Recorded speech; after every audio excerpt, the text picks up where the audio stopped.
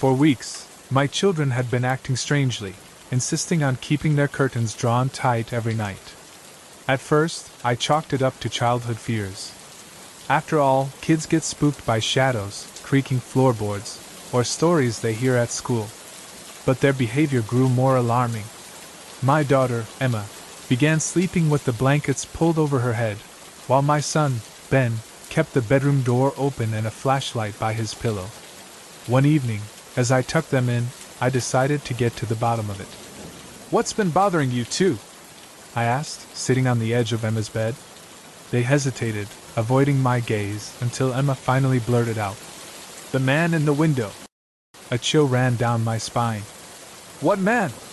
"The man across the street," Ben whispered, his voice barely audible. "He keeps calling us at night." My heart sank. We had an elderly neighbor, Mr. Grayson, who lived alone. He was quiet and unassuming, the kind of man you'd expect to see tending his garden or reading on his porch. The thought of him watching my children at night was horrifying. "What does he say?" I pressed. Emma hugged her stuffed rabbit tightly. "He says he has toys, and candy, and that we should come outside." My stomach twisted. I fought to keep my voice calm. "Have you ever gone to the window?" They shook their heads vehemently. "No, Mommy," Emma said. "But he keeps calling. Every night." That night, after putting them to bed, I stationed myself near the living room window, keeping a clear view of Mr. Grayson's house. At midnight, the neighborhood was eerily silent, bathed in pale moonlight.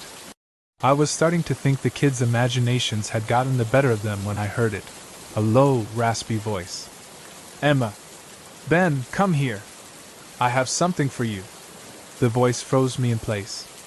Slowly, I turned my head toward Mr. Grayson's house. His upstairs window was lit faintly by a flickering bulb, and behind the curtain, a shadowy figure stood motionless. The voice called again, clear and insistent. I grabbed my phone, heart pounding, and stepped outside. The cold air bit at my skin as I marched to his door, ready to confront him. I knocked loudly, the sound echoing through the quiet street. After a moment, the door creaked open. Mr. Grayson appeared, his wrinkled face framed by disheveled white hair. He looked confused but not startled.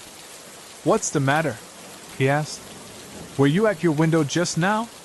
I demanded, trying to mask the tremor in my voice. He frowned. "No, I've been asleep." "Why?" "My kids. They've been saying you call to them at night. I heard it myself just now." His expression shifted to one of genuine concern. "I don't know what you're talking about," he said quietly. "I live alone. I barely even leave the house anymore." I didn't believe him, but his tone was so earnest that I felt a sliver of doubt. He nodded toward his darkened house. "Feel free to look around if it'll put your mind at ease." I declined and returned home unsettled. The following night, I decided to stay up again, this time with a camera ready to catch proof. As midnight approached, I settled by the window, my gaze fixed on Mr. Grayson's house. The flickering light returned, followed by the shadow at the window. And then the voice. "Emma! Ben, come outside!" I raised my phone to record but froze when I noticed something strange.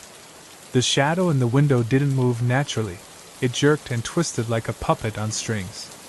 My breath caught as I realized the voice wasn't coming from the house. It was closer, much closer. Slowly, I turned toward the hallway leading to my children's room. "Emma! Ben!" The voice was unmistakably coming from their bedroom.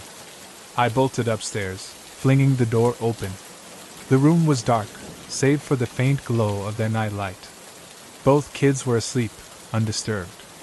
My heart raced as I scanned the room, finding nothing out of place. For the next few nights, I couldn't sleep.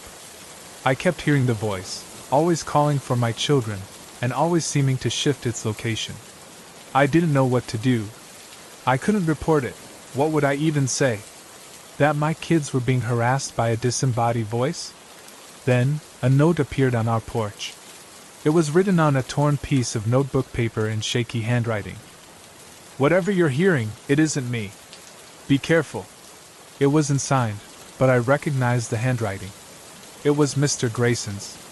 I stormed over to his house the next morning, but his blinds were drawn, and no one answered the door. His car was gone, and I later found out from another neighbor that he'd moved out overnight. Relief washed over me, thinking that maybe this would be the end of it. But that night, as I tucked Emma into bed, she looked up at me with wide, tearful eyes.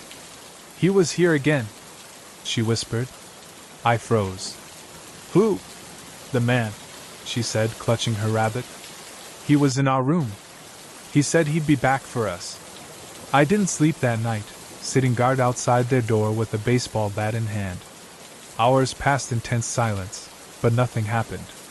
The next day, I decided to install cameras around the house, especially in the kids' room.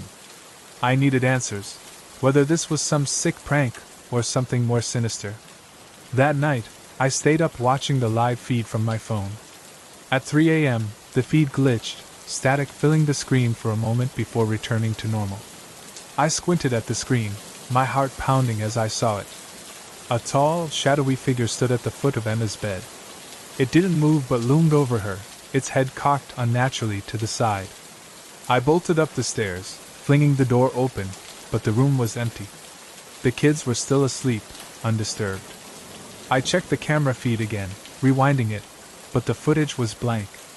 There was no static, no figure, nothing. The voice hasn't returned since that night, but neither has our peace. Emma and Ben refused to sleep in their room, and I can't blame them. Every creak, every shadow feels like a threat. I've started to question my own sanity. Was it all real, or did my mind twist innocent sounds and images into something horrifying? I don't know. But sometimes, late at night, I swear I can still hear it. Emma. Ben.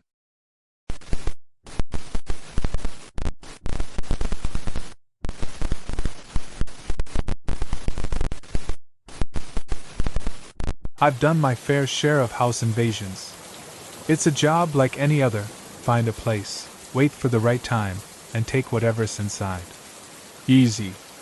I've been watching this house near the lake for weeks. It was perfect, secluded, always quiet, no sign of life. A family of 4 lived there, but their routine was predictable. The father worked long hours, the mother took the kids out during the day, and the house was empty by nightfall. No one would miss what I was about to take. The house was a classic lakeside dwelling, a 2-story structure with a wraparound porch and large windows overlooking the shimmering water. It always seemed to be bathed in a soft, ethereal light, even at night. I'd parked my beat-up pickup a good distance away, careful not to attract any unwanted attention. My heart was calm, my mind focused. This was just another job, another score. I'd scoped out the neighborhood, memorized the family's routine, picked my moment. Everything was in place for a clean in-and-out operation. But when I stepped inside that night, it was different. The air felt thick. Too still. There was an eerie silence that I couldn't shake. It wasn't like any of the other places I'd broken into. Those houses had their own rhythms: the hum of appliances, the creak of old floorboards, the occasional distant noise of traffic. This house was too quiet. No sounds from the kitchen, no ticking clock, nothing. My heart skipped a beat, a fleeting surge of unease, but I forced myself to keep moving. I was a professional. I didn't let fear cloud my judgment. I found the back door unlocked, which was strange in itself. A house this remote, with no signs of activity for days, it should have been locked up tight. But I wasn't about to pass up an opportunity. I stepped inside, careful not to make a sound. The darkness was deeper here, thicker than it should be for a house with large windows. I flipped on my flashlight, the beam cutting through the oppressive stillness. The house felt almost frozen in time. Every room was neat. Too neat. It was as if the family had just left, but everything was in place. It was unsettling, like walking into a meticulously curated museum exhibit instead of a lived-in home. I moved through the house slowly, checking every room, every drawer. But something was off. It wasn't just the silence, it was the way the house felt. Like it was holding its breath, waiting. I entered the living room and stopped cold. A large portrait hung on the wall, a family of 4, looking perfectly happy. The father, a man with kind eyes and a gentle smile, stood beside his wife, who had a warmth in her features that radiated even from the canvas. Beside them were 2 children, a boy and a girl, both with bright smiles that should have been endearing, but felt off. There was something wrong with it. The children's faces were missing. Instead of their faces, there were blank spaces, like someone had erased them with a meticulous hand. I stared at the portrait for too long, the hairs on the back of my neck standing up. I shook it off. It was just a weird painting, probably something the family had bought on a whim, or inherited from a long-lost relative. But the longer I looked at it, the more uncomfortable I felt. I could have sworn the blank spots were shifting, the outlines of the children's faces twitching, as if trying to form, like a phantom limb struggling to regain its lost shape. I pulled myself away from the painting and tried to focus. I needed to get what I came for. Cash, jewelry, anything of value. But as I moved deeper into the house, the unease grew. The children's toys were scattered in the hallway. A few brightly colored blocks and stuffed animals misplaced, but the place was still too clean. No sign of life. Not even a pet. I opened the door to one of the bedrooms. Nothing. The beds were neatly made, the closet empty except for a few pieces of clothing. I moved to the next room, the kids' room.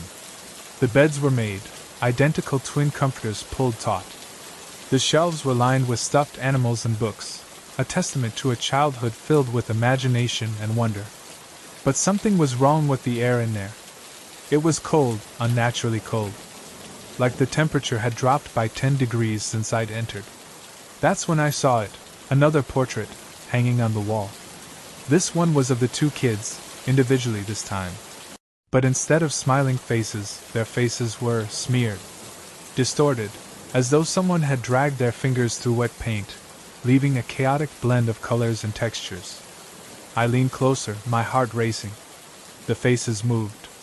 The eyes shifted in unnatural ways, the mouth stretching, twisting into expressions of pain and horror that were impossible to render in paint. I stumbled back, my chest tightening, trying to tell myself it was just a trick of the light or my mind playing games. But the longer I stared at the portrait, the more the children's faces twisted, becoming something monstrous. Their features contorted into grotesque shapes, their eyes glowing with an unnerving luminescence, like embers in the darkness.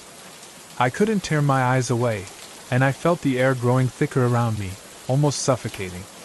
The room seemed to close in, and I heard something, a low, guttural whisper that echoed through the walls. It was like it was coming from the painting itself, a voice devoid of warmth, carrying a chilling sense of age and despair. "Leave, now!" I didn't wait to find out what it meant. I turned to run, but as I did, the door slammed shut behind me with a deafening bang that reverberated through the house. The house shuddered. The walls groaned, as if protesting my intrusion. My heart pounded in my chest as I rushed back down the hall. But when I reached the stairs, I saw something I'll never forget. The family portrait in the living room had changed. The faces of the father and mother were gone, erased. Only the blank spaces remained where they once were, staring back at me with a hollow emptiness. I froze, staring at the empty spaces. My breathing was erratic, panicked. I could feel eyes on me. No, not just eyes. Something was watching me, waiting. The shuffling sound from upstairs started again, but this time it wasn't faint. It was loud, like footsteps following me, getting closer. But no one was there. I could hear them, feel them, but when I turned around, there was nothing. Just the oppressive silence of the house, the darkness holding its breath. I ran. I didn't care about the loot anymore. I couldn't think. The house was alive, and I was its prey. My footsteps were louder than the whispers now, a frantic drumbeat echoing through the empty rooms. They were following me, surrounding me, their presence a palpable weight in the air. When I finally reached the back door, it wouldn't open. I yanked on the handle, but it was stuck, locked from the inside. I was trapped. A wave of despair washed over me, cold and sharp. I turned and heard it again, the sound of footsteps. This time, they were right behind me. I spun around, expecting to see someone, but there was only darkness. Only the whispering, louder now, carrying a threat I couldn't ignore, and something else. The sound of breathing, too close to my ear, a ragged, shallow inhale that sent shivers down my spine. I stumbled back, crashing into the wall. The house had changed. The walls weren't just walls anymore. They shifted, bending in unnatural angles, the wood groaning under unseen pressure. The air felt thick with dread, suffocating me, pressing down on my chest like a physical weight. The last thing I saw before everything went black was the family portrait on the wall again. But this time, it was different. The spaces where the faces had been were filled with my face. I was looking at myself, staring back at me, but the eyes weren't mine. They were empty, black, devoid of life. The same unnerving luminescence as the children's eyes in the other portrait. And then I felt it. A chilling touch on my cheek, cold and wet. The whispers were right there, in my ear. "Welcome home." I woke up in a hospital bed, the sterile smell of antiseptic stinging my nostrils. My body ached, my head throbbed, and my mind was a swirling vortex of fragmented memories and horrifying images. I couldn't recall how I got here, how I escaped that house of horrors. The doctors said I was lucky to be alive, that I had suffered a severe concussion and a possible bout of hypothermia. They said I had been found unconscious near the lake, delirious and muttering about a house and children and whispers.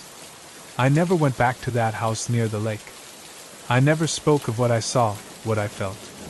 The memory of the blank spaces, the shifting faces, the suffocating whispers, it haunts my every waking moment. The job, the easy score, it had become a nightmare.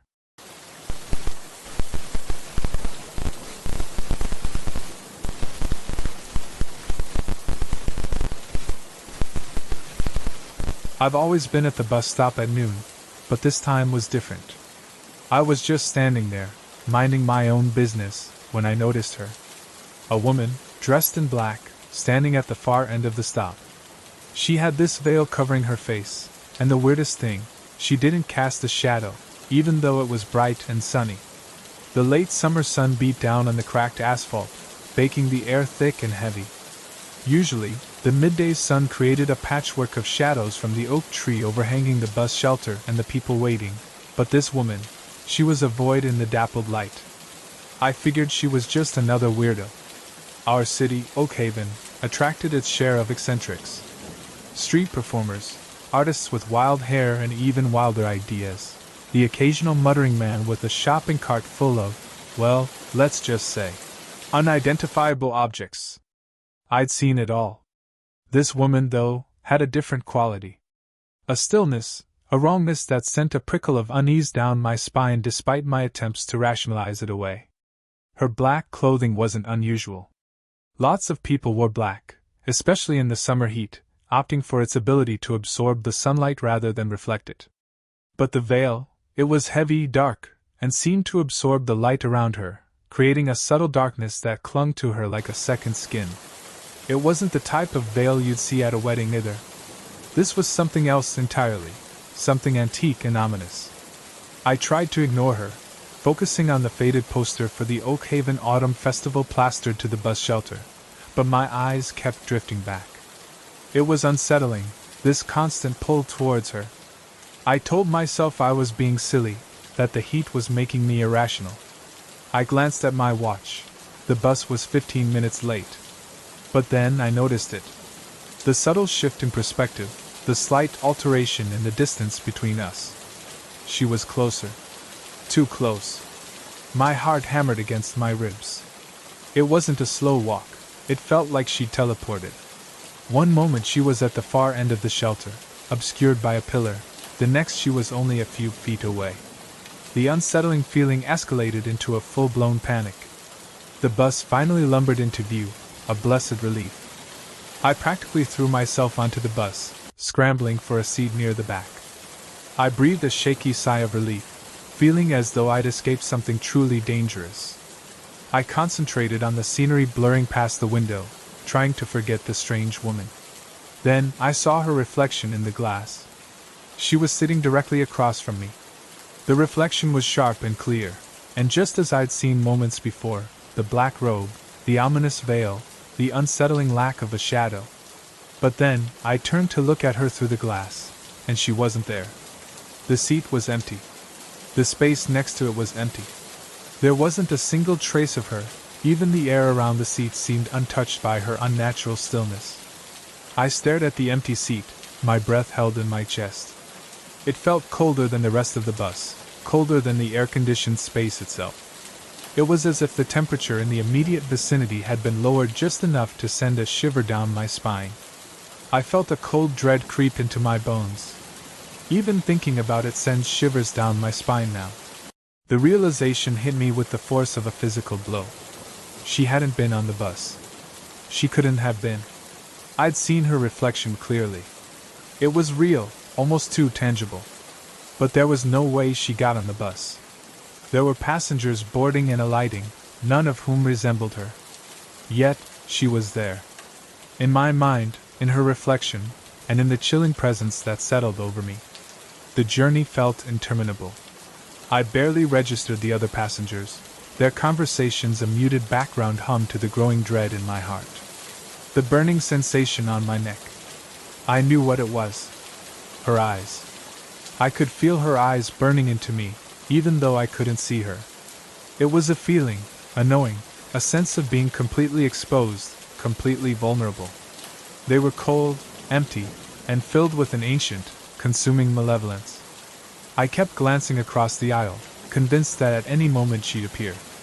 Not in the reflection, but in reality. That she would materialize within the cramped confines of the bus, and finally take hold of me. The rest of the ride was experienced in a haze of unease and fear. I felt a presence, a weight, an essence that clung to me from that empty seat. When I finally reached my stop, I practically ran off the bus, not bothering to wait for the change. I didn't look back, only wanting to put as much distance between myself and her as possible. I walked home in a daze. I don't remember the route at all. It's as if the familiar streets, the houses, the businesses, became blurry and indistinct. Only the unsettling echo of her presence, of her eyes, remained etched in my memory. That night I couldn't sleep. Every creak of the house, every rustle of leaves outside my window, sent jolts of fear through me. I kept seeing her in my mind's eye, the black robes, the concealing veil, the absence of a shadow. Her presence felt like a cold, smothering blanket. The next day, and the day after, a strange unease settled upon me. I haven't been back to that bus stop since. I take different routes. Change my routine. I can't stop thinking about the woman in black without the shadow, the woman who was and wasn't there. Was she real? Or was I hallucinating because of the stress? I've asked myself this question 1,000 times, and I still don't have an answer. But the chilling truth is this: I know she was there. I know it wasn't just an illusion. I felt her essence, her cold, ancient power. And the constant, unrelenting feeling of her eyes watching me from the unseen, from the shadows of reality. They burn into me, still, even now, a cruel, terrible eternity that knows no rest. And that's the most terrifying part of all, the knowledge that she's still out there, and that I might not be safe from her watchful, shadowy gaze ever again.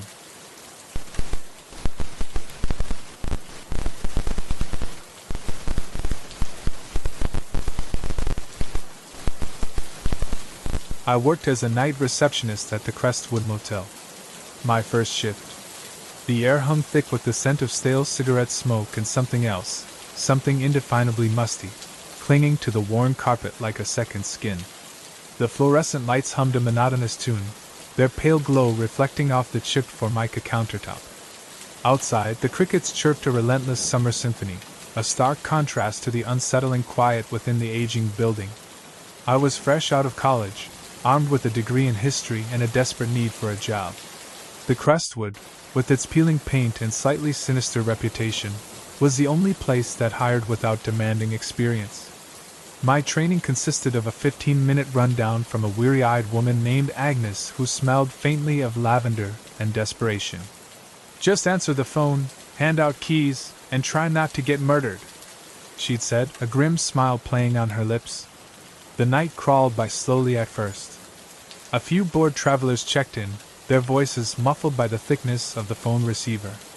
I fumbled with the ancient switchboard, its wires a chaotic tangle beneath the desk. I felt a growing sense of unease, a feeling that was less about the job itself and more about the building's oppressive atmosphere. It felt watched. Then, at precisely 2:17 a.m., the phone rang. The shrill sound cut through the silence, startling me. Crestwood Motel, I answered, my voice slightly shaky. Room 13, a raspy voice replied. Need more towels. Room 13. The words hung in the air, heavy with unspoken dread. Agnes's warning echoed in my mind. I knew, even before I'd properly started, that room 13 was off limits. It had been sealed shut for years, ever since the incident. I'm sorry, I stammered, trying to sound professional despite the tremor in my voice. Room 13, that room is unavailable. What? I'm already here. Need towels. Now. The voice was sharper this time, tinged with impatience, almost anger. My heart hammered against my ribs. I tried to picture the caller. A disgruntled guest? A prankster? Or something else? Hesitantly, I consulted the guest log. No one was registered in room 13. Agnes hadn't mentioned any exceptions. My unease morphed into full-blown terror. Sir, I said, trying to sound authoritative, there's been a misunderstanding. Room 13 is out of service. The line went silent. I held my breath, waiting for a response, any response. Then a click. The line went dead. My gut screamed at me to ignore it, to just forget about the call and focus on the quiet hum of the fluorescent lights. But I couldn't. Something about that voice, that insistent demand for towels, chilled me to the bone. I grabbed the master key, my hand trembling. Room 13 was at the far end of the motel, a long and dimly lit corridor away. Each step echoed unnervingly in the silence. The old wooden floorboards creaked under my weight, each sound amplifying the dread building in my chest. Reaching room 13, I hesitated, my hand hovering over the door. The number was barely visible, the paint chipped and faded. Taking a deep breath, I inserted the key and slowly turned. The door swung open with a groan, revealing darkness within. The air inside was thick, heavy with the same musty scent I had smelled at the reception, only intensified 100-fold. It was a scent of decay, of something long dead. I fumbled for the light switch, my hand clammy. The bulb flickered, then sputtered into life, casting a weak, sickly yellow light across the room. My breath caught in my throat. The phone lay off the hook, the receiver dangling precariously. And from the bathroom, I could hear the steady sound of running water. The shower was on. I crept towards the bathroom, my heart pounding like a drum solo. The door was slightly ajar, revealing a stream of water cascading down the shower walls. I pushed the door open further, my eyes scanning the small space. The shower was running, yes, but there was no one there. No towels, no clothes, nothing to indicate any recent occupancy. I turned off the shower, the silence that followed amplifying the eerie quiet of the room. It felt wrong, intrusive. I spent the rest of my shift in a state of heightened anxiety. I couldn't shake the feeling that I was being watched, that something, or someone, was present in the motel, lurking in the shadows. Every creak, every whisper of wind against the window panes, sent shivers down my spine. When Agnes arrived to relieve me, I recounted the entire incident, my voice trembling. She listened with a grim expression, her eyes reflecting the same fear that I felt deep down. Room 13, she whispered, her voice barely audible above the hum of the motel's ancient refrigerator. They say it still remembers. She didn't elaborate, and I didn't press her. I knew then that my first night at the Crestwood Motel was far from over, and my experience with Room 13 was just the beginning of something far more unsettling. The feeling of being watched lingered, the musty scent clinging to my clothes, a constant reminder of the unanswered questions and the chilling mystery of the Crestwood Motel and its haunted room 13. The next few nights were a blur of increasingly strange occurrences. Whispers in the corridors, flickering lights, and the recurring scent of lavender and decay. I started to see things in the periphery, fleeting shadows that vanished as soon as I tried to focus on them. Sleep became a luxury I couldn't afford. I felt a growing sense of dread, a feeling that I was not just working at a creepy motel, but unraveling a darker, more sinister truth. The truth about Room 13, and the spirit that still lingered within its walls. One night, a week after my initial encounter, I received another call. It was from Room 13. This time, there was no request for towels. Instead, a chilling voice whispered my name. Then, the line went dead. I didn't hesitate this time. I quit my job at the Crestwood Motel the next day. That night, I moved out and never looked back. But even now, years later, I still hear those whispers in the silence.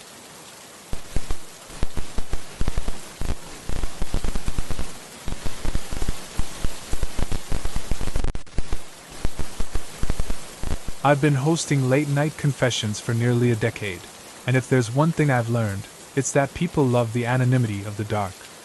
My show airs at midnight in Boston, when the city is quiet, save for the occasional siren or the distant hum of cars on the highway.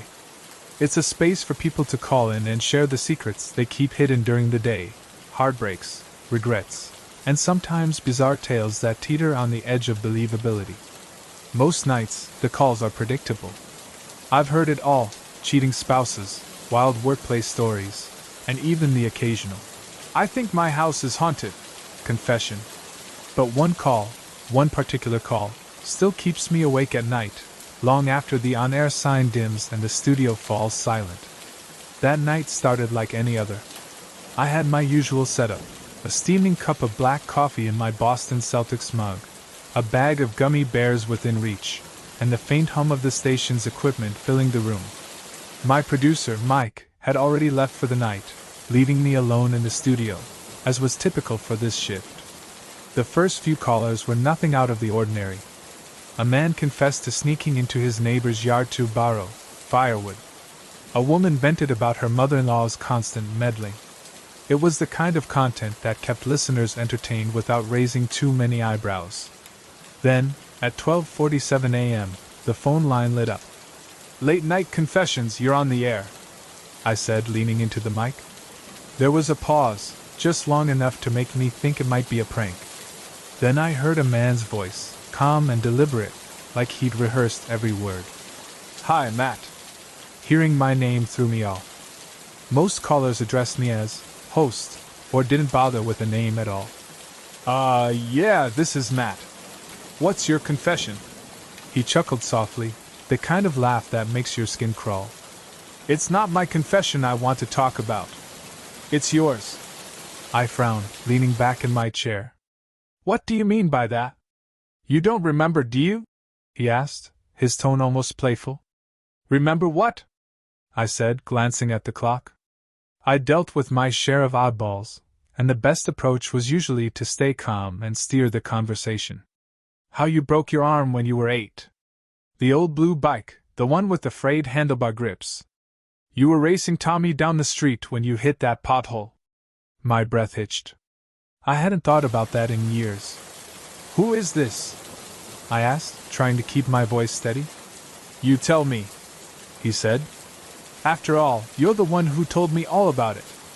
I forced a laugh, hoping to diffuse the tension. "Look, buddy, I think you've got the wrong Matt.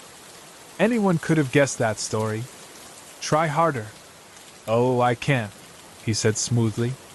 "Should we talk about the stash of candy in your kitchen? The one in the cereal box? Or maybe the argument you had with Jessica 2 nights ago? What was it about again?" Yes, her wanting you to move in together." My heart pounded. There was no way he could know these things. Jessica and I had argued in my apartment, with no one else around. And the candy stash? That was my childhood habit, something I hadn't mentioned to anyone in years.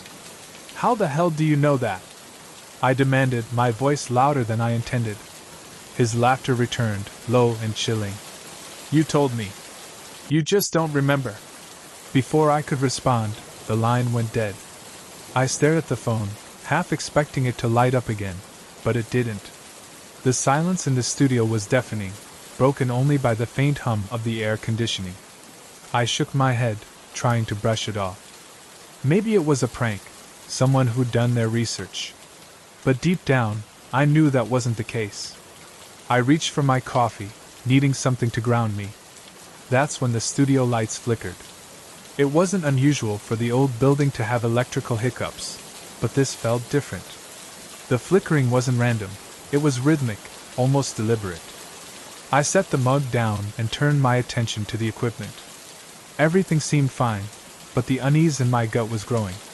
Then it happened. Through my headphones I heard a sound. At first I thought it was static, but as I turned up the volume, I realized it was humming. A tune so familiar it made my stomach drop. It was a lullaby. My lullaby. The one my mother used to hum when I was a child. I froze, every muscle in my body tense. The recording was faint, almost like it was coming from somewhere deep in the system. But that was impossible. There were no recordings of me humming, not now, not ever. "Mike?" I called out, even though I knew he wasn't there. The sound continued, looping over and over until I couldn't take it anymore. I ripped off the headphones and backed away from the console. The lights flickered again, plunging the room into brief darkness. When they came back on, I noticed something on the desk that hadn't been there before. A single piece of paper. I hesitated before picking it up. Written in shaky, uneven letters were the words, "Remember yet?" I didn't finish the show that night. I left the station, my heart racing and my thoughts spinning in 1,000 directions. I wanted to believe it was a prank, a clever, well-executed stunt by someone who knew me better than they should. But the humming? The note? Those weren't things I could explain away. The next day, I asked Mike if anyone else had been in the building that night.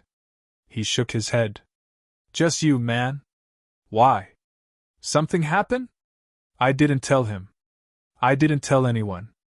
Weeks passed, and nothing like that call happened again. But every so often, when I'm alone in the studio and the phone rings, I hesitate before answering. Because deep down, I'm afraid that voice will come back. And this time, I might remember what he's talking about. To this day, I don't know who or what he was. A prankster? A ghost? Some fragment of my own mind, reaching out to me in the quiet hours of the night? All I know is that midnight doesn't feel the same anymore. The confessions I hear now seem tame compared to the one I might still be hiding, from myself, or from whatever was on the other end of that line.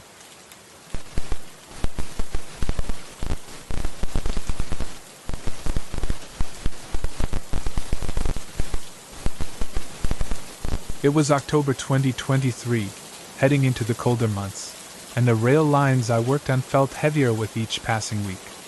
As a track inspector for a large railway in New York, I'd seen things that most people couldn't imagine. Fall always seems to bring the worst.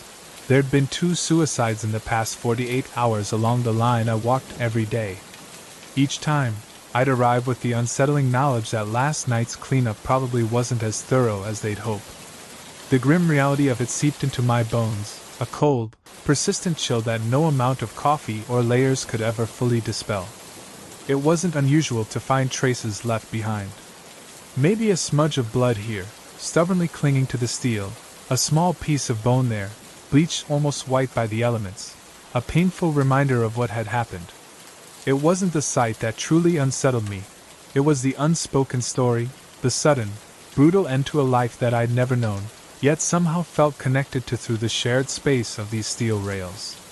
One morning, I came across what looked like part of a kneecap wedged between the rails. It was oddly pristine, like a discarded toy, yet the sight of it sent a shiver down my spine. But the smell, no matter how clean it looked, that smell just didn't leave. It lingered in a way that got under your skin, no matter how many times you told yourself to brush it off. It was a metallic tang mixed with something acrid, something decaying, a scent that clung to my clothes and haunted my nostrils long after I'd moved on. It was the smell of death, of tragedy, and it refused to be forgotten. It became a constant companion, a silent testament to the darkness that lurked beneath the seemingly ordinary rhythm of the trains. And the tracks had their own stories, too. Under old overpasses, draped in shadows and graffiti, behind forgotten platforms, swallowed by encroaching weeds, you could see the scars of other struggles. There were parts of the line known as hot spots, where the evidence of hard lives was everywhere: used needles, glinting ominously in the weak sunlight, makeshift pipes, crude and dangerous, and trash, a tapestry of discarded dreams and shattered hopes. The worst thing I ever came across: half a used fleshlight, tossed aside under a bridge like some sick joke. It was a grotesque mockery of intimacy, a stark reminder of the depths of loneliness and desperation that could fester in the hidden corners of the city.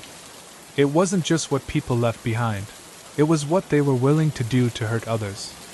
There were places along the line where I'd find needles taped to the access gates, deliberately set like traps. It was like someone had taken pleasure in the thought of one of us pricking our hand by mistake, a cruel and twisted game played out against the backdrop of the city's relentless pulse. That kind of malice got to me every time, made my skin crawl with a primal fear. It was a chilling reminder that even in the midst of the bustling urban landscape, darkness could blossom, fueled by hatred and indifference. The worst, though, was finding pets, stray cats, their fur-matted and dulled dogs, their eyes filled with a haunting confusion, animals that had wandered too close to the tracks and paid the ultimate price. It was gut-wrenching, knowing that once someone cared about them, that they had a name, a soft bed, a loving hand. Those were the times it felt almost unbearable, like the weight of all this sadness was too much, like the world's sorrow had settled on my shoulders, heavy and inescapable. I couldn't shake the image of their wide, frightened eyes, the silent plea in their final moments. It was a profound sense of loss, not just for the animals themselves, but for the shattered trust and the broken connection that had led them to this horrific end. Each day, I walked the same path, knowing I'd probably find more traces of someone's suffering. It was a kind of horror that crept into your bones, a slow, insidious poison that seeped into your thoughts and dreams. It was a constant reminder of the fragility of life, the brutal realities that lay just beneath the surface of our carefully constructed world. It was a heavy burden to carry, this knowledge, this intimate connection to the city's darkest secrets. At night, lying in bed, I'd sometimes hear phantom sounds, the faint whistle of a train, a mournful melody that echoed in my mind long after it faded, or the echo of footsteps on the tracks, a rhythmic beat that seemed to mimic the relentless march of time. I'm not superstitious, but it was hard not to feel haunted. Not by ghosts, but by everything that gets left behind, by the stories etched into the metal and the concrete, by the echoes of pain and despair.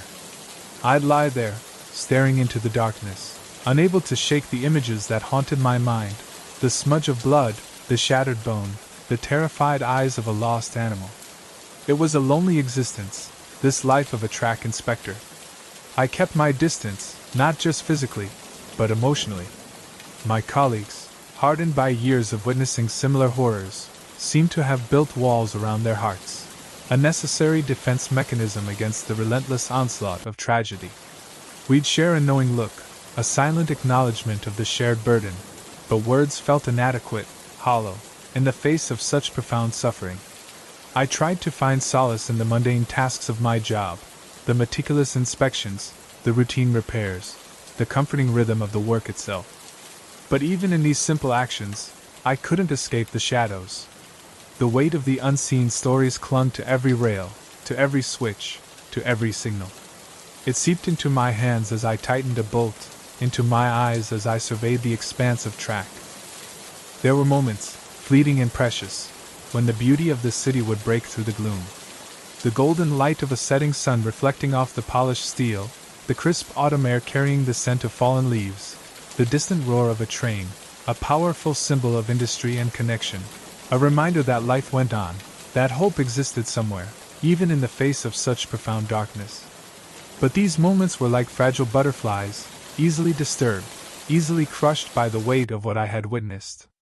I'd often find myself standing on a deserted platform, watching the train lights streak through the night, wondering about the lives of the passengers, their hopes and dreams, their loves and fears. Were they aware of the stories hidden beneath the tracks, the echoes of pain and loss that permeated the space around them? Did they ever stop to consider the fragility of their own existence, the possibility of their own life becoming a tragic footnote in the city's relentless narrative? I knew I couldn't shield myself forever from the darkness, from the haunting reminders of human suffering that were etched into the very fabric of my world. But I also knew that I couldn't simply walk away, that my role was to ensure the safety of others, to maintain the vital artery that kept the city alive. My job was a strange dance between acknowledging the darkness and striving for light, a constant push and pull between despair and hope. So, I continued to walk the lines, day after day, my senses heightened, my heart heavy. I continued to bear witness to the city's hidden wounds, the unhealed scars of its inhabitants. It wasn't easy, but it was my duty. And somewhere within the depths of the darkness, within the echoes of suffering, there was a flicker of purpose, a silent promise to keep watch, to bear witness, to ensure that even in the face of tragedy, the tracks would continue to carry life, to connect people, to move the city forward. And perhaps, in some small way, to offer a glimmer of hope, a fragile beacon in the vast expanse of the urban night.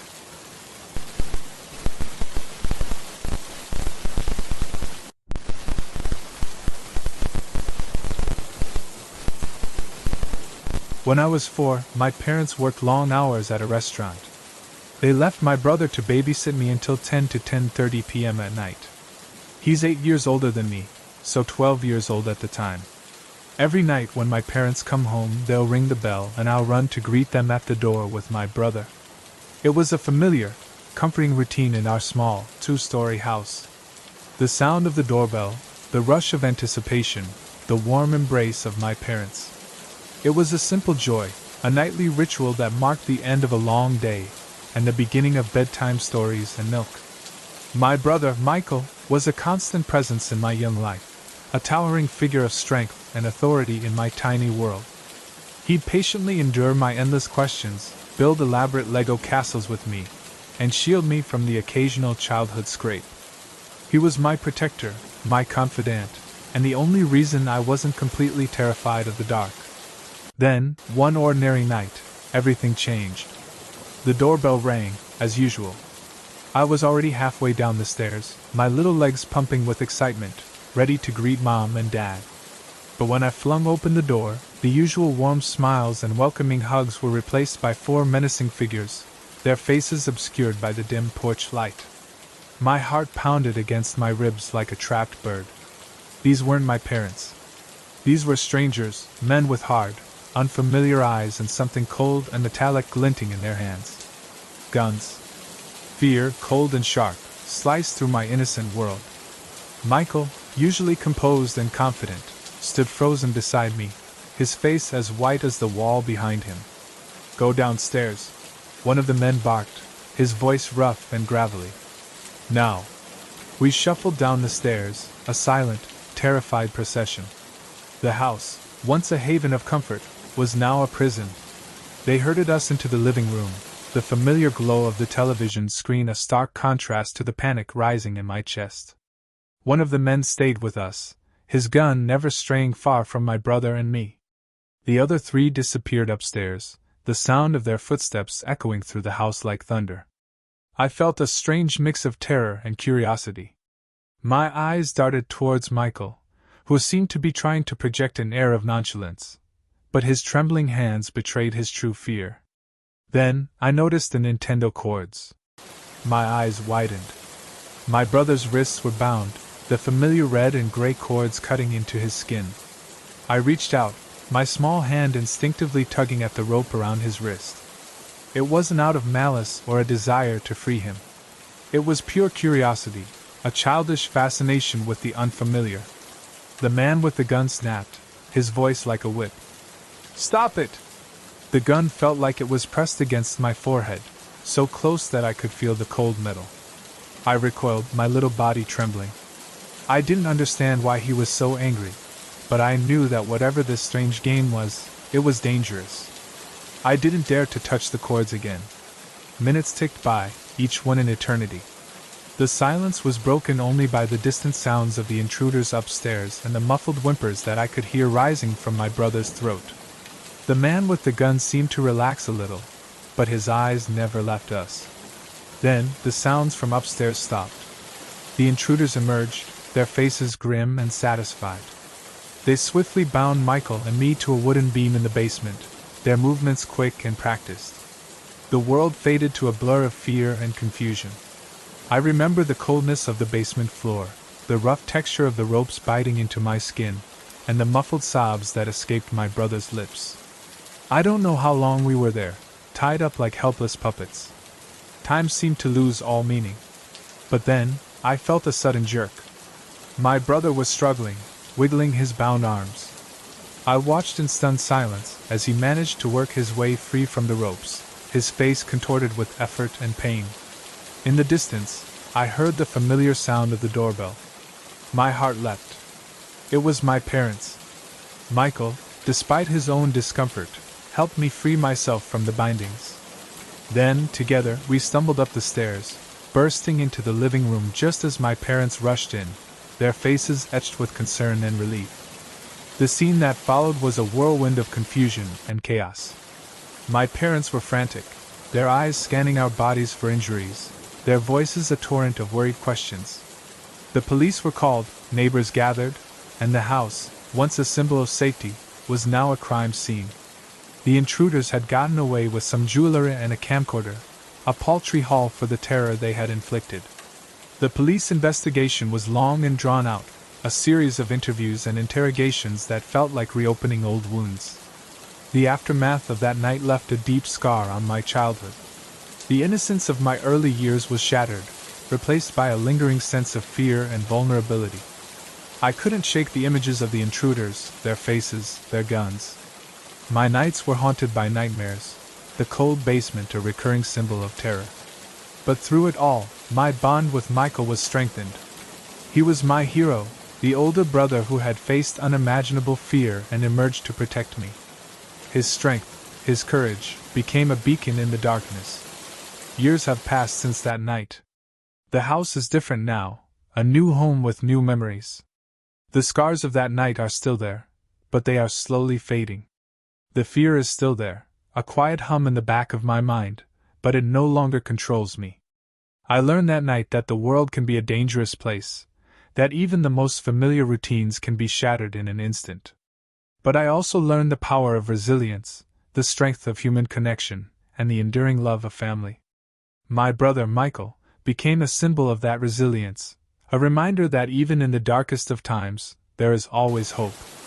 The memory of that night serves as a constant reminder of the importance of family, of the need to cherish every moment, and of the unwavering strength found in the love of a brother.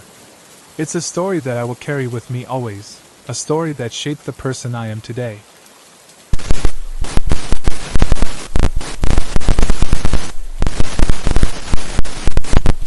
Our house was broken into when I was a kid.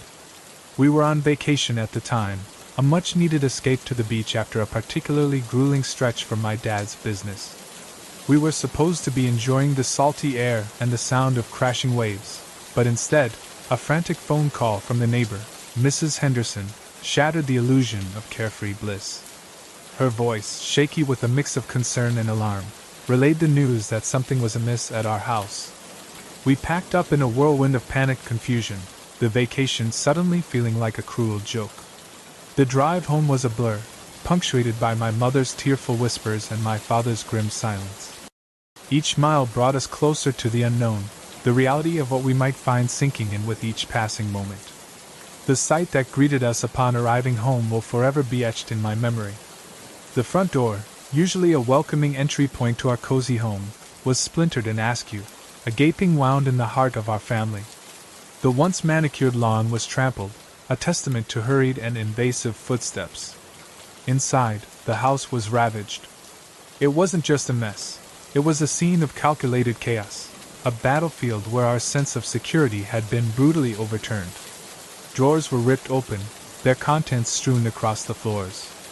Clothes were tossed like discarded confetti, furniture overturned, and every surface dusted with the residue of hurried hands. My father's home office, a gleaming testament to his hard work and entrepreneurial spirit just weeks prior, was the epicenter of the devastation. The new Windows 95 computers, the pride and joy of his recent upgrade, were gone, along with a mountain of other office equipment that, in the eyes of the thieves, likely represented a 90s gold mine. I remember the feeling of utter vulnerability, the sudden realization that our sanctuary, our safe haven, had been violated, turned inside out by unknown hands. The police arrived, their presence a jarring contrast to the quiet suburban street. The officers, with their practiced detachment, quickly began their investigation. Dusting for fingerprints, taking inventory of the stolen goods, their words like a cold shower. "Looks like a professional job. Probably 5 or 6 of them." The news that our home had been targeted by seasoned criminals was both terrifying and unsettling. Later, the officers revealed more chilling details. They had heard the intrusion on their police scanner, the call that Mrs. Henderson, our new neighbor, had made. The thieves, alerted to their presence, had seemingly vanished as quickly as they appeared, leaving behind a trail of destruction and a lingering sense of dread. We learned that they had probably been watching us, studying our routines, waiting for the perfect opportunity to strike. The police confirmed this with the amount of time they took to remove what they wanted. The most disturbing discovery, the one that continued to haunt me even 20 years later, was the kitchen knives scattered throughout our bedrooms. These weren't just random objects, they were weapons, deliberate choices placed strategically in various rooms. The police confirmed our suspicions, suggesting that they were likely intended to be used as a deterrent, or a potential weapon against anyone who might have been home. The thought of those knives, of the unknown individuals who placed them there, who had been watching our house, who intended to harm us, sent shivers down my spine. In the aftermath of the break-in, our lives were irrevocably changed.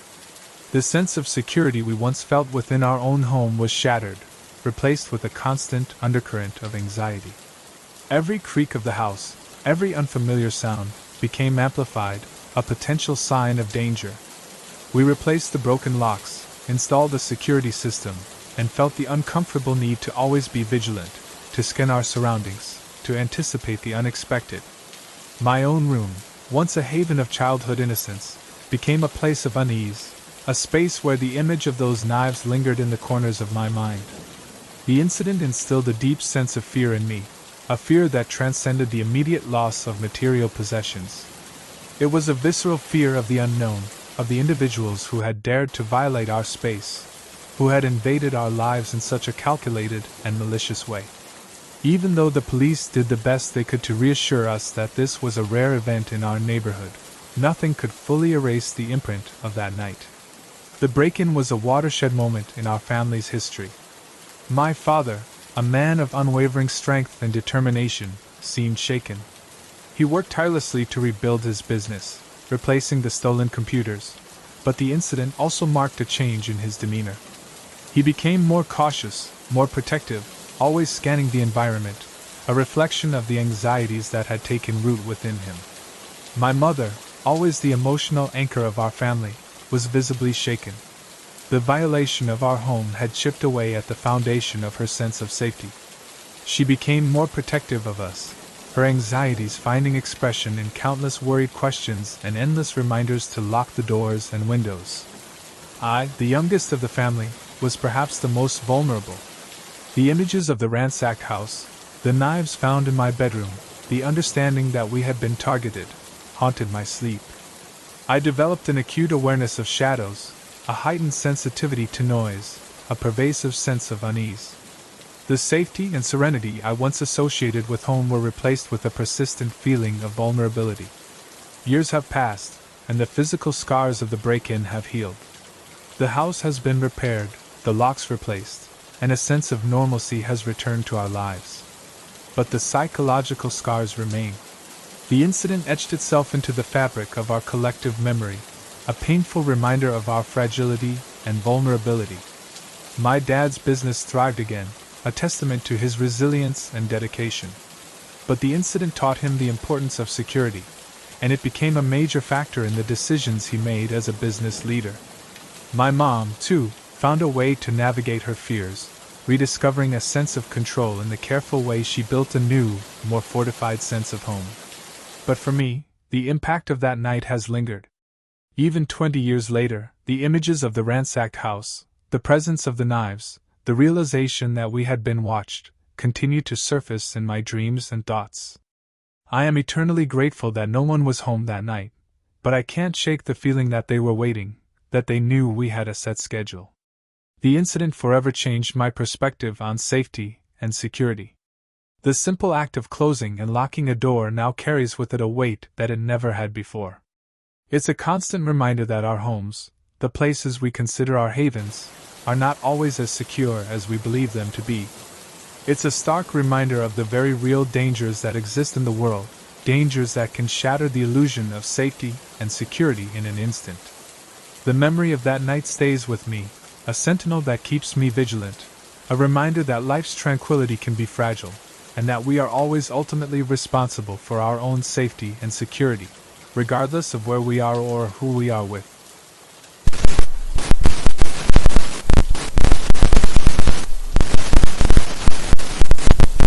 One night about 7 years ago, just moved into my new home. The neighborhood was a good place, no major crime. It was a quiet, tree-lined street with well-kept lawns and friendly neighbors who waved as they passed by. I'd always dreamt of owning my own house, a place where I could finally feel settled and at peace. The house itself was modest, a comfortable two-story with a spacious backyard that I envisioned filling with flowers and the laughter of friends.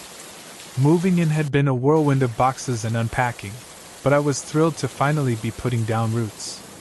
The first few weeks were a blissful blur of unpacking, organizing, and getting to know my new surroundings. I spent my days exploring the neighborhood, discovering hidden parks and charming local shops. The nights were quiet, punctuated only by the chirping of crickets and the distant murmur of traffic. I felt a sense of tranquility I hadn't experienced in years. About 2 months after I moved in, my peaceful existence was shattered in the dead of night. It was around 2 a.m., and I was fast asleep, lost in a dreamless slumber. Suddenly, a deafening bang erupted from the front door, jolting me awake with a start. My heart hammered against my ribs as a raucous, redneck voice bellowed from the other side. My mind raced, trying to make sense of the situation. Was this a prank? A wrong address? Or something far more sinister? I was alone in the house, vulnerable and disoriented. My first instinct, fueled by adrenaline and a primal urge to protect myself, was to grab the sword I kept near my bed. It was a decorative piece, a memento from a trip to Japan, but in that moment, it felt like my only weapon. I sleep nude, a habit I developed over the years, and in the haze of panic, I didn't even register it. I flung myself out of bed, the cool night air hitting my skin as I stumbled towards the living room, sword held high. As I burst through the doorway, my voice, raw with terror and fury, erupted in a deafening yell. "Get the hell out of my house!" My eyes landed on the intruder, a hulking figure silhouetted against the faint light spilling from the porch. He was a large man, at least 300 pounds, with a beer belly that strained against his stained t-shirt. His eyes were wide, filled with a mix of surprise and fear at the sight of a naked man charging at him with a sword, bellowing like a banshee. The look on his face was indeed priceless, etched with the purest form of shock and terror. I saw his jaw drop, his eyes widen, and his whole body flinch as if struck by lightning. I charged forward, the adrenaline pumping through my veins, fueled by primal instinct and pure, unadulterated rage. He didn't hesitate. He stumbled backwards, tripping over his own feet in his haste to escape. He went down with a thud in the front yard, sprawling like a felled tree. I stood there for a moment, sword still raised, my heart pounding in my chest, until the sound of his scrambling escape faded into the distance. My mind was a whirlwind of emotions, fear, adrenaline, anger, and a touch of bewilderment. I quickly reached for a pair of sweatpants, and pulled them on before calling 911.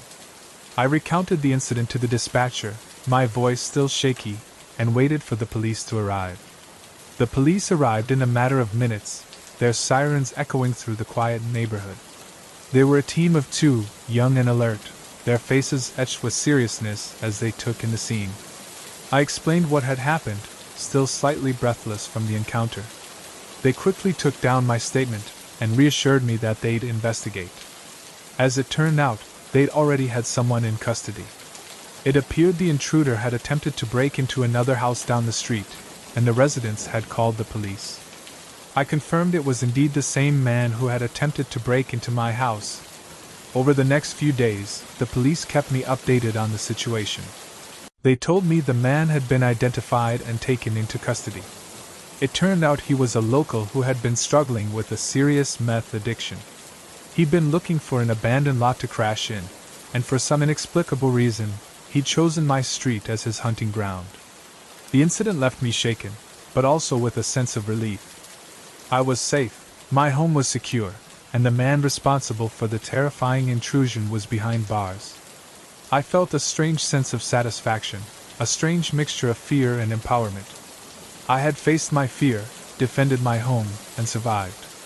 The following weeks and months were a gradual return to normalcy, but the memory of that night remained vivid in my mind. The bang on the door, the redneck yell, the sight of the intruder's face, and the surge of adrenaline that propelled me into action. It had been a terrifying experience, but it was also a defining moment. It taught me that even in a seemingly safe neighborhood, danger can lurk unexpectedly. It taught me the importance of being prepared, both physically and mentally, to face unexpected threats. And it taught me that sometimes, the most unexpected reactions can be the most effective. The experience also led me to make some changes in my life. I decided to take a self-defense class, learning basic martial arts and how to protect myself in various situations. I installed a security system in my home, adding a layer of protection and peace of mind. And I started to pay closer attention to my surroundings, always being aware of potential dangers. Years have passed since that night, and my life has returned to a state of tranquility. The neighborhood remains safe and friendly, and I've become more comfortable and secure in my home. Yet, the memory of that night never truly fades. It serves as a constant reminder that life is unpredictable, and that sometimes, the most ordinary moments can be shattered by the extraordinary. The incident also instilled in me a deep respect for the human capacity for resilience. It showed me that even in the face of fear and vulnerability, we can find the strength to protect ourselves and our loved ones. It's a lesson I carry with me to this day, a reminder that facing our fears, no matter how naked and unprepared we might feel, can sometimes be the most empowering act of all. And every once in a while, when I'm feeling particularly proud of myself, I'll chuckle remembering that priceless look on the face of a 300-pound meth-addicted intruder who stumbled out of my yard. A lasting testament to the unexpected hero within us all.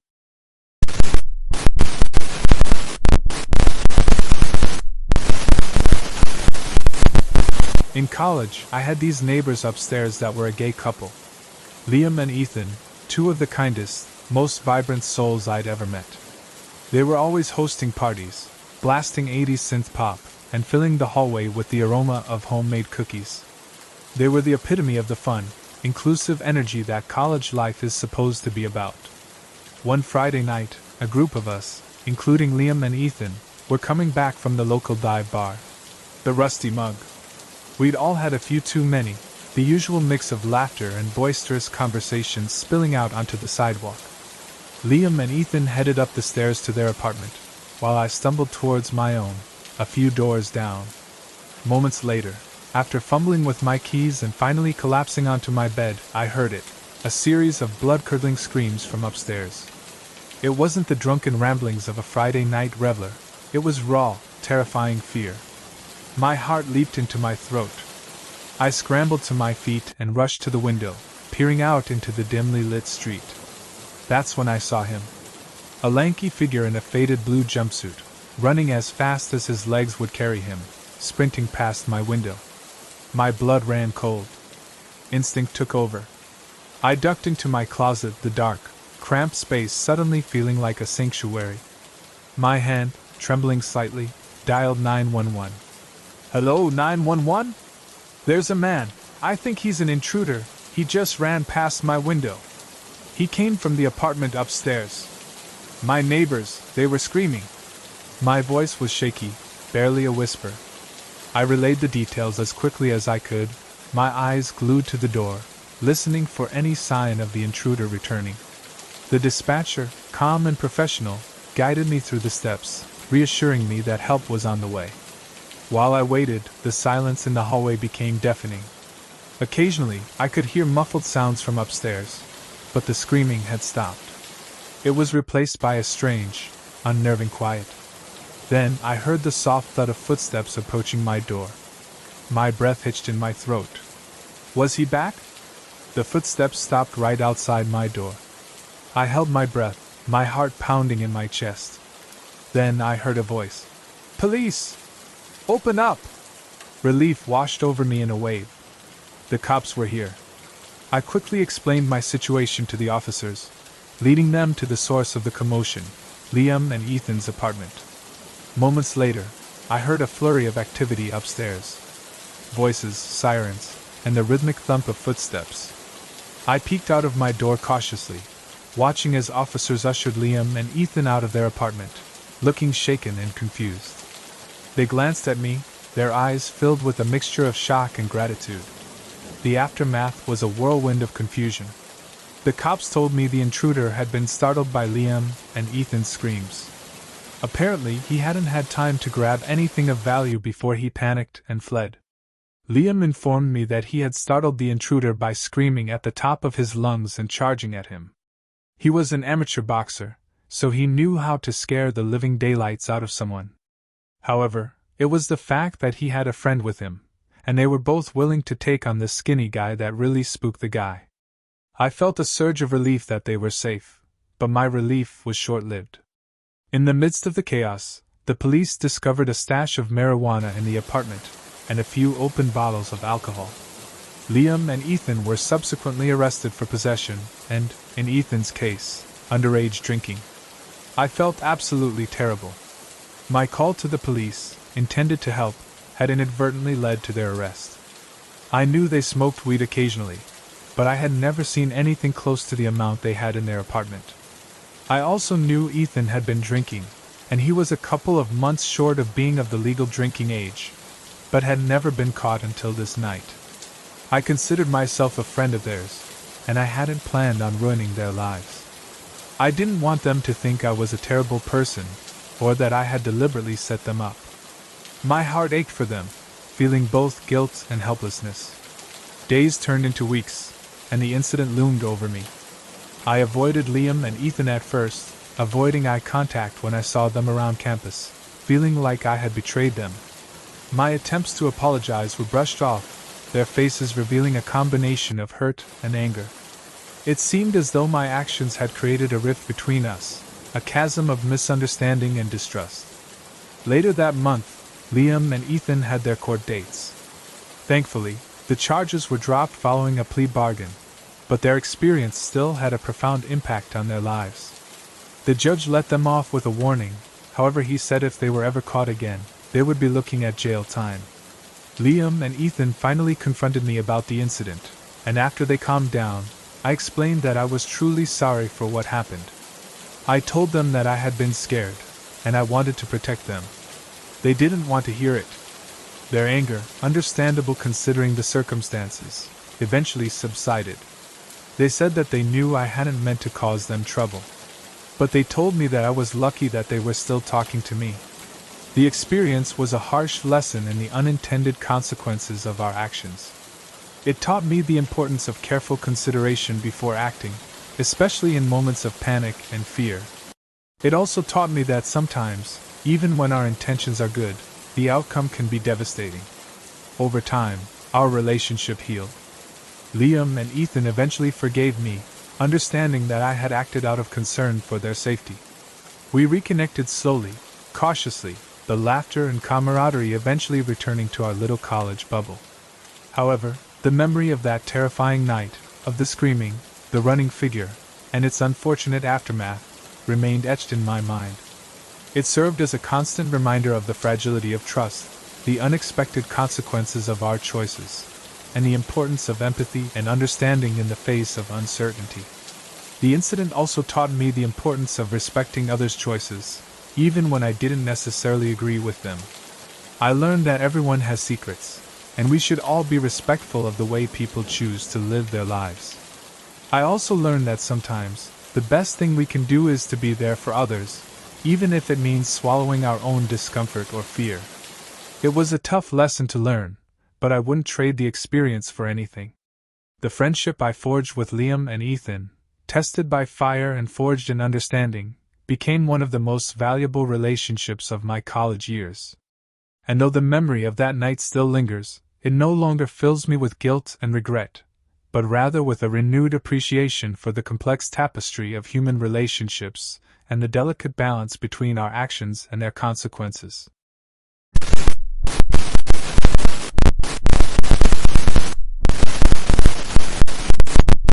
It had been one of those days, long, exhausting, and draining. I couldn't wait to get home, kick back, and forget about the chaos of work. The air was crisp and a little chilly, the kind of night that made you want to wrap yourself in warmth. But I was stuck at the bus stop, waiting for the 11:30 p.m. bus to get me back to my apartment. The only other person around was this old guy standing at the far end of the platform. I didn't think much of it at first, just an older man, probably on his way home after a late night. Still, there was something unsettling about him, the way he stood still and stared straight ahead. I glanced down at my phone, scrolling through messages and mindlessly checking the time. I could hear the distant hum of traffic, the occasional car driving by, but everything else was still. The buzz of the city felt miles away. I glanced back up, and the old man hadn't moved. But there was something off. His eyes were on me. It wasn't just a casual glance. It was like he was watching me, measuring every little movement I made. I tried to brush it off. Maybe he was just waiting for the bus too, or maybe he was just a bit eccentric. But I couldn't shake the feeling that he wasn't just standing there like most people would. I adjusted my backpack and crossed my arms, looking down at my shoes as I tried to distract myself. And then it happened. He mimicked my move, crossing his arms exactly the same way. I froze for a second, thinking maybe I was just imagining it. But no, he was staring straight ahead, arms crossed, exactly like me. I shifted my weight, trying to test it out. I looked down at my phone, and sure enough, I could see his eyes flick to something invisible in front of him. A phone, maybe? I didn't know. But he was still locked on me. I felt the hairs on the back of my neck stand up. This guy wasn't just weird, he was weird. I tried to push the feeling aside. Maybe I was just tired. Maybe I was reading too much into things. But the longer I stood there, the more uncomfortable I became. His eyes were still on me, no matter how much I tried to pretend I didn't notice. I turned around, hoping the action would break the tension. The soft scrape of my shoes on the pavement filled the silence. A second later, I heard the shuffle of footsteps behind me. But when I whipped my head around, there was no one there. My heart skipped a beat. The air felt heavy now, thick with something I couldn't quite explain. I quickly turned back to face the street, trying to shake the feeling of unease creeping over me. I heard the distant rumble of the bus coming, and my body instinctively tensed, relief washing over me. The lights of the bus glowed in the distance, and I forced myself to focus on it, counting the seconds until it would be here, so I could get on and forget about the strange old man. The bus finally pulled up to the stop. As the doors swung open, I took a step forward, ready to climb on and find my seat. But then I froze. The old man was standing there, right in the aisle. I don't even know how he got there. He hadn't been on the platform when I looked away, had he? And yet there he was. His eyes were locked on mine, unblinking, unwavering. His stare was so intense, it felt like he was trying to look through me, into something deeper. The hairs on my arms prickled. I stepped back instinctively, unsure of what to do. The doors closed behind me with a mechanical hiss, and the bus started moving. I looked back to the aisle, but the old man wasn't there anymore. My stomach twisted. Had I imagined it? I couldn't have, could I? The bus was nearly empty, but I couldn't shake the feeling that something was off. The old man's presence was still hanging over me like a fog. My hands were clammy, and I kept glancing at the windows, half expecting to see him standing outside, watching me. As the bus rolled down the street, I tried to distract myself. I fiddled with my phone, scrolling through messages I didn't really want to read, just trying to escape the knot in my stomach. But I couldn't focus. The memory of his stare was burned into my mind. His eyes had felt cold, like they saw something I couldn't. I thought I had gotten away from him, but a part of me couldn't shake the feeling that I hadn't. By the time the bus started slowing for my stop, I felt like a weight had been lifted. The familiar sight of my apartment complex loomed ahead, and I couldn't wait to get off the bus and lock myself inside. I stood up, gripping the metal pole as I made my way toward the exit. When the doors opened, I stepped off the bus, my heart still racing. I turned to glance back at the bus, half expecting to see him standing there in the window, staring at me. But the bus had already pulled away, its headlights fading into the night. I let out a breath I didn't know I'd been holding, but the strange feeling didn't go away. I quickened my pace, the sound of my footsteps echoing in the empty street. It felt like something was still there, following me, even though I couldn't see it. I reached my building and hurried inside, locking the door behind me. I thought I'd left it all behind, but the memory of that man haunted me for weeks. The way he mirrored my every move, the cold, unblinking gaze, it stuck with me, gnawing at the edges of my thoughts. I never saw him again, but sometimes, when I'm walking down the street, I can't help but wonder if he's out there, waiting for me to notice him again. It might sound crazy, but part of me still feels like he's out there, somewhere. Watching. Waiting. I can't shake the feeling that that night wasn't just a strange coincidence. It felt like a warning, a reminder that not everything is as it seems. That some people, or things, are out there, and they're paying more attention to us than we realize.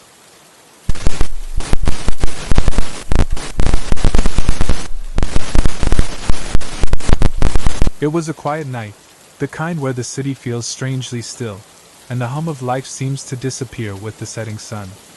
I was standing at the bus stop, just outside the convenience store on Main Street, waiting for the bus to take me home. It was already late, and I knew it was going to be a long ride.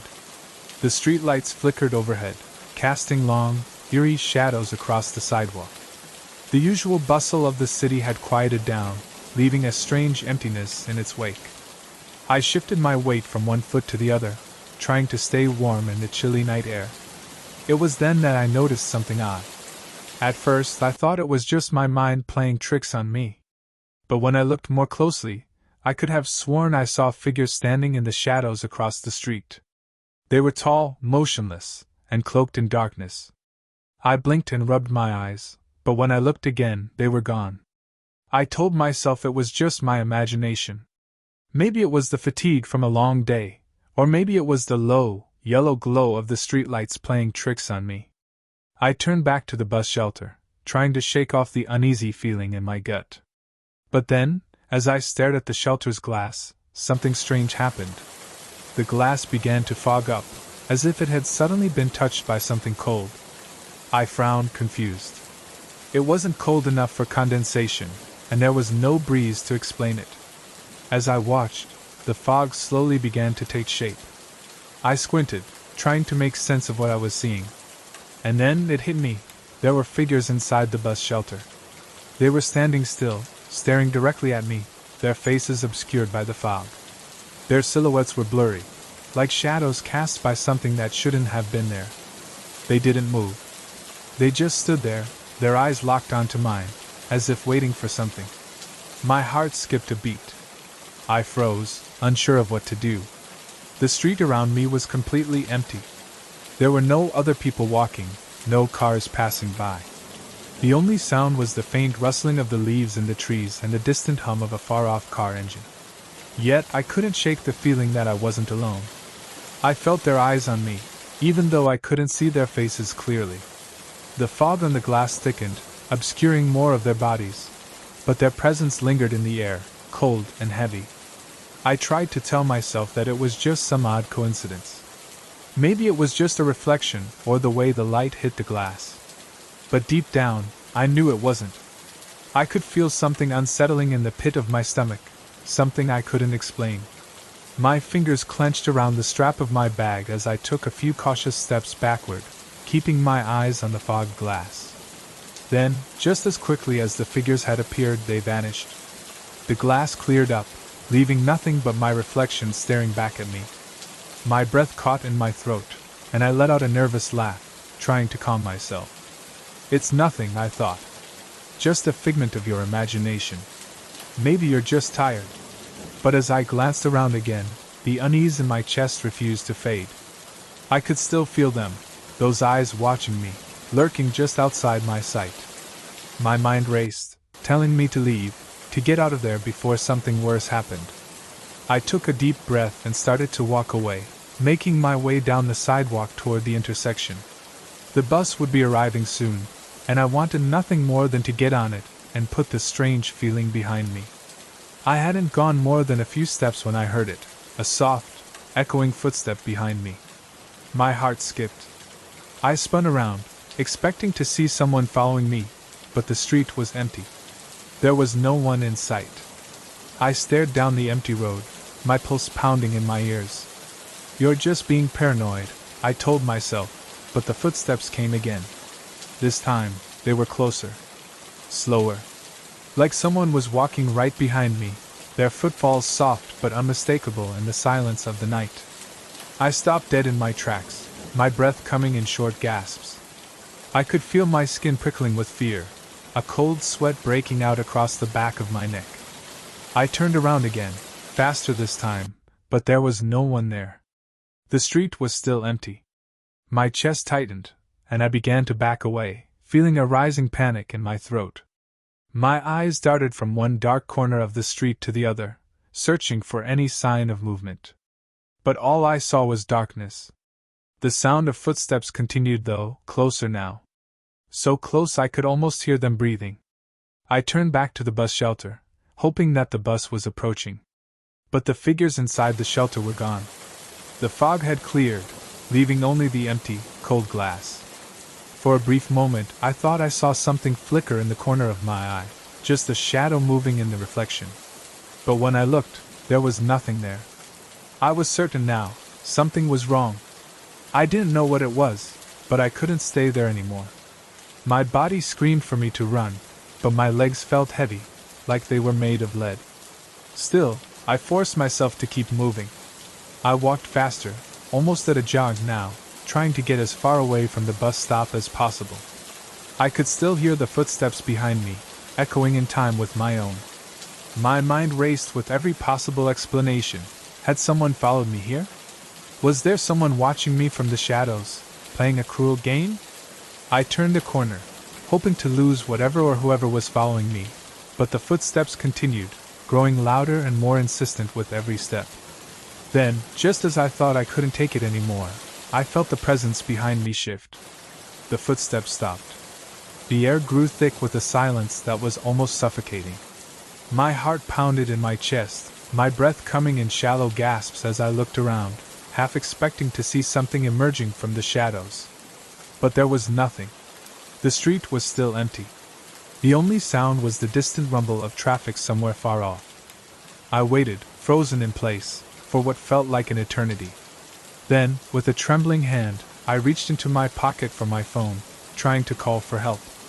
As I glanced down at the screen, I felt a chill spread through me. My phone was dead. No signal, no charge, nothing. I glanced back at the bus shelter, my stomach sinking. The fog had returned, swirling thick against the glass. The figures were back, standing inside, watching me. I couldn't see their faces, but I could feel them, their presence like an oppressive weight bearing down on me. My mind raced for any way out. And that's when I saw it, the bus, coming down the street, its lights cutting through the darkness. I didn't wait. I sprinted toward it, my legs burning, the sound of footsteps still following me, though fainter now. When I reached the bus, I almost threw myself inside, my heart still hammering in my chest. The doors slammed shut behind me, and I collapsed into an empty seat, trying to catch my breath. As the bus pulled away from the stop, I glanced out the window one last time.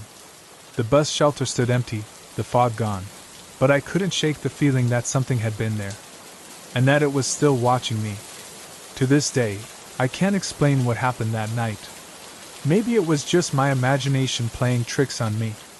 Or maybe, there's something out there, lurking in the shadows, waiting for its next victim. All I know is, I'll never look at a bus stop the same way again.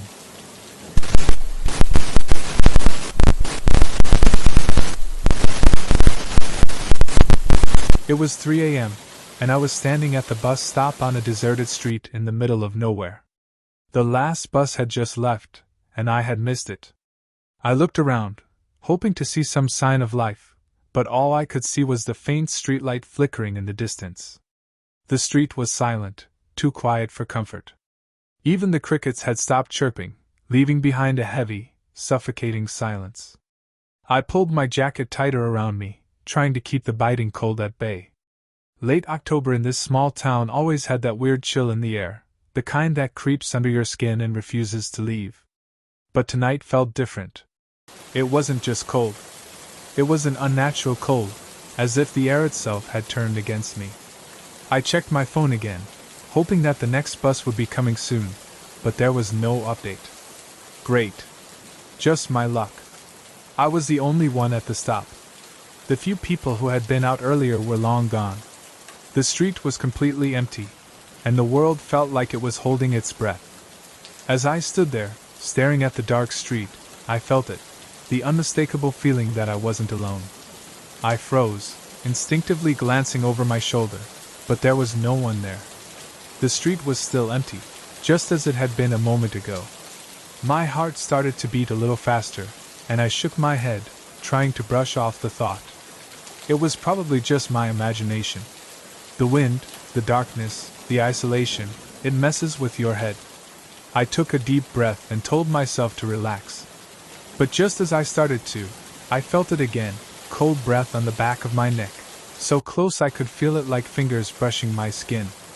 I spun around quickly, my heart hammering in my chest, expecting to see someone standing there, but the space behind me was empty.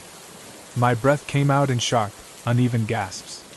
The only sound was the soft rustling of the leaves in the wind. I swallowed hard, trying to steady my nerves. It was just the cold air. That's all it was. Nothing more. But then it happened again. A sharp, freezing breath, like someone was right next to me, breathing down my neck. I jerked around so fast I almost stumbled, but once again, there was no one there. My pulse raced, and the hairs on the back of my neck stood up. My mind raced through a million thoughts, trying to make sense of it all. It couldn't be. No one else was around. I quickly moved to the other side of the bus shelter, hoping the feeling would go away. Maybe the wind was just playing tricks on me, or maybe my body was reacting to the cold in a way it hadn't before. But even after moving, I still felt it, cold air, like someone was standing right behind me, breathing against my skin. I turned around once more, but there was nothing there. Just shadows. I glanced at the street again, trying to distract myself. There were no cars, no people, just the dim, flickering street light and the occasional rustle of leaves. The bus was taking forever to arrive, and every second felt like it dragged on longer than the last. I wasn't sure if it was the cold, the darkness, or something else, but something was definitely wrong. My instincts were screaming at me to get out of there, to run, but I couldn't. The bus was the only way home. I took another step back, closer to the edge of the shelter, hoping to shield myself from whatever invisible force was following me. But as I did, I felt it again, the sensation of someone standing just behind me, too close, breathing so close to my skin I could almost feel the warmth of their breath. Panic started to creep in. I wasn't alone. I wasn't imagining it. But if it wasn't someone standing behind me, then what was it? My mind began to spiral. I turned around again, my heart racing, but the street was still empty. There was no one in sight. I took a few shaky steps forward, hoping to see any sign of life, but the street remained dead silent. The cold continued to press in, almost suffocating me. It was as if the very air had turned against me, refusing to let go. The feeling of being watched, of being followed, never left me. I tried to steady my breathing, but it was hard. Each breath felt heavier than the last, and my chest tightened with each passing second. I needed to leave. I couldn't stay here any longer. I glanced at the time on my phone again, hoping the bus would show up soon, but there was no sign of it. The street was still completely empty. I moved back to the shelter, standing at the far edge, hoping to distance myself from whatever invisible presence was lurking behind me. I looked down the street again, hoping to see headlights, but there was nothing. Just the unrelenting darkness, stretching out like a void, swallowing everything in its path. The sensation of cold breath on my neck hit again, this time stronger, more insistent. I turned around, expecting to see someone standing right behind me, but once again, the space was empty. I could feel my pulse pounding in my ears. My thoughts were a blur, like I couldn't think straight. What was happening? Was I losing my mind? But then, as I stood there, my eyes locked on something in the distance.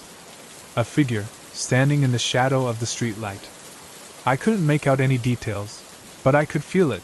Something about the figure felt wrong, like it didn't belong. It was too still, too unnatural. I blinked, and when I opened my eyes again, the figure was gone. I had no idea what I had just seen, but I knew one thing for sure. I needed to leave, and I needed to leave now. I didn't wait another second.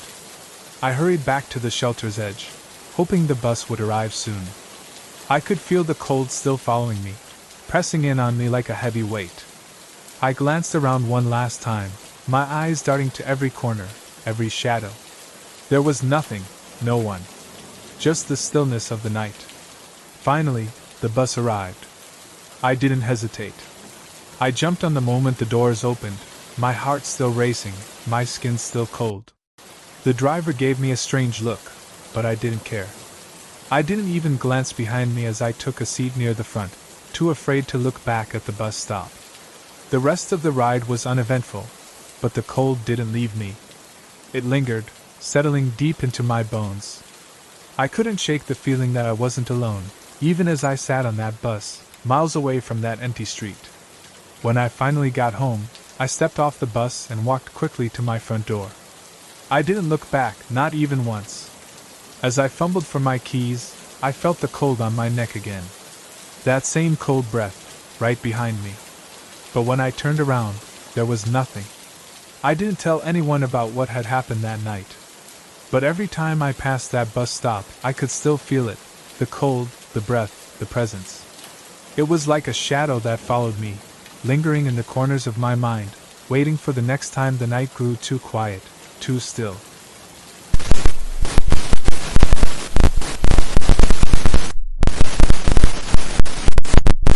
I was waiting at the bus stop, just another evening, the kind of evening where the city seems to hold its breath. The streets were empty, the usual sounds of traffic and distant chatter absent, as if the world had suddenly gone mute. It was just me, the cold air, and the streetlights flickering dimly in the distance.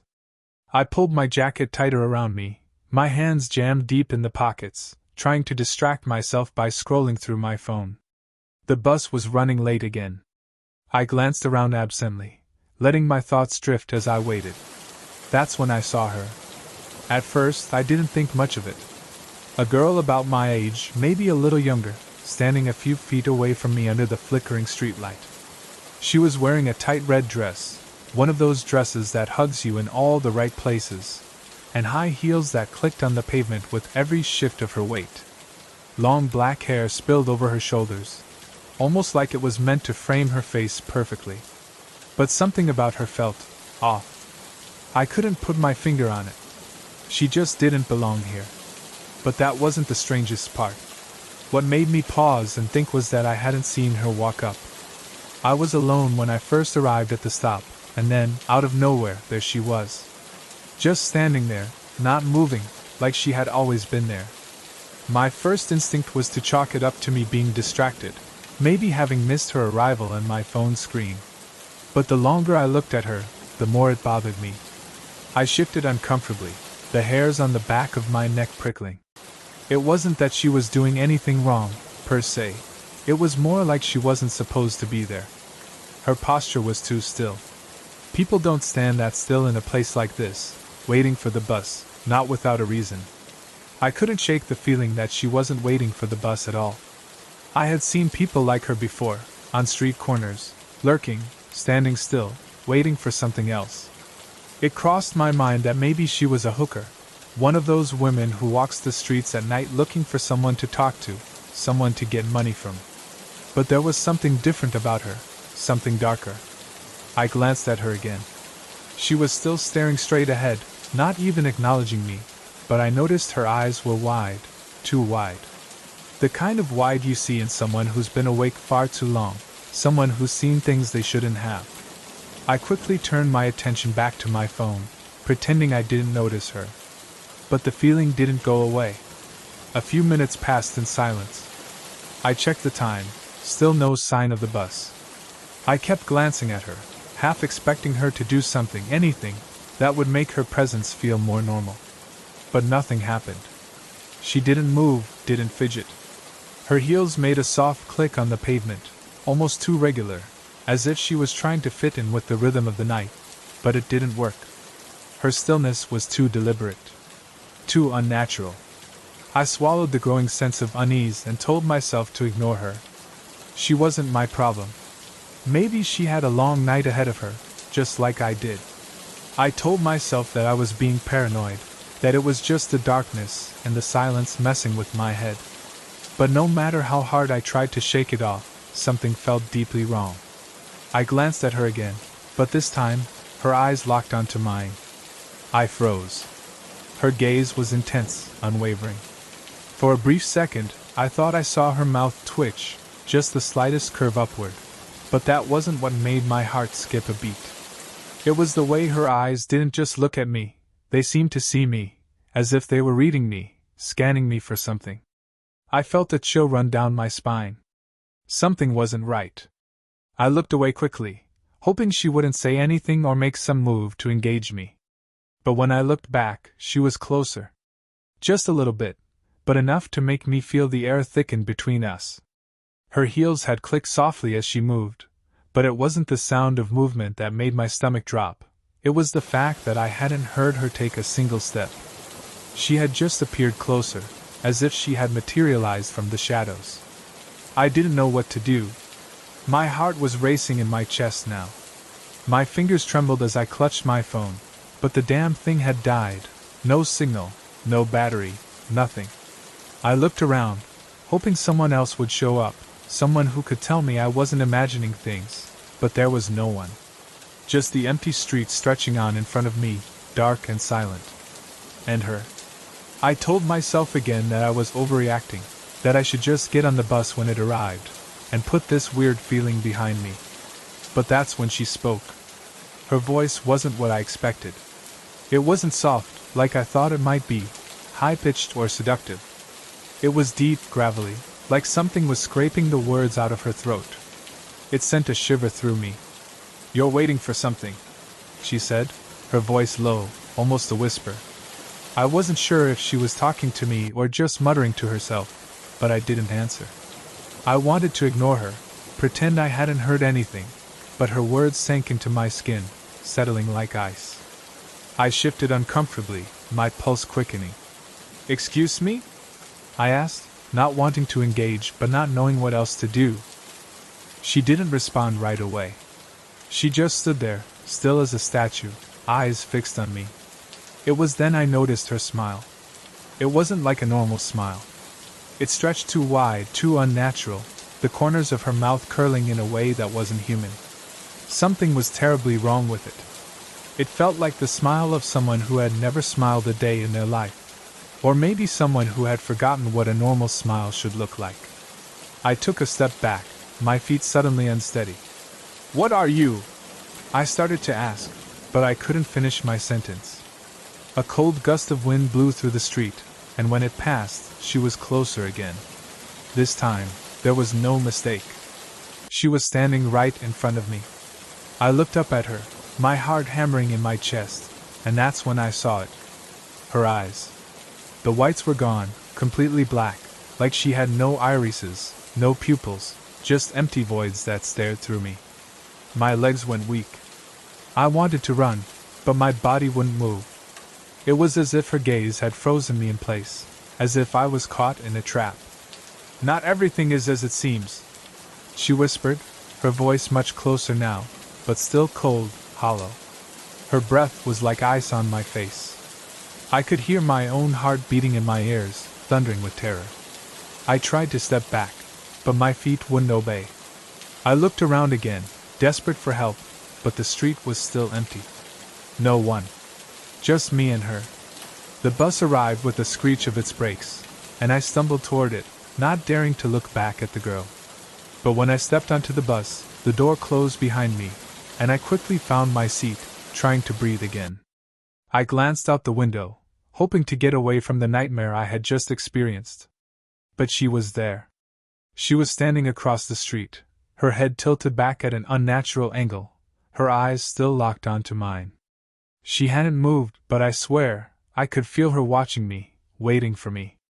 Her smile stretched impossibly wide as she stood there in the shadows, and the more I looked at her, the more I felt like I was being pulled back toward her. I looked away quickly, trying to focus on something else, anything else. But the image of her smile, her black eyes, and that chilling whisper kept replaying in my mind. And then I realized something horrifying. The bus wasn't moving. It was still. Completely still. I turned to the driver, but he was gone. The seats were empty. No passengers. The doors had locked behind me. There was only me and the girl, still out there, waiting.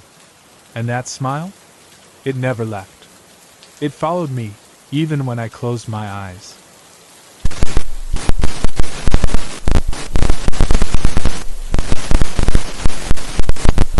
I started my job at a shipping warehouse, unloading boxes late at night. The place was huge, with tall shelves that seemed to stretch on endlessly, filled with all sorts of packages and parcels. The only sounds that filled the air were the distant hum of machinery and the occasional beep of a forklift. One night, as I was working, I saw something out of the corner of my eye. I turned to look, and for a moment I thought I saw a figure walking between the aisles. I rubbed my eyes and looked again, but there was nothing there. I shrugged it off and continued working, but I couldn't shake the feeling that I was being watched. As the night went on, I noticed something strange. There were wet footprints on the floor, leading from one of the aisles to a locked freezer unit that had been sealed shut for over a decade. I couldn't explain where the water was coming from, or why there would be footprints leading to a sealed freezer unit. I decided to investigate further. I grabbed a flashlight and made my way over to the freezer unit. As I approached, I noticed that the door was slightly ajar. I hesitated for a moment, thinking about whether or not I should go inside. But my curiosity got the better of me, and I pushed the door open. The freezer was dark and cold, and I could barely see anything.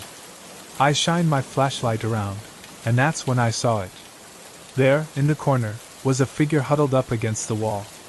I couldn't make out who or what it was, but it seemed to be shivering and shaking. I approached cautiously, my heart pounding in my chest. As I got closer, I realized that the figure was a man, dressed in ragged clothes and covered in dirt and grime. He looked up at me with desperate, pleading eyes. "Please," he whispered, his voice thin and weak. "Help me." I was shocked and confused. How had this man gotten into the freezer, and why had he been here for so long? I helped him to his feet and led him out of the freezer, my mind racing with questions. The man told me his story. He had been working at the warehouse when he accidentally stumbled upon some sensitive information that his boss wanted to keep hidden. In retaliation, they had locked him in the freezer and left him to die. But he had managed to survive, thanks to a small stream of water that had been leaking into the freezer from a nearby pipe. He had been living off of scraps of food that he had managed to scavenge from the warehouse, and he had been too scared to try to escape. I was horrified by the man's story, and I knew that I had to help him. I snuck him out of the warehouse and took him to a nearby hospital, where he received the medical attention that he needed. The police were called, and an investigation was launched into the warehouse and the man's disappearance. It turned out that the warehouse owner had been involved in all sorts of illegal activities, including smuggling and theft. He was arrested and charged with a number of crimes, and the warehouse was shut down. As for the man, he was able to recover physicality, but the psychological scars would take longer to heal. He was grateful for my help, and we stayed in touch over the years. I was glad to have been able to make a difference in his life, and I knew that I had done the right thing by helping him. In the end, my late-night shift at the shipping warehouse turned out to be much more than just a regular job. It was a moment that changed my life forever, and a reminder of the importance of looking out for others, even when it's not easy or convenient.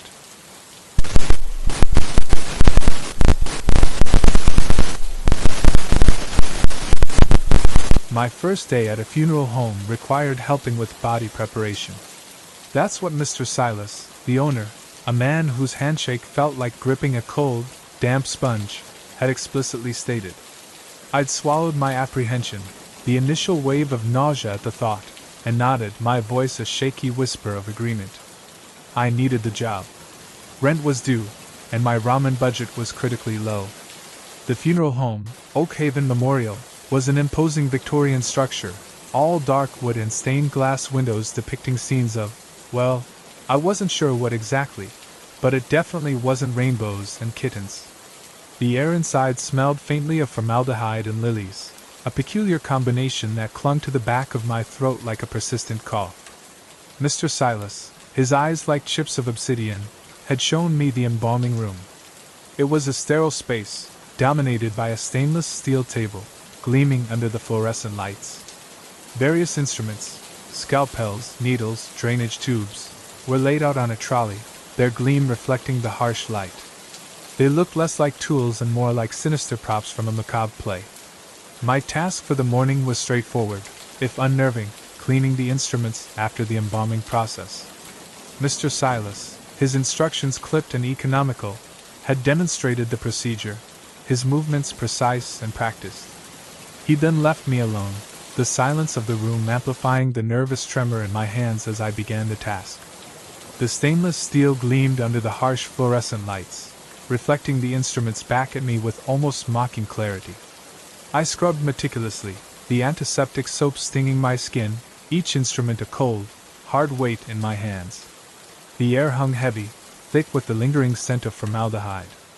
As I worked, a low hum emanated from the building's ancient electrical system, a constant, almost imperceptible thrum. Then, the lights flickered. A sudden, sharp dip in illumination plunged the room into near darkness, before sputtering back to life. The brief blackout felt disorienting, unnerving. My heart hammered against my ribs. I'd put down the scalpel, its sharp point glinting menacingly even in the dim light, and reached for the next tool. In that moment of darkness, I had sensed movement. A fleeting shadow, a peripheral glimpse of something tall and dark, moving behind me. I spun around, my breath catching in my throat. The room was empty. The stainless steel table, the trolley, the walls, all were devoid of anything other than the sterile equipment. Nothing out of place. Except my tools were rearranged. The scalpel, which I distinctly remembered placing on the far right side of the trolley, now lay nestled amongst the forceps. The orderly arrangement of instruments was meticulously disrupted. My hand flew to my mouth, stifling a gasp. I hadn't heard a sound, seen anyone enter or leave. The door remained closed, its heavy oak frame undisturbed. The only explanation, illogical, absurd, yet utterly present, was that something or someone had been in the room with me. The rest of the day passed in a blur of nervous activity. Mr. Silas remained silent, his obsidian eyes seeming to follow my every move. He didn't mention the incident, didn't seem surprised by my increasingly jittery movements, or the tremor in my hands. It was as if he expected something like this. That evening, I couldn't shake the feeling that I was being watched. I found myself checking my reflection in every polished surface, expecting to see something behind me. Shadows danced in the periphery of my vision, every creak and groan of the old house sending shivers down my spine. The following days were similar. The flickering lights became a recurring event, accompanied by the unsettling feeling of unseen presence. The tools would occasionally be rearranged, sometimes subtly, sometimes in more pronounced disorder. My senses were constantly on high alert, anticipating the next unsettling occurrence. I tried to rationalize it. Stress, I told myself. Sleep deprivation. An overactive imagination. But a deep, primal fear gnawed at me, refusing to be silenced. One afternoon, while cleaning the embalming table, I noticed a faint, almost imperceptible scent, something musky, earthy, and faintly metallic. It wasn't the antiseptic or the formaldehyde. It was different, older, a smell that seemed to emanate from the very structure of the building. As I inhaled it, a chilling vision flashed through my mind, a shadowy figure, its form indistinct yet undeniably malevolent, standing in this very room, its eyes burning with an eerie cold light. The vision vanished as quickly as it came, leaving me trembling. I realized then that the movements, the rearranged tools, the flickering lights, it wasn't random. It was deliberate. Someone, or something, was communicating. Driven by a mixture of fear and morbid curiosity, I started researching the history of Oak Haven Memorial. I discovered that the building had been erected in the late 19th century and had served as a hospital before its conversion into a funeral home. The records hinted at a number of unexplained deaths within its walls, many attributed to a mysterious illness that swept through the hospital during its early years. The more I learned, the more convinced I became that the spirit of one of these patients, or perhaps the collective energy of them all, remained lingering in Oak Haven. The shadow, the rearranged tools, the unsettling scent, they were all attempts at communication, signs that something unseen was trying to make its presence known. I didn't quit my job. The need for the money outweighed my fear. Instead, I started leaving small offerings in the embalming room. A single white lily, a glass of water, even a handwritten note expressing my respect for the unseen presence. The disturbances didn't cease immediately, but they lessened in intensity. The flickering lights became less frequent, the tools less often rearranged. The shadowy figure in my visions remained, but the malevolence felt lessened, replaced by something akin to weary sadness. One evening, while working late, I heard a distinct tapping sound emanating from the far corner of the room. Hesitantly, I approached, my heart pounding in my chest.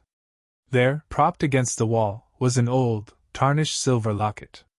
It was engraved with a single, faded initial. E. I picked it up.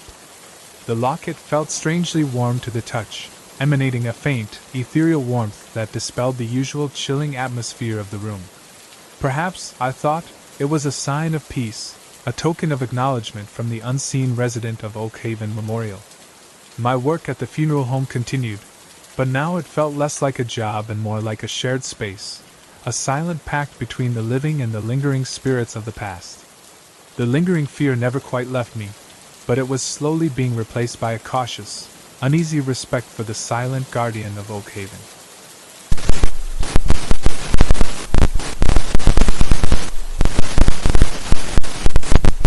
I began working at a clothing store. Threads of Time, a quirky little boutique tucked away on a cobbled side street. Mostly vintage and reworked pieces, it had a certain je ne sais quoi that appealed to a specific clientele, the kind who appreciated a well-worn leather jacket or a hand-stitched scarf with a story behind it. My job, besides the usual retail duties, involved a peculiar task: dressing the mannequins. The mannequins themselves were unusual. Not the modern, sleek, almost human kind. These were older, more expressive, with slightly exaggerated features and a disconcerting realism about their painted eyes. I'd often found myself staring at them, even before the incident. They had a certain presence. My shift started at 6 a.m., an hour before opening. The store was quiet and still, the only sounds the low hum of the refrigerator in the back and the gentle clinking of wind chimes hanging near the entrance. My routine was simple: unpack new deliveries, steam wrinkled garments, and then, the piece de resistance, dressing the mannequins. That morning, the task seemed more daunting than usual. A particularly intricate outfit, a flowing emerald green gown with intricate beading, awaited its model, a tall, slender mannequin with a severe, almost haughty expression. I carefully draped the gown, smoothing out the fabric, adjusting the sleeves, tucking in stray threads. As I finished, I stepped back to admire my work. That's when it happened. The mannequin's head impossibly turned. It slowly, almost imperceptibly, rotated towards me. My breath hitched. I blinked, thinking it was a trick of the light, a reflection, the result of too little sleep. "Must be tired," I muttered, rubbing my eyes. I walked to the other side of the display, arranging a stack of cashmere scarves. After a few minutes, I turned back, my heart thudding a nervous rhythm against my ribs. The mannequin was facing me again. This time, there was no room for doubt. The head was definitely turned towards me. Its painted eyes, a startling shade of blue, seemed focused. A shiver ran down my spine. This wasn't fatigue. It was something far more unsettling. I reasoned it was some kind of elaborate prank, a hidden mechanism, a cleverly designed illusion. But a part of me, a primal, instinctual part, knew it was more than that. I tried to act normally, carrying on with my duties, but the mannequin's gaze followed me, subtly, persistently. Every time I glanced at it, it seemed to be watching me, its painted lips twisted in what could have been a smirk or a grimace, depending on the angle. The unsettling feeling intensified as the morning progressed. I found myself avoiding eye contact, my movements becoming jerky and hurried. The other mannequins seemed to be watching too, their painted eyes following my every move like a silent, unnerving chorus. I confided in Sarah, my coworker and the only other person who worked at Threads of Time besides the owner, Mr. Silas, an eccentric man who preferred to remain mostly in his dimly lit office in the back. "Sarah, you won't believe what happened this morning," I began, nervously twisting a stray lock of hair. Sarah, a pragmatic woman with a dry wit, raised a skeptical eyebrow. "The mannequins," I continued, my voice barely above a whisper. "One of them, it turned its head." Sarah chuckled, a low, amused sound. "Oh, come on, Elara. It's just a mannequin." "But it did," I insisted. "I saw it. Twice. And it kept watching me." Sarah examined me, her expression softening. "You've been working late. Maybe you need a break." I knew she didn't believe me, but I couldn't shake the feeling of unease. The rest of the day passed in an unsettling haze. The mannequins seemed to loom, their painted eyes seeming to burrow into my soul. That night I couldn't sleep. The image of the turning head haunted my dreams, morphing into grotesque shapes and shadows. I decided I needed to find out more. The next day, I arrived early, armed with a flashlight and a small tape recorder. I meticulously examined the mannequin, running my fingers over its painted surface, checking for hidden mechanisms, wires, anything that could explain its movement. I found nothing. Then I decided to test my theory. I placed the tape recorder near the mannequin and began asking questions, my voice barely a whisper. "Who are you? Why are you doing this? What do you want?" I repeated the questions again and again, finally leaving the recorder running for several hours while I did my usual tasks. The silence on the recordings was unnerving, only the rhythmic ticking of the clock and the distant hum of the refrigerator being audible. Days turned into weeks, and the unsettling occurrences continued. The mannequin's head turned more frequently, its movements becoming bolder. It seemed to have a malevolent intent, and the other mannequins seemed to be participating, their painted eyes fixated on me with a silent, threatening stare. One evening, after closing hours, I was alone tidying up when I finally discovered something. While dusting a shelf behind the mannequins, I found a small, worn leather-bound book with the title, "The Silent Watchers." There was a handwritten dedication in aged script. "For Silas." I cautiously opened it, turning the brittle pages. They were filled with cryptic entries and drawings, which I painstakingly decoded bit by bit over the next few days. The book described an ancient ritual, a way to imbue inanimate objects with a semblance of life, and the use of certain archaic spells. It further hinted at the mannequin's ability to feed off negative emotions, particularly fear. The truth was chilling. Mr. Silas, it seemed, wasn't just an eccentric shop owner. He was a practitioner of dark arts, and the mannequins were his creations, sentient, albeit limited, beings. Their movement was a result of his bizarre ritual, a ritual he'd probably performed on me, fueling the mannequins' life with my fear. The fear had given them power. That is, it was giving them more power. Armed with this knowledge, and filled with a surge of adrenaline, I made my decision. I couldn't continue working there, surrounded by those unsettling, malevolent eyes feeding their power. I quit my job at Threads of Time the very next day, leaving behind the haunting gaze of the mannequins and the chilling secret of Mr. Silas and his silent watchers. I never looked back, but I still sometimes wonder if I left the shop in time, or if the mannequins would someday find me again, with a hunger that was no longer just hunger but a terrifying bloodlust. The thought keeps me up at night.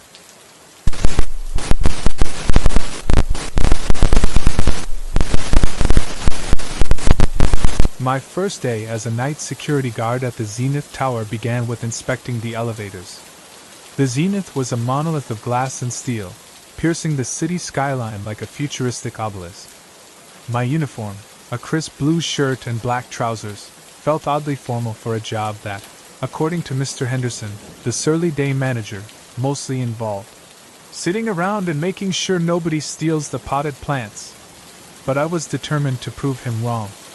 I was a responsible man, and I took my responsibilities seriously. The elevator bank hummed with a low, mechanical thrum. There were 5 elevators in total, each gleaming stainless steel, reflecting the fluorescent light with an almost unnerving intensity. I decided to start with the one closest to the security desk. I stepped inside, the doors closing smoothly behind me with a soft, almost sensual whoosh. I pressed the button for the 10th floor, a randomly chosen level. The elevator ascended, the gentle upward movement a stark contrast to the nervous flutter in my stomach. Then the drop. It wasn't a free fall, not exactly. More of a sudden lurch, a stomach-churning descent that felt far too abrupt for a normal elevator malfunction. 2 floors we plummeted, from the ground floor to the basement level, before grinding to a jarring halt. The lights flickered, bathing the small elevator cabin in brief, sporadic bursts of illumination, then plunged into near-total darkness. In those fleeting flashes of light I saw it. A figure crouched in the far corner, pressed against the wall as if trying to become one with the shadows. Pale, almost translucent, the figure seemed to be formed from the darkness itself. I couldn't make out any distinct features, only a vague sense of something hunched and still. The darkness returned, swallowing the figure whole, leaving me breathless and my heart hammering against my ribs. My flashlight, thankfully clipped to my belt, was instantly in my hand. I clicked it on, the beam cutting through the darkness, revealing the cramped space. The walls were bare metal, reflecting the beam back in a chaotic dance of light and shadow. The corner was empty. My breath hitched in my throat. Had I imagined it? Was it stress? Sleep deprivation? I was starting to doubt my sanity. The elevator was undeniably malfunctioning, but the figure, that felt too real, too visceral to be dismissed.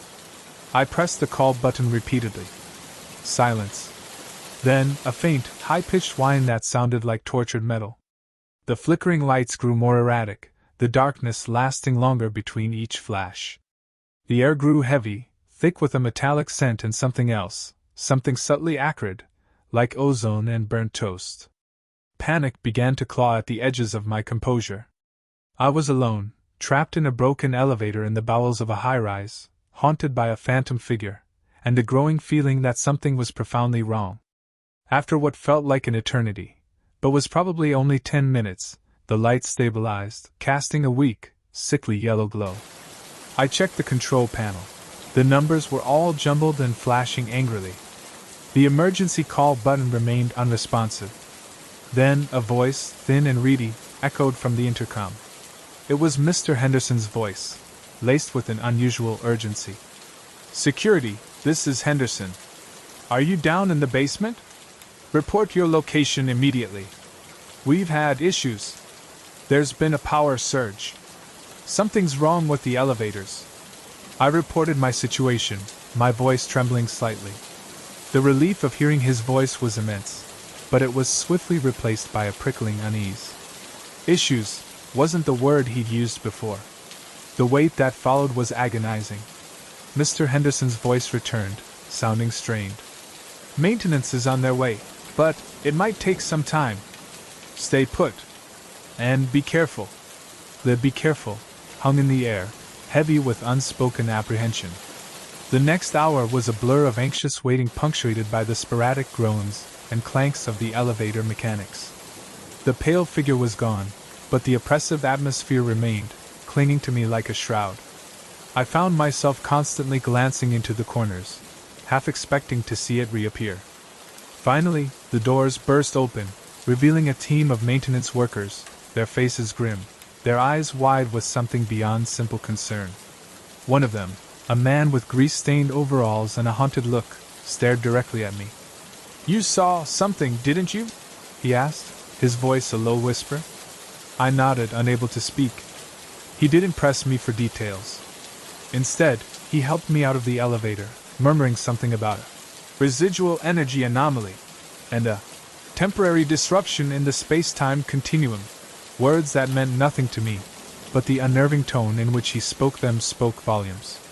Back at the security desk, sipping lukewarm coffee, I tried to process what had happened. Mr. Henderson only offered a strained apology for the inconvenient malfunction. He made no mention of the pale figure, the strange smell, or the maintenance worker's cryptic words.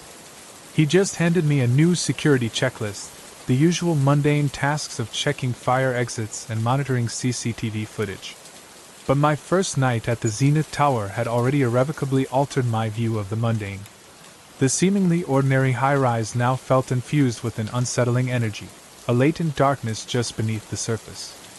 I was no longer merely a night security guard watching for petty thieves. I was a sentinel, guarding against something far more profound and terrifying, something that lurked in the shadows, between the floors, in the flickering lights and the metallic scent of fear. As the night wore on, the events of the elevator ride replayed in my mind, a silent film flickering behind my eyelids. Every creak of the building, every hum of the machinery, seemed to echo with the memory of that pale, silent figure lurking in the corner, a chilling reminder that some mysteries are better left undisturbed. And that my job, perhaps, was more significant than I had initially thought. The Zenith Tower was more than just a building. It was a gateway, and I was now its unwitting guardian.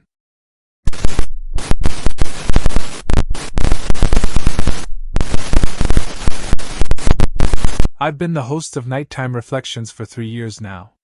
It's a soothing talk and music show for truckers and night owls across the Midwest, with a loyal following who tune in every night. For the most part, it's a quiet gig, mellow conversations, easygoing music, and the occasional caller seeking advice or company. My audience is vast but distant, and most of the time, they just want someone to listen to them as they make long drives through the dark, empty highways. But one call changed everything. The night started like any other. I was seated behind the studio's worn desk, my coffee mug sitting just within reach and the low hum of the equipment filling the silence. The lights in the station flickered occasionally, but I'd gotten used to that. The building was old, a relic of the 70s with outdated equipment and faded walls, but it had character. The on-air sign above my head was glowing red, signaling that my show had begun. "Welcome back to Nighttime Reflections," I said into the mic, my voice warm and calm. "It's a quiet night here in the Midwest, and I'm your host, Luke, keeping you company while you cruise down those long, lonely roads. Let's kick things off with some classic tunes to set the mood." I pressed a button, and soft music filled the airwaves. It was a mix of jazz and slow country, the kind of tunes that make you feel at ease even when you're stuck in the middle of nowhere. The first few hours went by smoothly. Most callers were routine, a trucker asking for advice on dealing with road fatigue, a lonely man wanting to share stories from his travels, a woman asking for a dedication to her husband who was working the night shift. It was soothing work. The callers' voices, though distant, felt familiar in their own way. But then, just before 2 a.m., everything changed. The phone rang. Nighttime Reflections, you're on the air, I said, picking up the line with my usual smile, though I could hear the faint tremor in my voice. The call sounded different, off somehow. It was quiet, almost too quiet. Then, a woman's voice crackled through, shaky and barely audible, as though she was struggling to catch her breath. Her sobs were thick and desperate. "Ma'am, are you okay? Do you need help?" I asked, trying to remain calm. I could hear her ragged breathing, and my stomach twisted into a knot. The sound was unsettling, but I dealt with upset callers before. Sometimes people just need to vent or talk through a tough moment. She didn't respond at first. I thought maybe she'd just gotten disconnected, but then, her voice came back, softer now, almost as if she was whispering through the phone. "He's watching you right now," she whispered, her voice eerie and slow, as though each word was dragged out of her with great difficulty. I froze. Her words hit me like a cold breeze, and my mind raced. Who was she talking about? I wasn't sure whether to laugh it off or take it seriously. A part of me wanted to comfort her, but another part of me felt like something was horribly wrong. My fingers trembled slightly over the mic. I tried to speak, but the words felt heavy. "Ma'am, who's watching me? Where are you? What's going on?" There was another long pause. Then, the most chilling thing happened. Her sobs stopped, suddenly, and without warning. In place of the crying was a deep, guttural laugh, one that seemed to crawl out of her throat like something unnatural. It wasn't a laugh of amusement. It sounded wrong, distorted, almost as if it wasn't coming from her at all. "He's here," she whispered again. "And he's coming for you." I felt my heart skip a beat. I wasn't sure whether to hang up, but something held me in place, something I couldn't explain. I glanced toward the studio's glass door.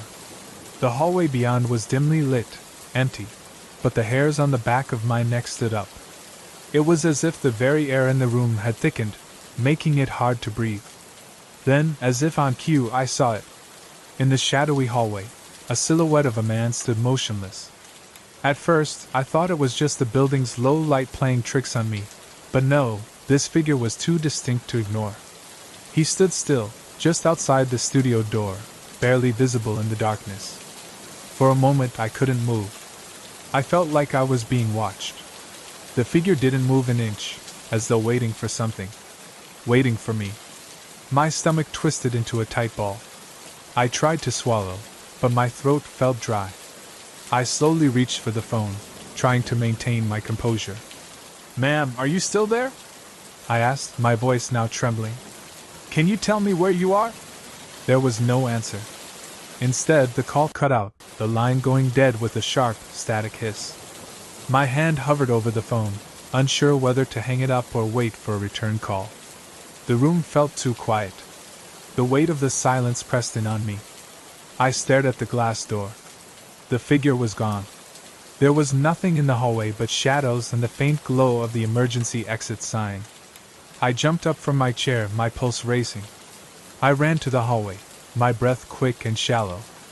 I checked the entire area, the bathroom, the supply closet, even the stairwell leading to the roof. But there was no one there. Nothing had changed. Confused and uneasy, I returned to the studio and sat down, feeling the overwhelming presence of something I couldn't shake. I reached for the intercom, calling for the security guard. "Hey Mike, everything good on your end? I saw something down here. A man in the hallway. Is there anyone else in the building?" There was a long pause before Mike's voice crackled through the speaker. "No, Luke. No one's been in the building since I locked up. I haven't seen a soul down there. You okay?" I didn't answer immediately. I wasn't sure what to say. The feeling of being watched hadn't gone away. "Well, I'm gonna check the security footage just to be sure," Mike added. I didn't feel any better, but there wasn't much I could do. I went back to the mic, trying to gather myself. The next few callers didn't help. I could barely focus, my mind still on the strange call. But I continued on with the show, talking about the usual topics, playing music, doing my best to keep my voice steady for the listeners. By the time the show ended, it was nearly 4 a.m. I had completely lost track of time, lost in the weirdness of the night. My thoughts kept circling back to the woman's voice, her cryptic words, and the shadowy figure I'd seen in the hallway. I decided to head home and get some sleep, hoping it was all just a bizarre coincidence. The next morning, I received a call from Mike. His tone was serious. "Luke, I've been looking at the footage from last night," he said. "There's something you need to see." My stomach dropped. The security footage showed nothing out of the ordinary, until I got to the part when I was talking to the caller. As I was standing in front of the studio window, I could see it clearly, through the glass door, a shadowy figure standing in the hallway, as though it was right there with me. The footage had been recorded hours after the call had ended. My blood ran cold. There was no way anyone could have entered the building unnoticed. Mike and I reviewed the footage together, but we couldn't explain what we were seeing. The figure wasn't on the earlier footage, but it appeared at the exact moment I was speaking with the woman. To this day, I don't know who, or what, was on the other end of that call. The figure, the strange presence, it all feels like a puzzle with pieces that just don't fit. And every night when I sit down in the studio, with the air thick around me and the familiar hum of the equipment in my ears, I can't help but wonder, what was watching me? And why?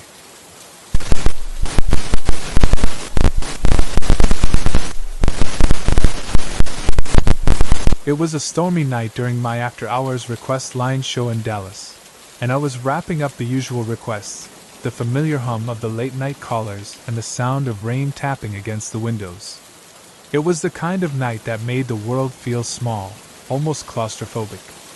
The kind of night when you could feel the tension building in the air, like something was about to happen. I'd been hosting the show for over 5 years now. Every week, I'd guide truckers, insomniacs, and anyone else who needed someone to talk to through the long, lonely hours of the night. Some callers were just looking for a bit of company, others for advice, and a few were downright strange. But that night, I had no idea just how strange things were about to get.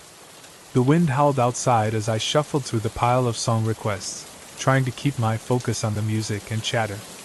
My producer had gone home for the night, leaving me alone in the studio. It wasn't uncommon for me to work solo, and I'd grown accustomed to the quiet that surrounded the station after hours. The storm outside only added to the eerie stillness inside. Then, at 2:12 a.m., the phone rang. "After hours request line, you're on the air," I said into the microphone, my voice steady despite the creeping chill that had suddenly settled over me. There was a long pause before a voice came through, frantic and almost unrecognizable through the static. "Please, you have to help me," the man pleaded, his words rushed and erratic. "I've crashed my car, and I'm stuck. I think I'm dying." His breath was ragged, his voice a mix of panic and desperation. I immediately sat up straighter, my pulse quickening. This wasn't just a typical call for a song request or a random late-night ramble. This was serious. "Where are you? Can you tell me your location?" I asked, trying to keep calm, to offer some semblance of reassurance. He paused for a moment, and I heard him struggle to take a breath. "I'm on Route 64, just past the crooked tree. There's a farmhouse in the distance. It's so dark, I can't see anything else." The line crackled, and I could hear the storm pounding in the background. I felt a cold sweat forming on the back of my neck. I could feel his desperation, his fear creeping through the phone, and it made my stomach turn. "Okay, just stay on the line. I'm calling emergency services right now. Help is on the way." I was already dialing the dispatcher, trying to keep my composure while my mind raced. I gave her the details the man had described: the crooked tree, the farmhouse, the winding road. I was already preparing myself for the worst, the kind of situation where you're not sure if help will make it in time. It wasn't until I hung up the phone that the true weight of the situation hit me. The man's voice was still on the line, still breathing heavily. The storm outside had grown more intense, the wind howling louder than before. I turned back to the microphone, attempting to sound calm, but the sense of dread had already taken hold. Minutes passed like hours, each second stretching longer than the last. My fingers hovered over the phone, the red light flashing in the dark. It felt as though the room had grown colder, like the very air around me was thick with tension. Finally, the phone rang again. I snatched it up. "Hello?" The voice on the other end was the dispatcher. Her voice was shaky, almost as if she were struggling to speak. "There's been a mistake," she said, her words faltering. "The crash, it happened 10 years ago. That's the same location you gave me. The man, he didn't survive." I felt the blood drain from my face. The room suddenly felt suffocating. I struggled to comprehend what she was saying, my mind racing. 10 years? The man on the phone, was he a ghost? A prank? A figment of my imagination? "I don't understand," I managed to say, my voice tight with fear. "I just spoke to him. He was alive. He was begging for help. He was..." I trailed off, unable to finish the sentence. The dispatcher took a long, shaky breath. "The crash happened in the same spot. The man didn't make it. His body was found in the wreckage, but there were no signs of life when they pulled him out." I could barely process what I was hearing. A million questions flooded my mind. Was this some sort of twisted prank? Was someone pretending to be this man, using his ghost to mess with me? But as I sat there, the silence on the other end of the phone, I realized something. The man hadn't hung up. The line was still open, and the heavy breathing from the other end was still there. I glanced at the phone, my heart pounding in my chest. Then, with trembling hands, I picked it up again. The man was still there, breathing. Alive, or something. But no words came through. Only a steady, rhythmic inhalation and exhalation, the sound like someone in deep distress. Before I could speak again, the line went dead. The sudden silence in the studio was deafening. I stared at the phone, feeling a shiver run down my spine. What had just happened? Was I losing my mind? The storm outside was now relentless, and the lights in the studio flickered, casting long shadows across the room. I sat frozen in my chair, trying to process everything I had just learned. But the sense of unease wouldn't leave me. I glanced back at the clock. It was 2:47 a.m. The phone had been disconnected, and yet I couldn't shake the feeling that something, was still listening. I had heard the man's frantic voice, but now, I wasn't so sure if I had heard a ghost or if something darker had just made itself known. I tried to continue with the show, reading out the next request, but the words felt hollow in my mouth. The music played, but the melody seemed distant, like I was no longer part of the world around me. I was caught in a strange, unsettling fog. The hours dragged on, and when my shift finally ended, I didn't feel any sense of relief. I wanted to brush it off, blame it on a prank, or maybe a technical glitch, but deep down, I knew something wasn't right. The man's voice had been real. The dispatcher's words had been real.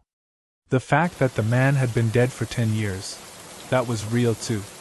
The next day, I couldn't let it go. I called the police to inquire about the crash.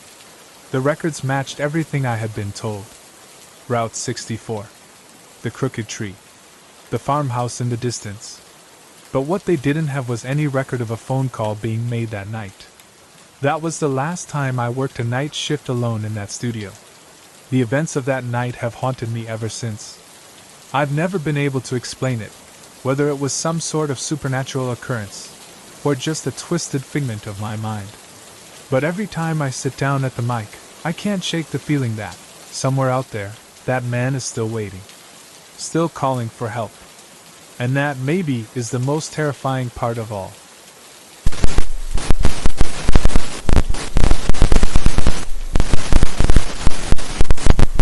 Working the late shift with 2 other technicians in the New York City subway tunnels, we suddenly heard a woman's scream echoing from deep within the dark tunnel. It was the kind of scream you'd hear in a horror movie, loud, terrified, like someone had just seen something horrific. 2 of us bolted toward the sound, sprinting for what felt like an eternity, but after several minutes, the noise stopped, leaving only an eerie silence. There was no one there, no sign of anyone. We were absolutely certain we'd all heard the same scream, but there was nothing, No trace, no person, just the thick, unsettling quiet that filled the tunnel. The air hung heavy, thick with the metallic scent of old rails and the damp, earthy aroma that permeates the subway's underbelly. My heart hammered against my ribs, a frantic drumbeat against the otherwise oppressive quiet. Marco and Lise, my fellow technicians, stood beside me, faces pale in the dim light of our headlamps. We were all breathing hard, a silent testament to the adrenaline that still coursed through our veins. Did you hear that?" Luis whispered, his voice raspy. "Yeah," Marco replied, his voice barely above a breath. "I thought I was losing my mind for a second." I nodded, unable to speak. The memory of that scream was still raw, a jagged shard lodged in my brain. It felt so real, so visceral, that it was hard to believe it was simply a figment of our imagination. We exchanged a few more nervous whispers, trying to make sense of what we'd just experienced. The silence was unnerving, amplified by the vast emptiness of the tunnel that stretched before us like a dark, gaping maw. We were alone, save for the faint hum of the electrical systems that powered the subway. We decided to retrace our steps, our pace now slower, more cautious. The air felt colder, denser, as if the very tunnel itself was holding its breath. The rhythmic clanking of our boots against the metal tracks echoed through the cavernous space, a sound that seemed to mock our vulnerability.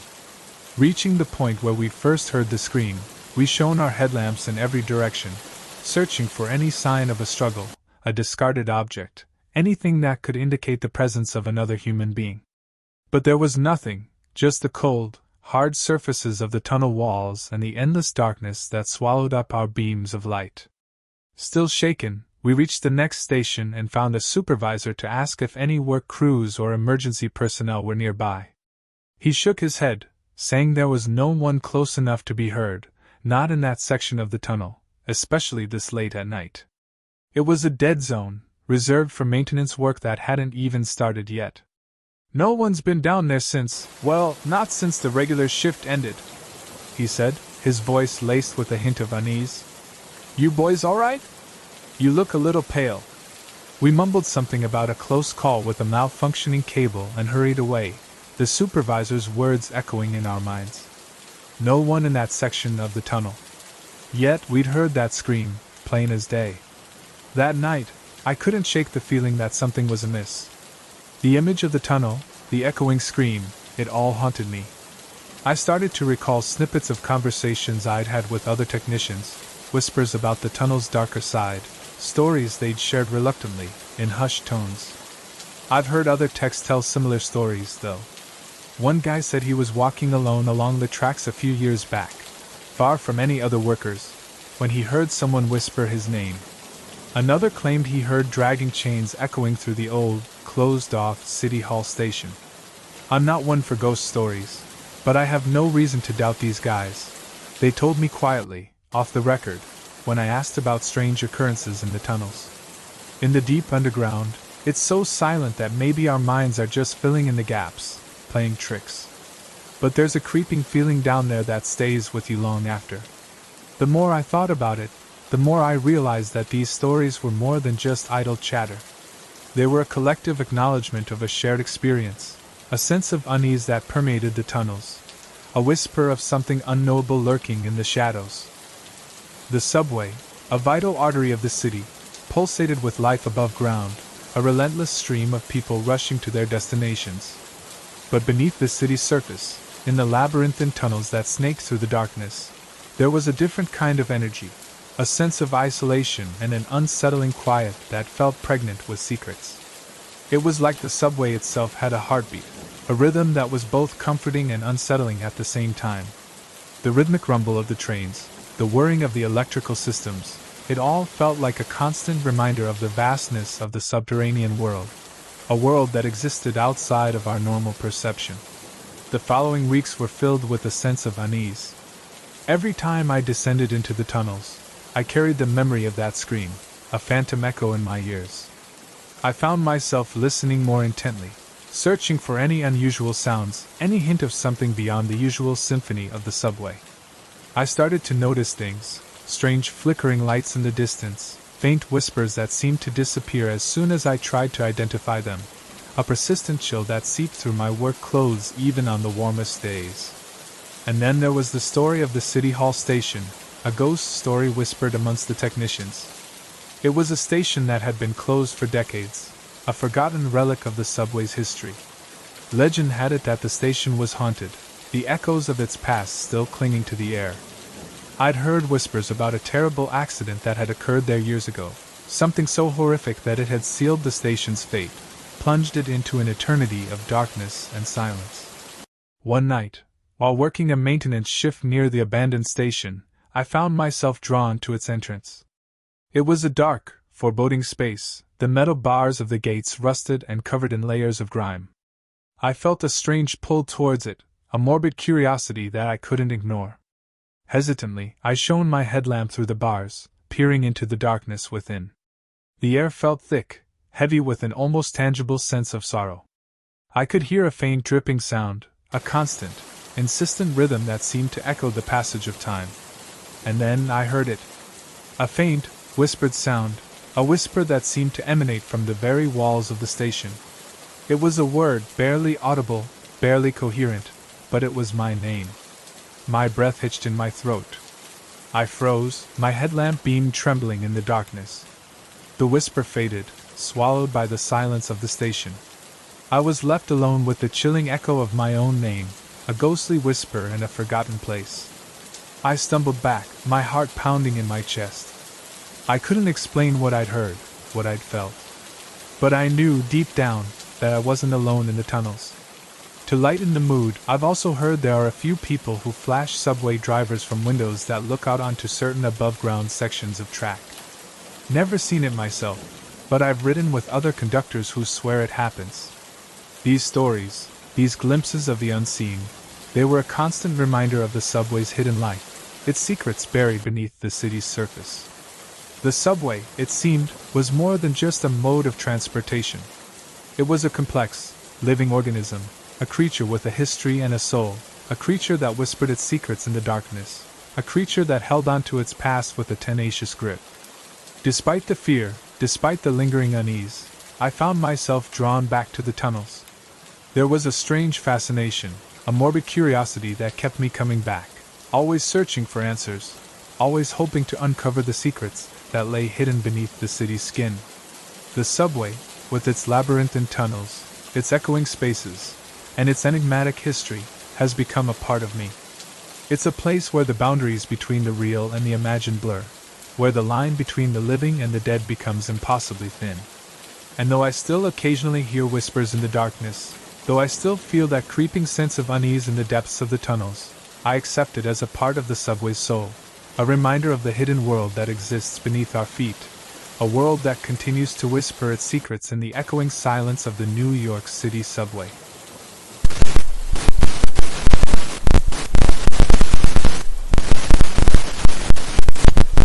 I work as a backup janitor at a local community center in Brooklyn when the regular one isn't available.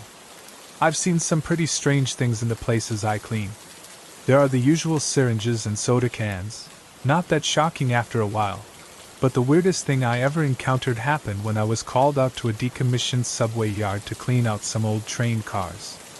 These things hadn't been used since the early 2000s and were slated for scrapping since they were too battered to be refurbished. The call came in on a Tuesday afternoon, a day usually reserved for the quiet hum of the community center's after-school program and the faint scent of disinfectant.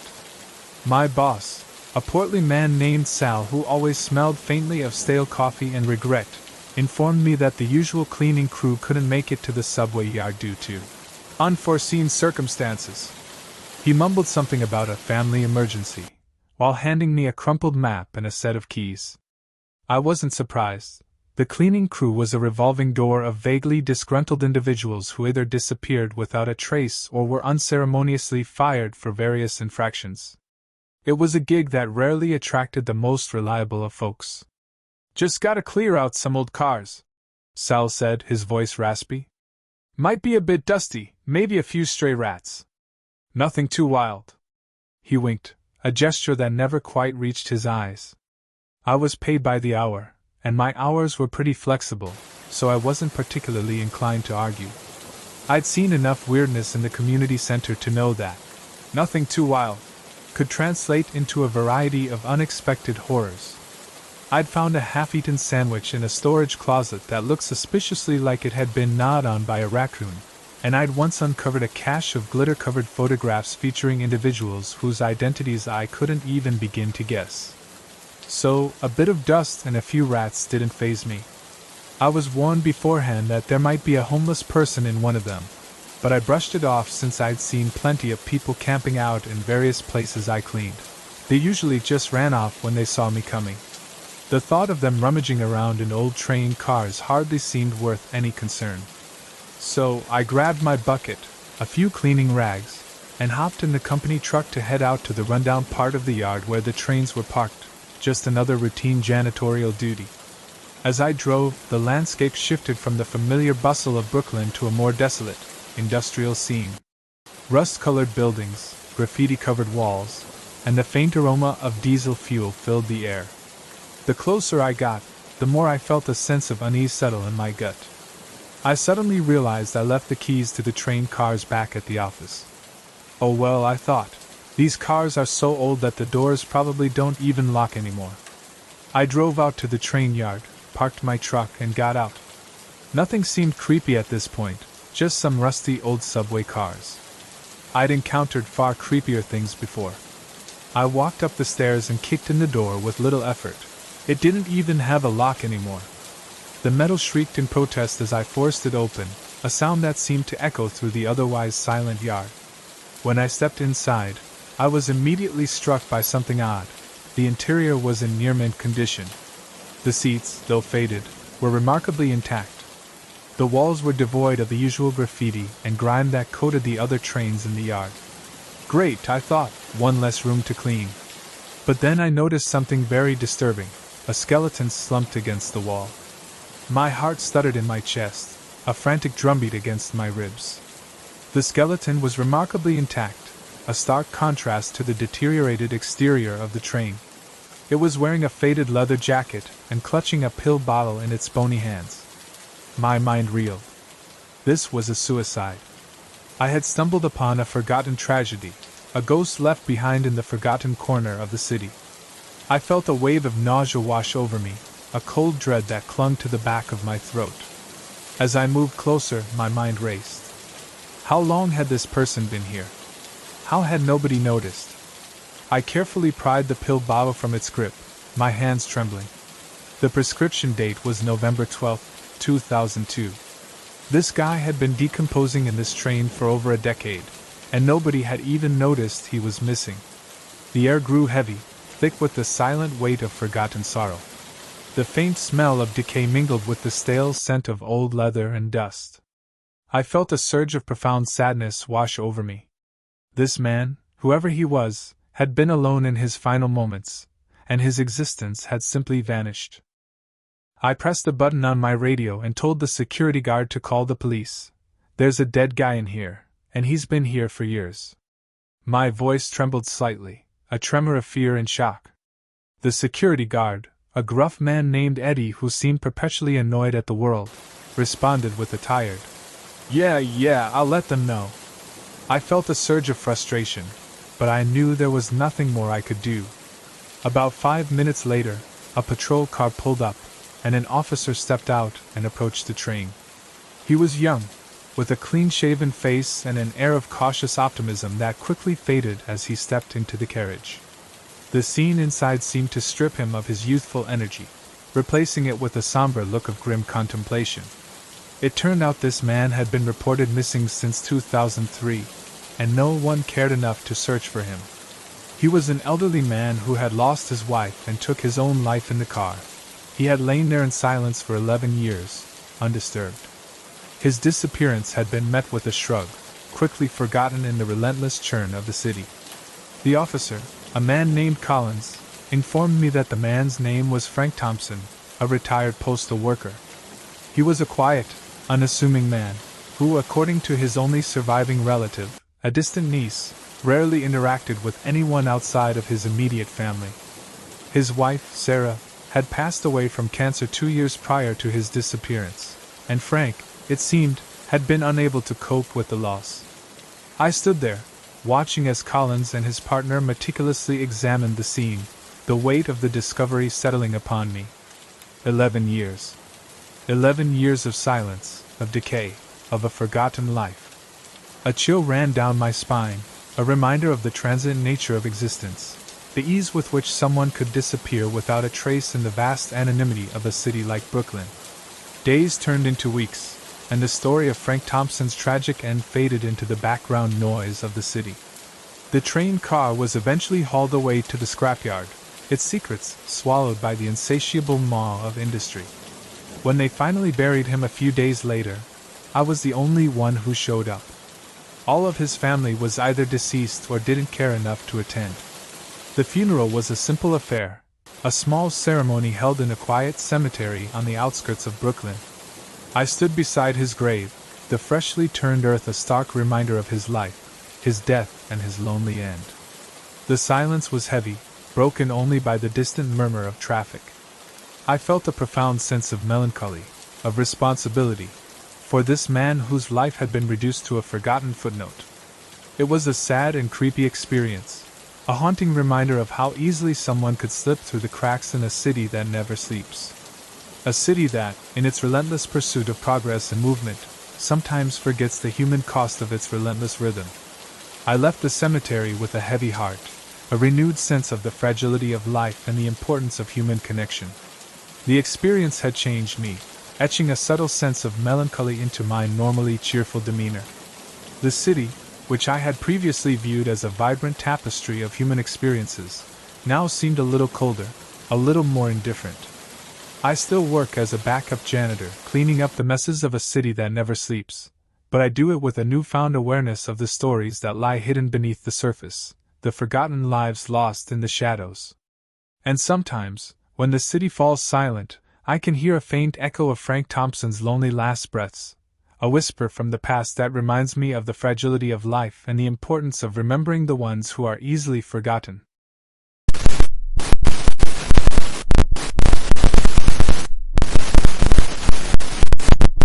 I was driving solo through Nevada, heading from Reno to Las Vegas. I took the lonelier route through the desert to avoid traffic, and the isolation made it peaceful, at first. The vast, ochre landscape stretched before me, punctuated only by the occasional Joshua tree silhouetted against the impossibly blue sky. My old RV, affectionately nicknamed the Wanderer, rumbled along, a comforting presence in the echoing stillness. The peace, however, was short-lived. A grinding shudder ripped through the Wanderer, followed by a sickening lurch. The engine sputtered, coughed, and died, leaving me stranded on a desolate stretch of Highway 95, miles from anywhere. My phone, useless against the stubborn refusal of the cell towers to acknowledge my existence, showed no signal. Panic, cold and sharp, began to prick at the edges of my calm. The sun dipped below the horizon, painting the sky in fiery hues of orange and purple, a breathtaking spectacle that did little to soothe my rising anxiety. The desert air grew noticeably colder, and the silence, once peaceful, now pressed down on me like a physical weight. I tried everything I could think of, checking the fuses, the fuel line, even attempting a jump start with my near-dead battery, but nothing worked. The Wanderer was firmly planted, refusing to budge. Just as despair began to set in, headlights appeared in the distance, cutting through the gathering darkness. A beat-up pickup truck, its paint faded and scratched, lumbered towards me. Relief, so intense it almost hurt, washed over me. A man emerged, tall and gaunt, his face etched with lines that spoke of sun, wind, and hard living. His eyes, however, held a disconcerting glint, a flicker that suggested something far from benevolent. "Trouble?" he asked, his voice rough as dry gravel. "My RV broke down," I replied, my voice trembling slightly. "Happens," he said with a shrug that didn't quite reach his eyes. "This road, it's got a way of swallowing people whole. No one ever leaves this road," he added, a strange emphasis on the last 3 words sending a shiver down my spine. Despite the prickling unease, I felt desperate. "Could you help me?" I asked, my voice barely a whisper. He studied me for a long moment, his gaze unnerving.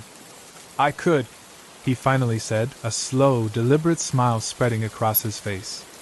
Come on, I'll take you to my place. We can get you fixed up.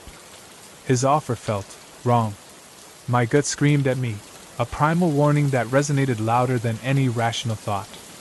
But the isolation, the cold, the fear of being alone in the vast, unforgiving desert, they all conspired to override my instincts. I climbed into his truck, a decision I would later regret with every fiber of my being. His place turned out to be a dilapidated shack, hidden away in a gulch off the main road, far from any sign of civilization. The air inside was thick with dust and the cloying scent of stale beer. He offered me something to drink, lukewarm, flat beer, and I forced myself to take a sip, feigning normalcy. As the night wore on, the illusion of helpfulness crumbled. He displayed no interest in fixing my RV.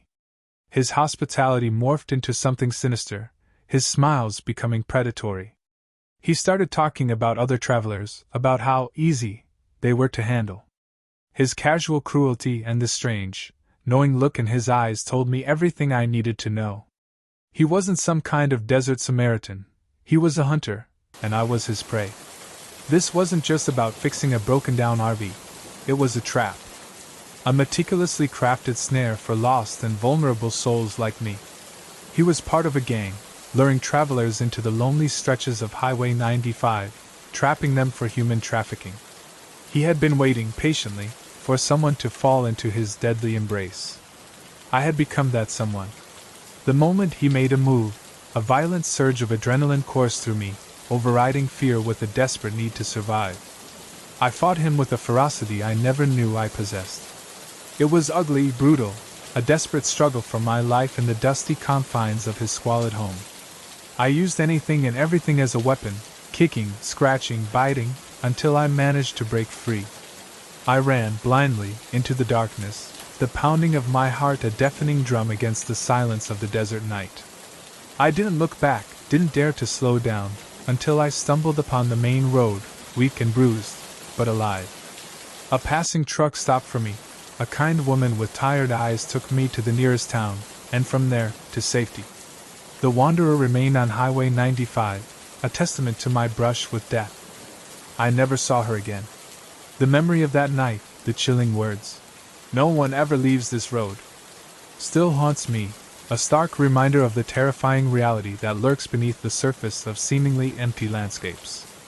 The desert can be beautiful, peaceful, but it can also be lethal, a place where darkness finds its victims easily, and only the strongest escape.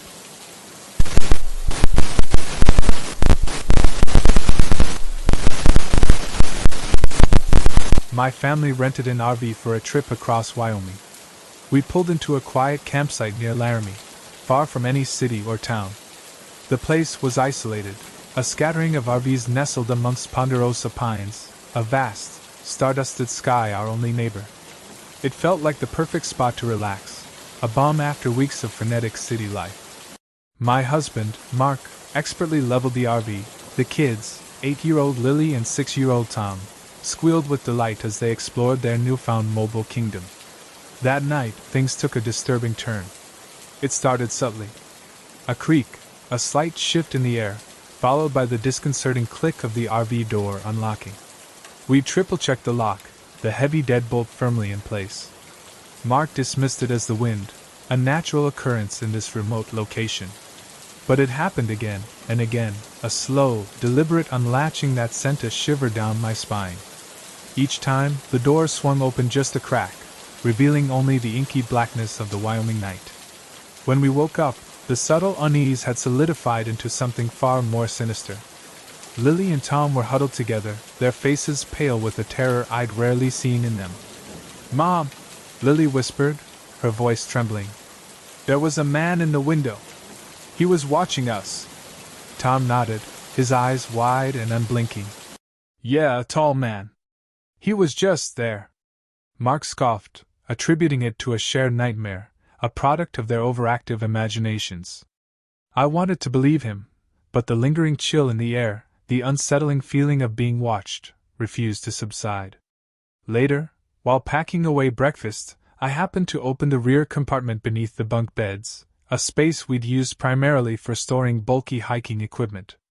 Inside, tucked away amongst sleeping bags and backpacks, I found a tattered photo album. It was old, the pages brittle with age, the photographs faded but unmistakably clear.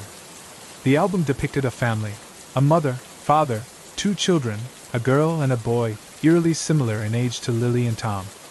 They were smiling, posed in front of various backdrops, a snowy mountain range, a bustling city street, a beach.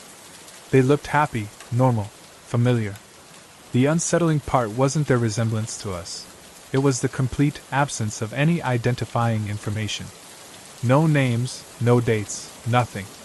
Just a series of idyllic snapshots, frozen moments from a life that felt disturbingly close to our own. That's when the unease morphed into something akin to dread.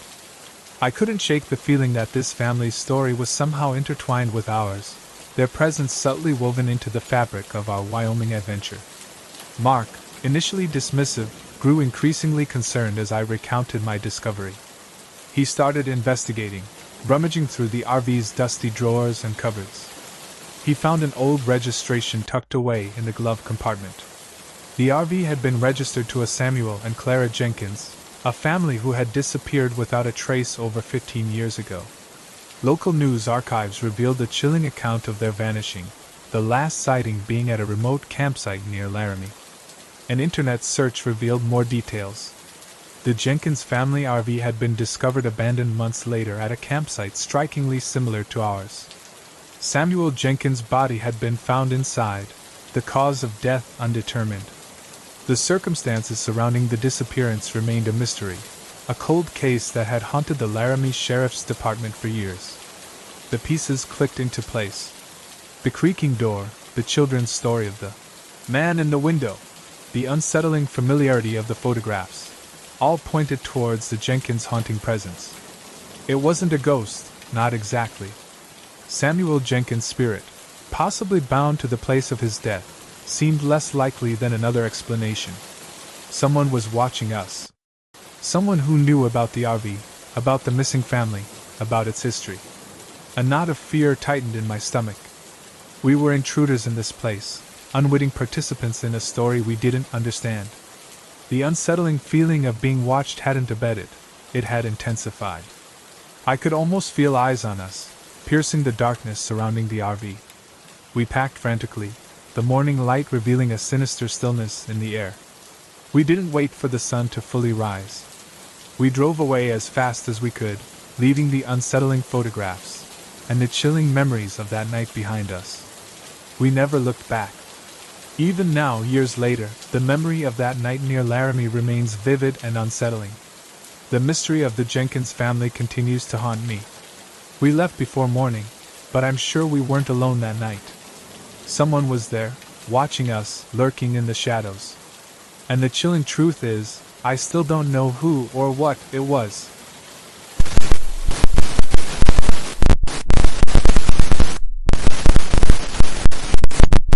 On a road trip with friends, we stopped at an old gas station along US 6, just outside of Salina, Utah. It was a small, rundown place, with a gruff old man behind the counter. His face was a roadmap of wrinkles etched by sun and years of hard living, a face that seemed to permanently wear a scowl. The air inside smelled of stale gasoline and something else, something faintly metallic and unsettling. We refueled our beat-up Subaru, the kind of car that screamed, "College students on an adventure," and went inside to pay. Liam, the ever-optimistic one of our group, was the first to notice. "Guys," he said, his voice laced with disbelief, "my wallet's gone." We checked our bags, our pockets, retraced our steps, but it was nowhere to be found. The only place it could have possibly been lost was the gas station. Reluctantly, we returned. The old man, whose name we later learned was Silas, was still behind the counter, polishing a chipped mug with a rag that looked older than the building itself. "Excuse me," I began, trying to keep my voice even. "One of my friends thinks he lost his wallet here." Silas didn't look up. His gruff silence stretched, punctuated only by the rhythmic scratching of the rag. Finally, he grunted, a sound devoid of any empathy. Didn't see nothing, Doc. Liam, usually jovial, was starting to get agitated. We were just here, sir. It's got to be somewhere around here. He gestured vaguely around the cramped space. Silas's eyes, pale and unsettlingly bright, finally flicked up to meet ours. His gaze lingered on Liam, cold and calculating. I told you, I didn't see nothing. Now get out. His voice was low and gravelly, a threat thinly veiled in a gruff tone. His demeanor shifted. His hostility was no longer subtle. The change was palpable, a sudden shift from irritated indifference to outright menace. We pressed him further, mainly because the thought of letting this go felt wrong. Maybe a misplaced wallet was a small thing in the vast emptiness of the Utah desert, but losing your ID, credit cards, and driver's license out there was a nightmare. That's when he slammed his fist on the counter, the chipped mud jumping. A glint of metal flashed beneath the counter. He pulled out a revolver, the weapon looking surprisingly clean and well-maintained contrasted against the grimy surroundings. I said get out! He roared, his eyes blazing with an anger that felt far too intense for a simple accusation of theft. We backed away, a silent agreement passing between us. This wasn't just some grumpy old man, this was something far worse. The sudden, violent shift had given me a chill that had nothing to do with the desert air. We fled, the image of that gun, and the chilling glint in Silas's eyes, seared into our memories.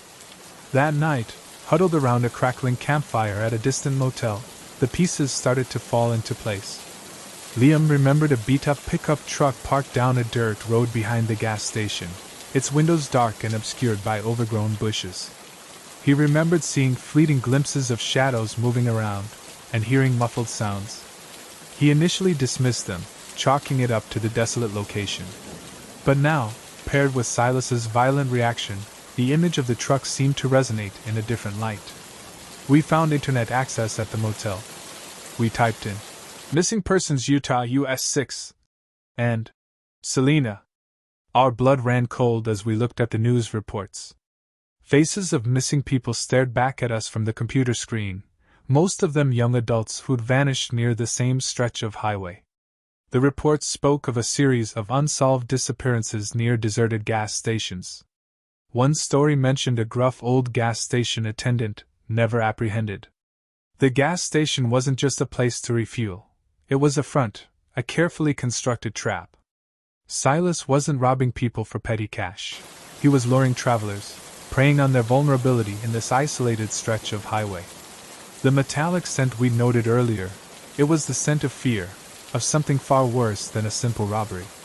The shadows and sounds Liam witnessed, they were more than just random sounds. The chilling realization hit us. This was a human trafficking ring. The missing wallet was just a distraction, a way to lure victims inside where they could be dealt with, out of sight from the highway. We were lucky. Very, very lucky. We had stumbled into a predator's den and escaped with our lives. We reported our experience to the local sheriff, but they were skeptical, claiming that the old man was just a grumpy regular who probably lost it. The lack of concrete evidence, no missing people reported right after our encounter, no witness besides us, and the remoteness of the gas station made them less willing to pursue our claims. Their dismissal fueled a sick feeling in our stomachs, knowing that this man could potentially get away with this. The memory of Silas's face, that cold and calculating gaze, continues to haunt us. The road trip that started with excitement ended with the chilling realization that the seemingly ordinary can hide unimaginable darkness. We learned that day that the open road, seemingly full of boundless freedom, can hold terrifying secrets, and sometimes, the scariest things aren't the ghosts of the past, but the very real monsters inhabiting dusty, forgotten corners of the world. We haven't been back on that road since.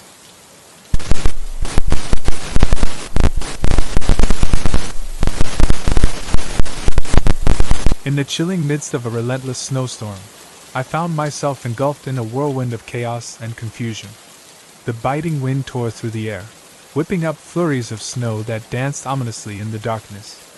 It was a scene straight out of a nightmare, and as I stood there, wiping the blood off my trembling hands onto my coat, I couldn't shake the feeling of dread that gripped my very soul. Turning around, I expected to find anyone nearby, but the storm had swallowed everything in its icy embrace. All I could hear was the ragged sound of my own breathing, heavy and labored, echoing in the desolate landscape. And then, through the swirling snowflakes, I saw them bodies lying strewn across the frozen ground, their lifeless forms stark against the pristine white snow. The smoke hung thick in the air, a suffocating blanket that made it nearly impossible to breathe. I coughed and choked, struggling to make sense of the devastation around me. But amidst the chaos, one figure stood out, a man lying on the ground, his eyes staring up at me in silent accusation. I knew then that I had taken a life, and the weight of that realization crushed me to my very core. Desperate to escape the horror of what I had done, I tried to wipe the blood from my hands, but it clung to me like a stain on my soul. Someone was calling out to me, their voice barely audible above the howling wind, but I couldn't bring myself to move. I couldn't leave him there, lying in the snow, his accusing gaze burning into my very being. With a heavy heart, I knelt beside him, gently closing his eyes and placing his hat over his still form. "Rest in peace, Billy," I whispered, my voice lost in the howling of the storm. But even as I sat there, amidst the rubble and the cries of pain, I knew that there was no peace to be found in this icy wasteland. It was my first day, my baptism of fire, and I was failing miserably. They all thought I was tough, that I could handle anything the war threw at me. But they were wrong. Killing someone changes you in ways you can't even begin to imagine, and I was drowning in the guilt and the horror of it all. I laid the blade down on the ground, feeling the weight of it in my hand, and I just sat there, lost in my own despair. And then, as if from a nightmare, the landscape around me began to change. The fields of dead bodies gave way to lush green pastures, the smoke dissipated into the clear blue sky, and the smell of death was replaced by the sweet scent of spring. But even as the storm abated and the world around me shifted, I couldn't shake the feeling of unease that clung to me like a shadow. I looked at my hands, still stained with blood, and I knew that I couldn't stay here any longer. I had to find my way out of this nightmare, whatever it took.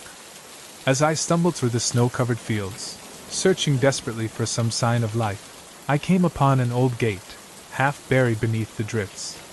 And then, out of the swirling snow, a voice called out to me, offering me salvation in this icy wilderness. "Can I help you, mate?" the voice said, and I turned to see a figure standing there, beckoning me forward. Without hesitation, I stepped through the gate, leaving behind the horrors of the storm and venturing into the unknown. The man led me to a nearby pub, a warm glow emanating from its windows like a beacon of hope in the darkness. As I stepped inside, I was greeted by a chorus of friendly faces, each one offering me a kind word and a comforting smile. And as I sat there, surrounded by ordinary folk like myself, I couldn't help but feel a sense of peace wash over me. Perhaps there was still hope to be found in this world, even amidst the horrors of war. But just as I began to relax, a familiar figure appeared before me, Billy, the man I had killed. He stood there, a pint in his hand, a ghostly smile on his lips. "I'm waiting for you, mate," he said, his voice a whisper in the crowded room. "Whenever you're ready." And in that moment I knew that I had found my redemption. With a newfound sense of purpose, I stood up and walked out into the night, leaving behind the darkness of the storm and embracing the light of a new day. Sometimes in life, you have to let go of the past, no matter how painful it may be. And as I walked into the unknown, guided by the light of a distant dawn, I knew that I was finally free. For in the end, it's not the darkness that defines us, but the choices we make in the face of it. And as long as there is hope, there is always a chance for redemption.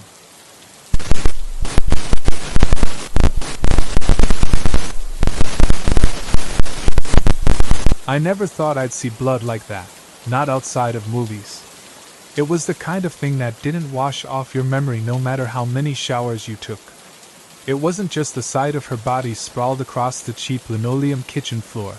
It was the sound. The wet, sickening thud of metal against flesh. 17 times.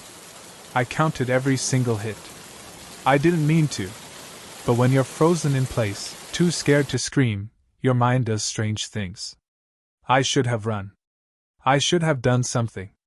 Instead, I stood there in the doorway, my legs cemented to the ground, while the man I thought I knew, someone I trusted, became something unrecognizable. The night started out so normal that it's almost insulting to think about it now. Rachel had just finished unpacking the last box in her new apartment. I came over with a bottle of wine and some pizza to celebrate. We were laughing about the delivery guy taking forever, teasing each other about how terrible the pizza would taste cold. And then the knock came. I thought it was the pizza at first, but Rachel's face dropped when she peeked through the peephole. She didn't say anything, just froze. When she turned to look at me, her eyes were wide, panicked, but she unlocked the door anyway. That was the first time I saw him. He was tall, scruffy, and carried himself like someone who didn't take no for an answer. His clothes looked like they'd been slept in for days. But it wasn't just the way he looked, it was the way Rachel shrank back, suddenly small and vulnerable. "This is my ex," she whispered, her voice barely audible. He smiled, but it didn't reach his eyes. "I just came to talk," he said. "I deserve that much." Rachel tried to stand firm, crossing her arms like a shield, but he pushed past her and stepped inside. I should have said something then. I should have told him to get out. But there was something about him, something unhinged, that made me keep my mouth shut. We didn't know he had the hammer until it was too late. It was tucked under his jacket. I didn't see it until it was already swinging down, splitting Rachel's skull like a melon. The first hit shocked her, dropped her to her knees. She screamed, once, but the second blow cut her off. And then it didn't stop. 17 times. I counted. Each thud sent a jolt through my body, but I couldn't move. My legs wouldn't work. My voice was trapped somewhere in my throat, choking me. By the time it was over, the hammer was slit with blood, and Rachel wasn't moving. He looked at me then. Really looked at me. And that's when I finally ran. I don't remember getting out of the apartment. I just remember running, barefoot, down the stairs, out into the street, and straight into a stranger's arms. I must have been screaming, because suddenly there were lights and sirens, and people were asking me questions I couldn't answer. The police didn't believe me at first. Maybe it was the blood on my clothes. Maybe it was the fact that I couldn't stop shaking during questioning. Or maybe it was because part of me felt guilty for not stepping in, for not stopping him. They let me go. Eventually. But that didn't mean it was over. I can't sleep now. Every time I close my eyes, I see Rachel's face, her terrified eyes, the way her mouth opened but no sound came out. I hear the hammer. That wet, sickening thud. And I wonder if she blamed me in those final moments. Did she look at me and wonder why I didn't save her? The cops never caught him. That's the part that keeps me up the most. They said he had a record, domestic violence, breaking and entering, but he vanished after that night.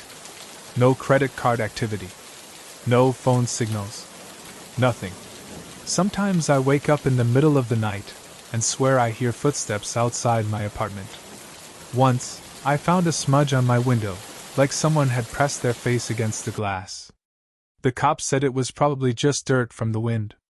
But I know better. I changed my locks. I installed cameras. I bought a gun. But it doesn't matter. I still see him in every shadow, in every face that passes me on the street. I can't go to the grocery store without looking over my shoulder. I can't even take out the trash without checking to make sure no one's hiding behind the dumpsters. I thought time would make it easier, but it hasn't. The nightmares keep coming, and I don't know how to stop them. I don't know how to stop seeing her body on that floor, the blood pooling around her head, and the way he looked at me, like I was next. Maybe I should leave town. Start over somewhere new. But no matter where I go, I'll carry that night with me. I'll carry those 17 blows, and the memory of Rachel's eyes asking me, begging me, to do something. And the worst part? I don't know if I would do anything different. Not because I didn't want to save her, but because in that moment I couldn't. And that's the kind of fear you never recover from.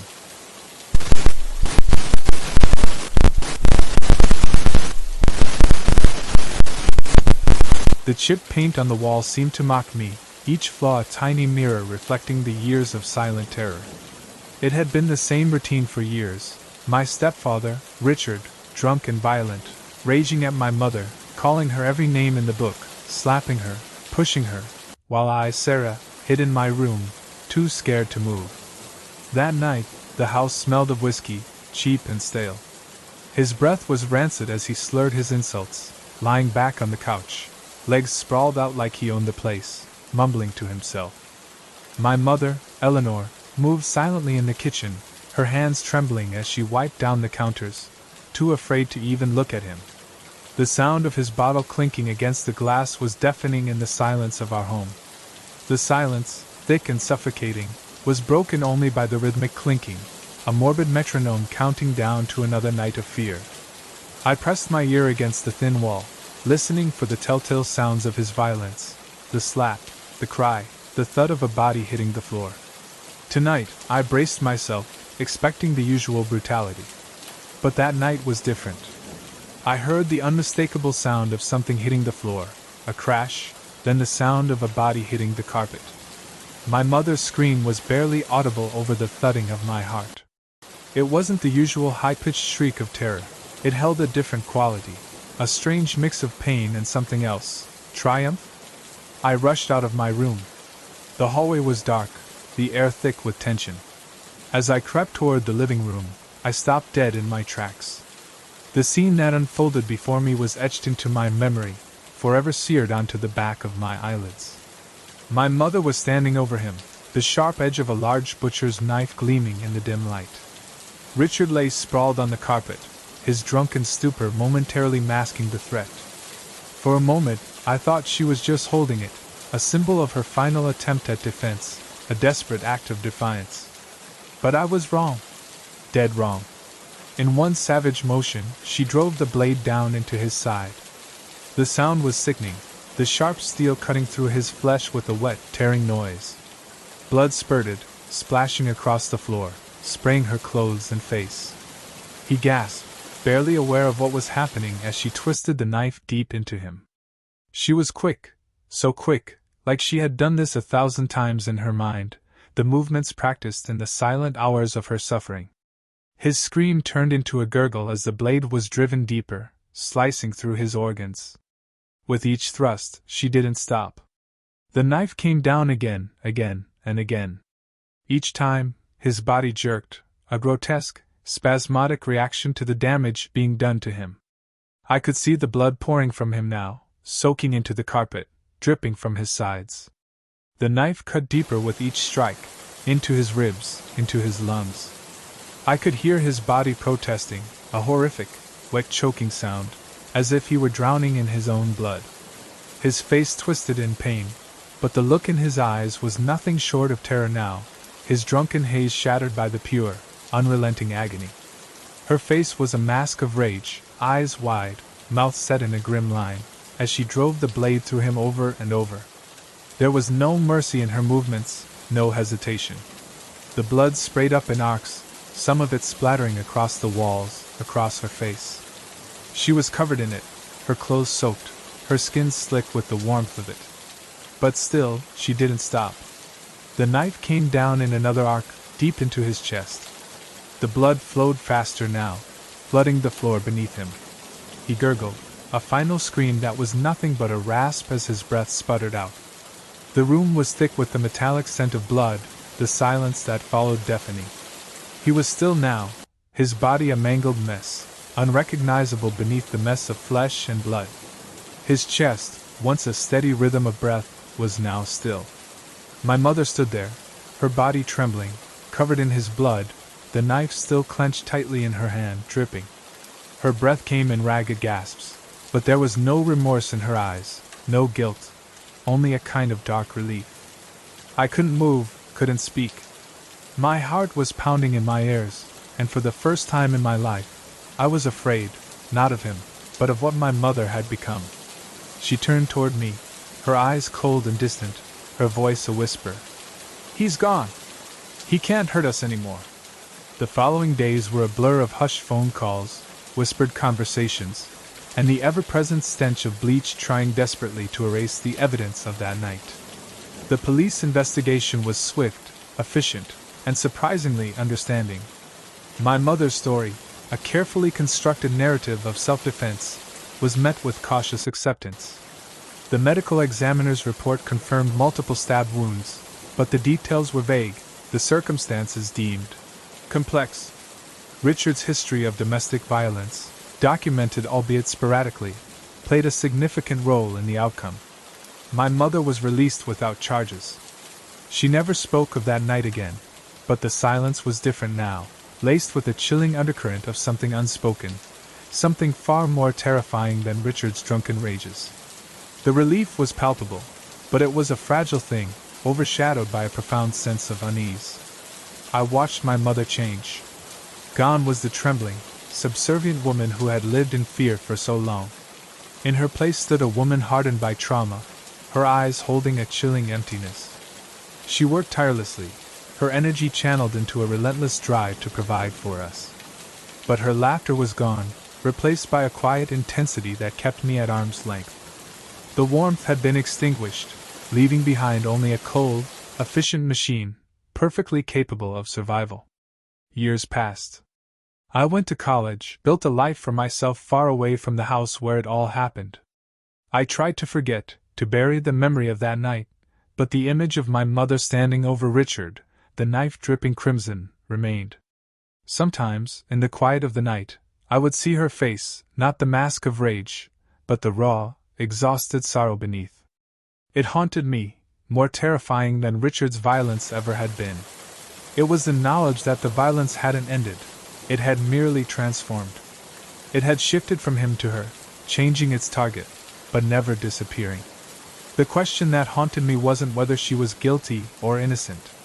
It was the profound sadness that underscored her actions, the realization of what years of abuse and unimaginable fear could do to a woman, to a mother, to a human being. My mother had killed a monster, but in doing so, she had become something else entirely. A survivor, yes, but also a creature forever changed, forever marked by the darkness she had been forced to confront. And in that darkness, alone, I found a terrifying reflection of my own future, a chilling premonition of what might become of me if I ever let the darkness consume me too.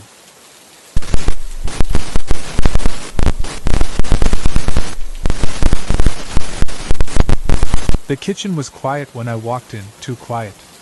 A soft hum from the refrigerator was the only sound, the kind of background noise you usually tune out. But that night, it felt like a foreboding prelude, setting the stage for something I could never have prepared for.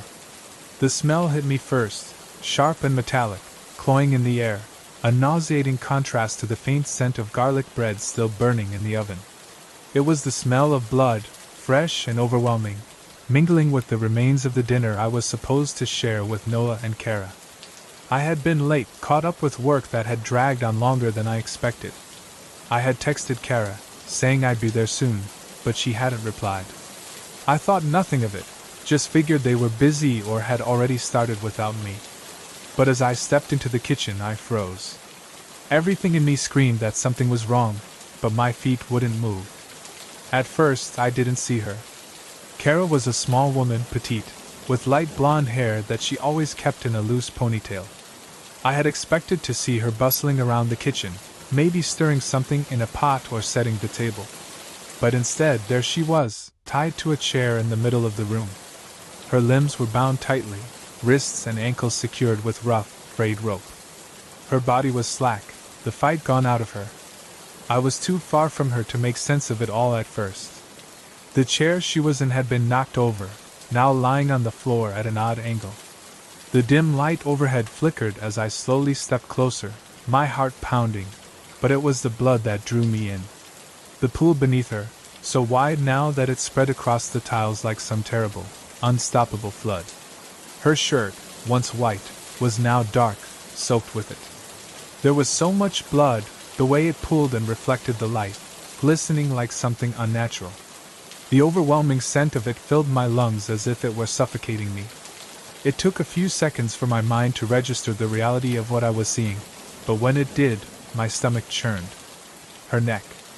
I couldn't look away. The gash in her throat was so deep, jagged, like someone had torn through it with an unsteady hand. The edges of her skin hung loosely, frayed like ripped fabric, revealing the muscle and tissue beneath.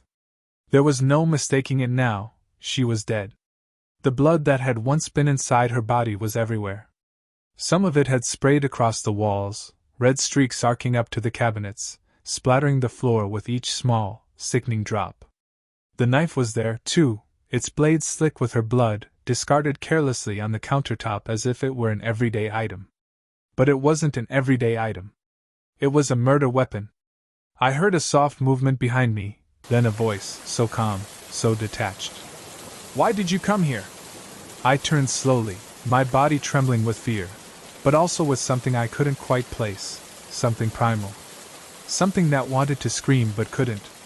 Noah stood at the far end of the room, his back to the wall, his face eerily composed. His clothes were covered in blood, but it didn't seem to bother him. His eyes met mine, and for a moment, I saw a flicker of something there. But it wasn't guilt. It wasn't horror. It was indifference. The knife was still in his hand, the blade smeared crimson, dripping slowly onto the floor. His grip on it was tight, knuckles white as he watched me with an unsettling calmness. He looked so different from the Noah I once knew. The charming, easygoing man I had spent countless hours with, laughing over drinks and talking about our lives. That man was gone. In his place was a stranger. A monster. I didn't know what to say. What could I say? My voice caught in my throat, too terrified to speak, my thoughts a jumbled mess. I wanted to run, to flee from this nightmare, but my body betrayed me, unable to move. My feet were frozen to the ground, as if some invisible force was holding me in place. I had to do it. Noah continued, his voice soft, almost matter-of-fact. He wasn't looking at me, though. He was staring down at Kara's lifeless body, like he was admiring some unfinished piece of art. His words were clipped, his tone flat. "She wouldn't stop screaming," he said. "I tried to calm her down. I really did. But she kept screaming. I couldn't get her to shut up. And then, when she wouldn't listen, I had to stop her." The words echoed in my head, slow and distorted, like the remnants of some awful dream. I couldn't comprehend them. How could this be happening? How could the man I'd known, the man who had been gentle and kind, turn into this? How could he do this to her? His voice broke through my thoughts. "She never understood. None of you ever understood. I'm not like you. I can't just let things go. You think I didn't try? You think I didn't?" I wanted to scream at him, to tell him to stop, to shake him and make him see what he'd done. But I couldn't. Instead, I stood there, frozen, my mind spiraling in circles, trying to make sense of the senseless. The violence. The brutality. His eyes turned to me then, cold and distant. "You didn't have to see this," he said, his voice now calm, almost apologetic. "But you did. And now you have to make a choice." I barely had time to process the weight of his words before he advanced toward me, the knife still in his hand, his fingers wrapped tightly around it. I flinched, my body instinctively backing away. But he didn't come closer. Instead, he stopped, inches away, his presence oppressive. "Either you tell them what happened," he said, his voice low, almost pleading, "or you keep it to yourself. But if you say anything at all, there will be more blood." I stared at him, my mind racing. Could I run? Could I fight back? Could I survive this? But I already knew the answer. Noah was no longer the man I once knew. He was someone else now, a stranger who could never be reasoned with. I couldn't even speak. My throat was dry, my mouth too full of terror to form any coherent words. Noah took a step back and looked down at Kara's body, his face softening, the madness in his eyes settling into something more distant, more controlled. He seemed to have forgotten me for a moment, lost in his own thoughts, as if her death was just a puzzle piece in a larger picture that only he could understand. I wanted to run. I wanted to scream. I wanted to do anything to escape this nightmare. But the weight of it all pressed down on me, suffocating me, and I was trapped. Trapped in the kitchen with a man who had just killed the woman I called my friend. Trapped in the silence that followed, a silence thicker than any words could ever be. I don't know how long I stood there, locked in that room, paralyzed by fear. I don't know how I left, or what happened next. The police arrived hours later. They found the body, the blood, the evidence. Noah was arrested, his story already prepared, a lie wrapped in the carefully constructed facade of remorse. But I'll never forget that night, the kitchen, the blood, and the cold, empty look in Noah's eyes as he stood over Kara's lifeless form. It's a memory that haunts me every day, a nightmare I can't escape, no matter how hard I try. I thought I knew him. I thought I could trust him. But now, all I have are the broken pieces of a life I once thought was real, and the chilling reminder that the worst monsters don't always wear horns. Sometimes, they wear the face of someone you love.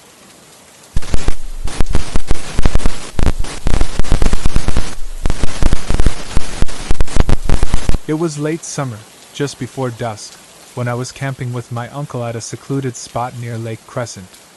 A narrow trail wound through the dense trees surrounding the lake, and my uncle and I would sometimes go off the main path to explore. We'd heard of a small, hidden waterfall if you followed the shoreline far enough, so that evening, we decided to go looking for it. The air was thick with the scent of pine and damp earth, the sun casting long shadows that stretched and danced amongst the towering evergreens. The lake, a deep, inky blue, shimmered in the fading light, reflecting the last embers of the day. It was a scene of tranquil beauty, a perfect setting for a peaceful evening in the wilderness. My uncle, a man of few words but boundless enthusiasm for the outdoors, led the way, his sturdy boots crunching on the fallen leaves and twigs beneath our feet. I trailed behind, absorbing the serenity of the forest, the sounds of the crickets and the distant call of a loon creating a symphony of nature. As we moved deeper into the woods, the trail became less defined, the path swallowed by the encroaching undergrowth. Sunlight struggled to penetrate the dense canopy, casting the forest floor in a perpetual twilight. The air grew cooler, a subtle chill that sent a shiver down my spine. It was then that we stumbled upon a few strange things. We came across a small pile of logs and broken branches, haphazardly stacked as if a hasty fire had been extinguished mid-blaze. And lying on top of it, almost hidden by the moss and leaves, was a tiny, well-worn sneaker. It was a child's shoe, a bright blue, faded and worn, as if it had been abandoned years ago, forgotten by time and the elements. It looked entirely out of place in this remote corner of the forest. My uncle, ever the pragmatist, dismissed it as trash, a discarded piece of someone's forgotten camping trip. But I couldn't shake the odd feeling it gave me, the unsettling sense of something amiss. There was a palpable stillness in the air, a silence that seemed to hold its breath, as if awaiting something. A short while later, we reached a small clearing. The trees abruptly gave way, revealing a patch of sunlight that illuminated a carpet of wildflowers in a vibrant array of colors. It was a beautiful sight, but even amidst its charm, an unsettling quietude pervaded the space. My uncle paused, saying he needed a quick break. He turned to face one side of the clearing, while I faced the other, savoring the moment of peaceful respite. As we stood there in silence, both of us suddenly heard a faint, clear voice, like that of a child, say, "I'm over here." The words were spoken softly, almost a whisper, yet they cut through the silence with chilling clarity. Startled, I looked back at my uncle, thinking he was messing with me, playing some kind of joke. But he turned with the same puzzled look on his face, his eyes wide with disbelief. He thought I'd called out, that the voice was mine. When we realized neither of us had spoken, a wave of unease washed over us. We quickly looked around, scanning the clearing, calling out to see if anyone was nearby. "Hello?" My uncle's voice echoed through the trees, his tone tinged with apprehension. "Is anyone there?" We searched the area, our eyes darting from tree to tree, bush to bush, calling out for nearly half an hour. But no one responded. We found no trace of anyone, no sign of a hidden campsite, no evidence that anyone else had been there. The clearing remained eerily silent, the only sound our own strained breaths, and the rustling leaves in the gentle breeze. At that point, we decided to abandon our search for the waterfall. The atmosphere felt tense, a palpable weight settling upon us. The silence around us became oppressive, almost like the trees themselves were watching, their gnarled branches reaching out like skeletal fingers. The vibrant wildflowers in the clearing seemed to wilt under the sudden chill, their colors dimming in the oppressive quiet. As we headed back to camp, the strange feeling of being watched intensified. We both clearly heard faint footsteps trailing us, a soft, rhythmic sound that seemed to echo through the undergrowth. Branches cracked, and leaves rustled just out of sight, as if someone, or something, was following us through the trees, always a few paces behind.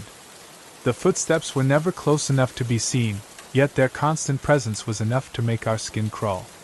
The forest, once a haven of tranquility, had become a menacing labyrinth, filled with unseen eyes and hidden presences. Every shadow seemed to hold a lurking figure, every rustle of leaves a whisper of something unknown. The sun dipped below the horizon, casting long, distorted shadows that stretched and twisted like monstrous fingers. By the time we made it back to the campsite, the sun had set completely. The stillness around us felt heavier than before, the silence deepened by the encroaching darkness. The crackling of the campfire, once a comforting sound, now seemed to amplify the unsettling quiet that surrounded us. We couldn't shake the feeling that we were not alone. The faint footsteps continued, echoing through the trees, a constant reminder of the unseen presence that followed us. We huddled around the fire, whispering nervous reassurances to each other, the flickering flames casting grotesque shadows on our faces. We barely slept that night, our senses heightened, our hearts pounding with each unsettling sound. The next morning, we packed up our things as quickly as we could, our haste fueled by a desperate need to escape that ominous place. The sunlight, usually a welcome sight, felt harsh and cold, as if piercing the veil of an uncomfortable truth. As we drove away, I glanced back at Lake Crescent, its serene surface now reflecting a dark, unsettling memory. Neither of us has returned to Lake Crescent since that night. The experience left an indelible mark on both of us, a haunting echo in the corridors of our minds. The memory of the child's voice, the strange sneaker, the relentless footsteps, and the oppressive silence of the woods continue to haunt me. I often wonder about the nature of the presence we encountered that night, the source of the child's voice, the reason for the footsteps that followed us. Was it a lost child, wandering the woods in a desperate search for help? Or was it something far more sinister, something rooted in the dark heart of the forest, a manifestation of a hidden truth concealed within the trees? The answers remain elusive, buried beneath the layers of the forest floor, hidden beneath the ancient trees and the deep, mysterious waters of Lake Crescent. But I'll never forget the haunting sound of that voice in the woods, a chilling reminder of the unknown that lurks just beyond the edge of our understanding, a chilling reminder that some places, some experiences, are best left undisturbed. The experience changed me, deepening my respect for the wild places of the world, and introducing a subtle, persistent unease whenever I venture into the woods. I am aware now of the delicate balance between the beauty and the mystery of nature, the thin veil that separates the familiar from the unknown, the comforting from the terrifying.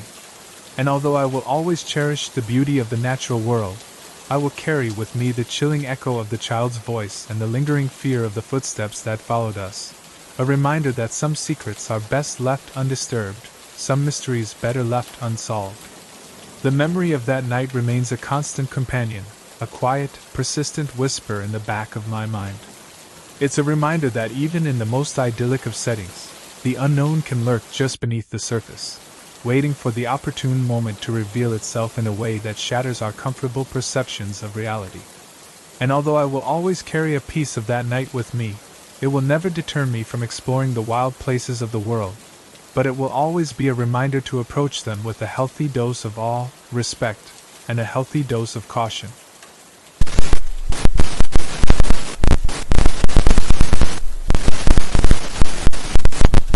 I was in the woods with 3 friends at night.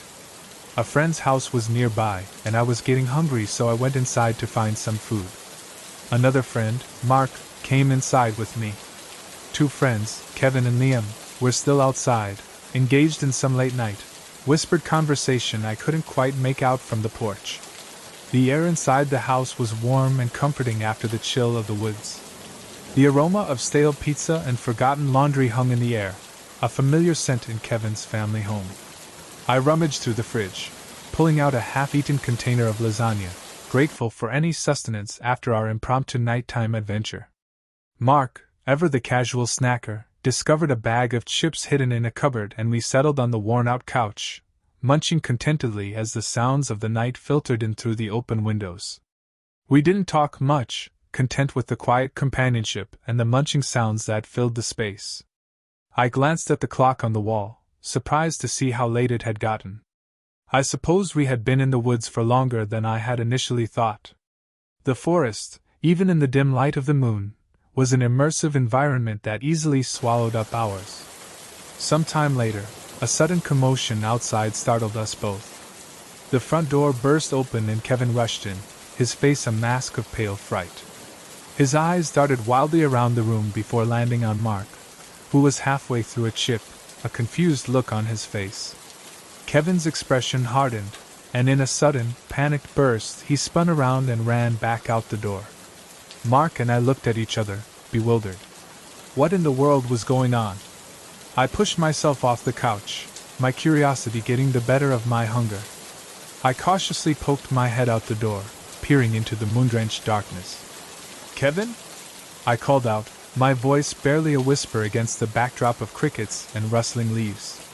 A choked, frantic cry answered me, followed by Liam's voice, raw with terror, bellowing as loud as he could. "That's not Kevin!" I stumbled back inside, completely taken aback. Mark was standing near the entrance, eyes wide with alarm. "What the hell is going on?" he whispered. A moment later, Liam followed Kevin back inside, followed by a frantic torrent of words and breathless apologies. We ushered them both into the living room, trying to understand exactly what had happened. Slowly, the story came out, pieced together between gasps and frantic gestures. It was all because of a silhouette. It started innocently enough.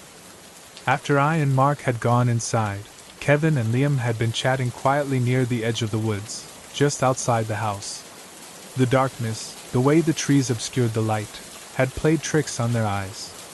They had seen a figure, tall and dark, moving silently alongside them through the undergrowth.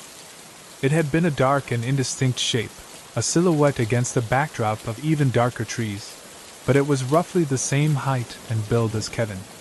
"It just followed us for a while," Liam stammered, his voice still shaking. "We kept thinking he was messing with us, playing some kind of stupid prank. But then it just ran off. Into the deeper woods." Kevin, who had finally calmed down enough to speak coherently, explained. "We thought he was running off, maybe trying to scare us. So we started chasing after him. I mean, who runs off in the middle of the night like that? But then, Liam saw him, or rather it up close, and it wasn't me. It was different." "Different how?"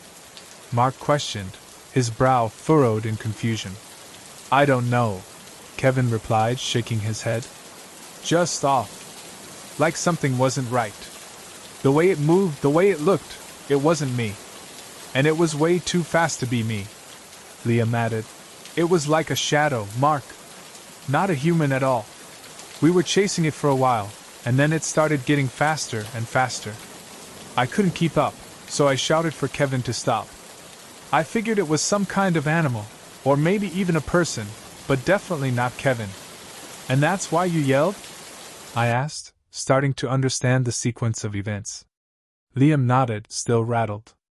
"Yeah. I didn't want Kevin to run off into the woods after whatever that was. It felt wrong. Really wrong. And then I saw you and Mark on the couch, and I just panicked." The realization hit me then. They had been so convinced that it was Kevin that they had chased a completely unknown entity into the darkness. The silhouette, the running, the sudden disappearance, had all painted a picture in their minds that led them to that conclusion. And the fact that I and Mark were inside, supposedly with Kevin, while Kevin had run off into the unknown had been the final piece of the puzzle that triggered Liam's terror. "So, it wasn't Kevin?" I said slowly, trying to process everything. It was something else entirely. Yeah, Kevin confirmed, his voice low. Something weird. Something that shouldn't be out there.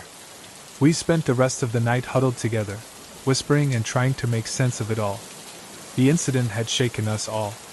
The woods, once a place of shared adventure, now felt tainted with a sense of unease.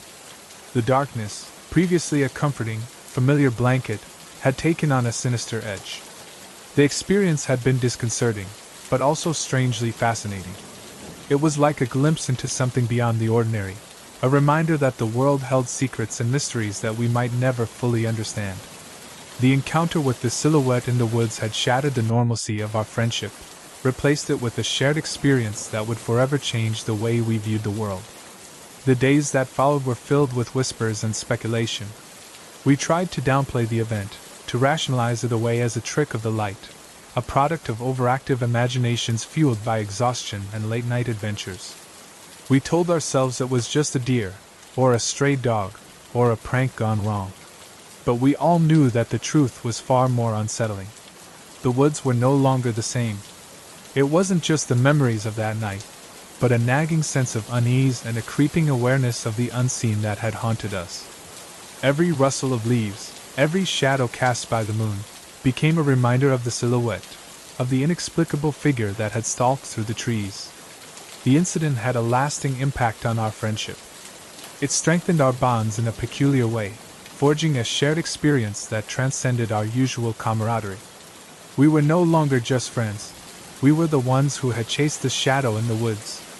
The ones who knew that sometimes, the darkness held things that defied explanation. Even years later, whenever we'd find ourselves in the woods, the memory of that night would resurface. The chill of the forest, the whisper of the wind, would bring back the memory of the silhouette. We would share a look, a knowing nod of understanding, reminding each other of the secrets that lurked in the shadows, of the night we saw something that shouldn't have been there. And we would be reminded that some things are better left undisturbed, some mysteries better left unsolved. The world, we learned, had a hidden layer, and sometimes it was best to leave the darkness unexplored.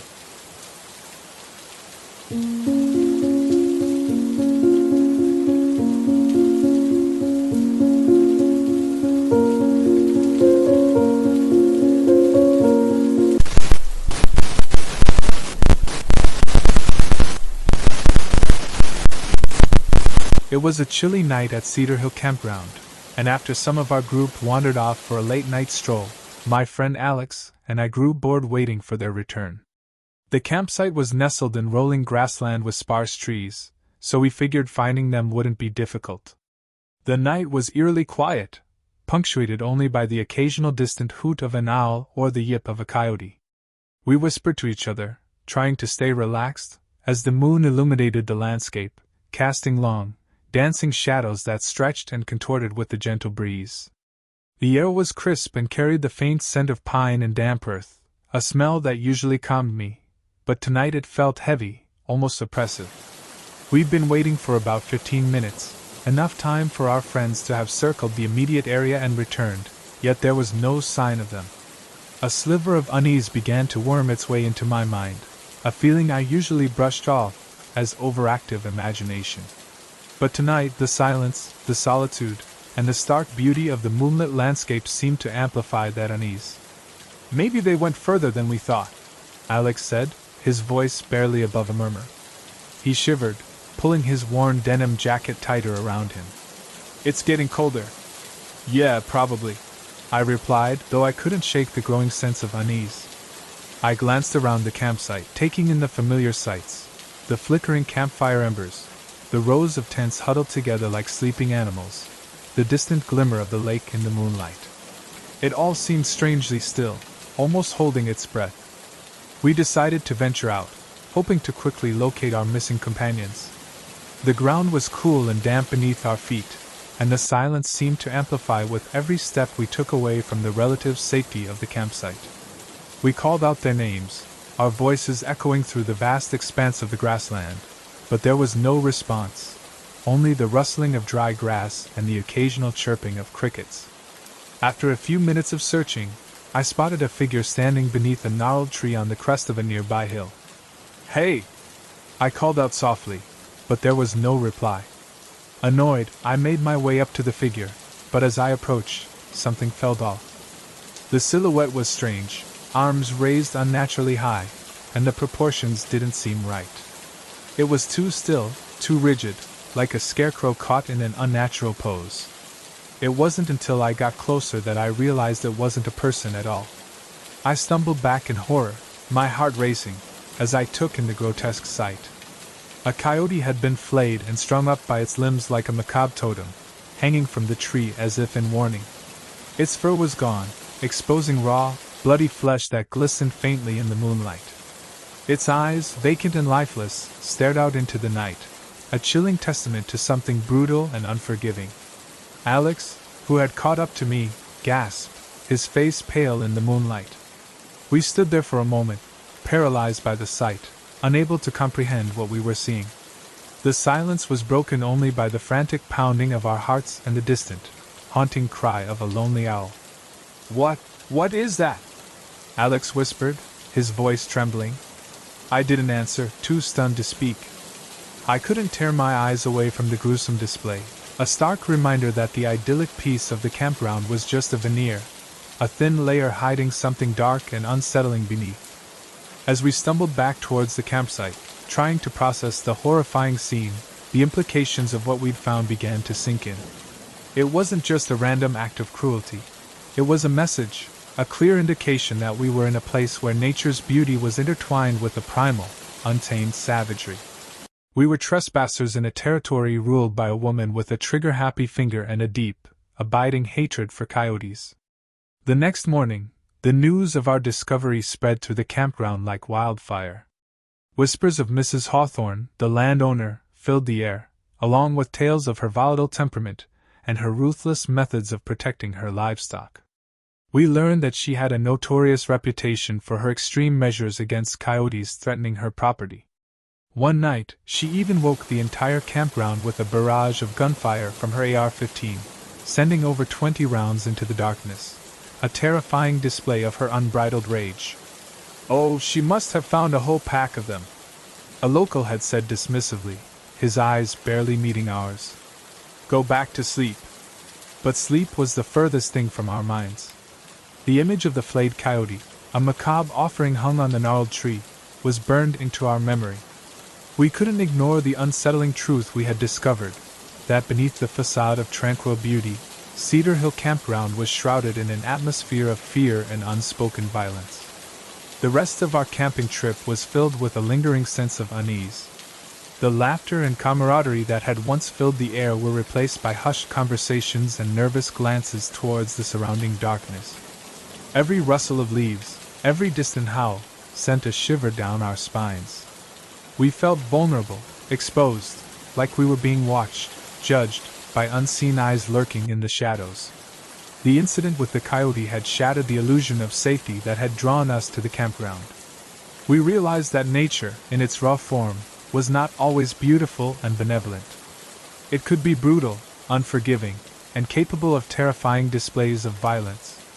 And we, as temporary visitors to this land, were reminded of our place in the natural order, a place that was sometimes precarious and unpredictable. Over the coming weeks, I couldn't shake the unsettling feeling that lingered after our encounter with the flayed coyote. I kept replaying the scene in my mind, trying to understand the motivations behind such a brutal act. Was it pure hatred? A twisted sense of justice?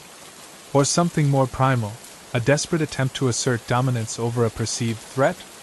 The incident made me question my own relationship with nature and the balance between humanity and the wild. It made me realize that the line between civilization and wilderness was often blurry, and that sometimes the things that lurk in the darkness are more terrifying than any campfire story. The story of the flayed coyote became a sort of grim legend amongst our friends, a shared experience that bound us together in a strange, unspoken understanding of the hidden darkness that can lurk beneath the surface of seemingly peaceful places. The memory of that chilling night, the sight of the grotesque totem hanging from the tree, never truly left me. It remained a constant reminder of the unsettling truth that even in the most idyllic of settings, the wildness of nature, and the darkness that dwells within humanity, could surface at any moment, shattering the illusion of peace and tranquility. Cedar Hill Campground, once a place of carefree relaxation and outdoor adventure, became a symbol of the unsettling duality of nature, its beauty and its brutality, its capacity for both serenity and violence. I never returned, and the memory of the flayed coyote, a silent sentinel hanging beneath the moonlit sky, continues to haunt my dreams, a chilling reminder of the night the wildness of nature and the darkness within humanity collided in a small, forgotten corner of the world.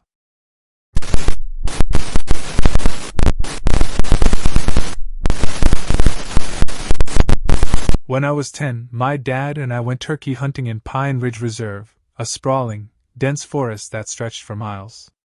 It was one of those places that felt untouched by time, towering trees, rugged trails, and an eerie silence broken only by the occasional rustle of wildlife. My dad, a seasoned hunter, always told me nature was unpredictable, but that day, we found something neither of us could have imagined. We had parked our old RV at a small, isolated campsite, about a mile from the main road. It was a quiet spot, nestled among the pines, and the perfect base for our hunting trip. After setting up camp and having a quick lunch, we decided to scout for hunting spots along a trail that led to a bluff my dad remembered from a previous trip. He said it offered a great view of the valley and would be an ideal spot for turkey. The trail started off uneventfully.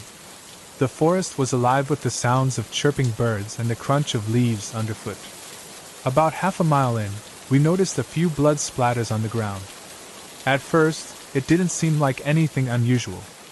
Could be from a deer or some other animal, my dad said, his voice steady as always. Nature can be messy. I nodded, trusting his calm demeanor. But as we went further, the blood trails became more frequent, and the splatters larger. A sense of unease crept over me, but I didn't say anything. I didn't want to seem scared. About another quarter mile up the trail, we stopped dead in our tracks. Hanging from a low branch of a massive oak tree were 3 dogs. They had been skinned, gutted, and bled out, their lifeless bodies swaying slightly in the breeze. I felt my stomach churn.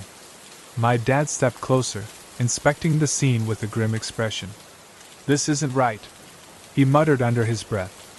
His usual calm was replaced by a tension I had never seen before. He glanced back at me. "Let's keep moving. Stay close." We continued up the trail, but now every sound, a snapping twig, a bird taking flight, felt ominous. My dad's hand hovered near the hunting knife strapped to his belt, and I clutched the strap of my small backpack tightly, trying to suppress the growing fear gnawing at me. Finally, we reached the bluff. The view should have been breathtaking. The rocky outcrop jutted out over a sea of green treetops, with the afternoon sun casting golden rays across the valley. But my eyes were drawn to the ground. Symbols had been burned into the dirt, intricate patterns I couldn't understand. They spiraled and intersected, like something out of an ancient text. Candle wax was scattered everywhere, hardened pools and strange formations. Blood streaked the ground, still fresh, its metallic scent faintly detectable. My dad's face turned pale as he scanned the area. "We're leaving," he said firmly. There was no discussion. He grabbed my hand, and we started back down the trail at a brisk pace. The forest, once serene, now felt oppressive. The trees seemed taller, their shadows darker, as if the entire forest was closing in around us. By the time we reached the RV, the sun was dipping below the horizon.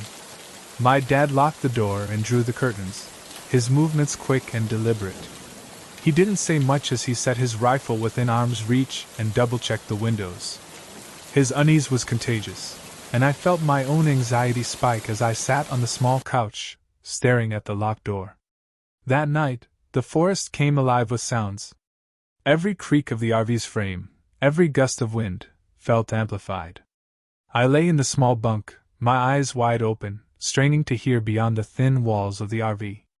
My dad stayed up, sitting at the table with the rifle across his lap, his posture tense. Around midnight I heard it. A faint shuffling sound outside, My breath caught in my throat as I listened, my heart pounding. My dad must have heard it too because he stood up, moving quietly toward the window. He peered out through the curtains, his face illuminated by the dim light of the RV's overhead lamp. "Stay here," he whispered, his voice low but firm. He grabbed the rifle and stepped toward the door. My heart felt like it was going to explode as I watched him slowly unlock the door and step outside. The cold night air rushed in, and for a moment, all I could hear was the rustling of leaves. Minutes felt like hours. I wanted to call out to him, but fear kept me silent. Finally, he returned, his face unreadable. He locked the door behind him and set the rifle down. "Nothing there," he said, but his voice didn't have its usual confidence. He sat back down, his eyes fixed on the door. The rest of the night passed in tense silence. Every sound felt like a potential threat, every shadow a lurking danger. When dawn finally broke, we packed up and left without a word. My dad didn't stop until we were miles away from Pine Ridge Reserve. We never talked about that night again, but it stayed with me. The skinned dogs, the symbols, the blood, it all felt like a warning, though I'll never know what for. Even now, years later, I can't shake the feeling that we weren't alone out there, that someone or something had been watching us.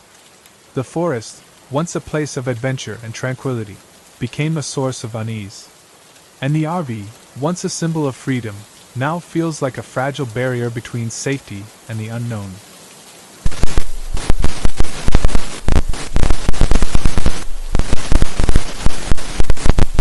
My name's Jessica. I'm 27, and I work at one of those flashy, overpriced strip clubs on the outskirts of the city. A place where men drown their sorrows in overpriced whiskey and fleeting fantasies. The club is called Velvet Dreams, though the dreams it promises are anything but soft. It's loud, dark, and smells of desperation and cologne that barely masks the stench of sweat. It's not a bad job. It pays well enough to keep me afloat, covers rent, keeps gas in my car, and leaves me a little extra for late-night Taco Bell runs. Sure, it comes with its fair share of creeps, but I've learned to deal with them. You smile, take the tips, and forget their faces the moment they walk out the door. But he was different. He showed up on a Thursday night, a slower shift when the regulars were already passed out at the bar. I noticed him immediately. You don't miss a guy like that.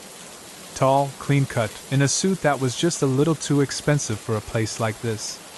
He had this quiet intensity about him, like he wasn't there to drink or ogle like the others.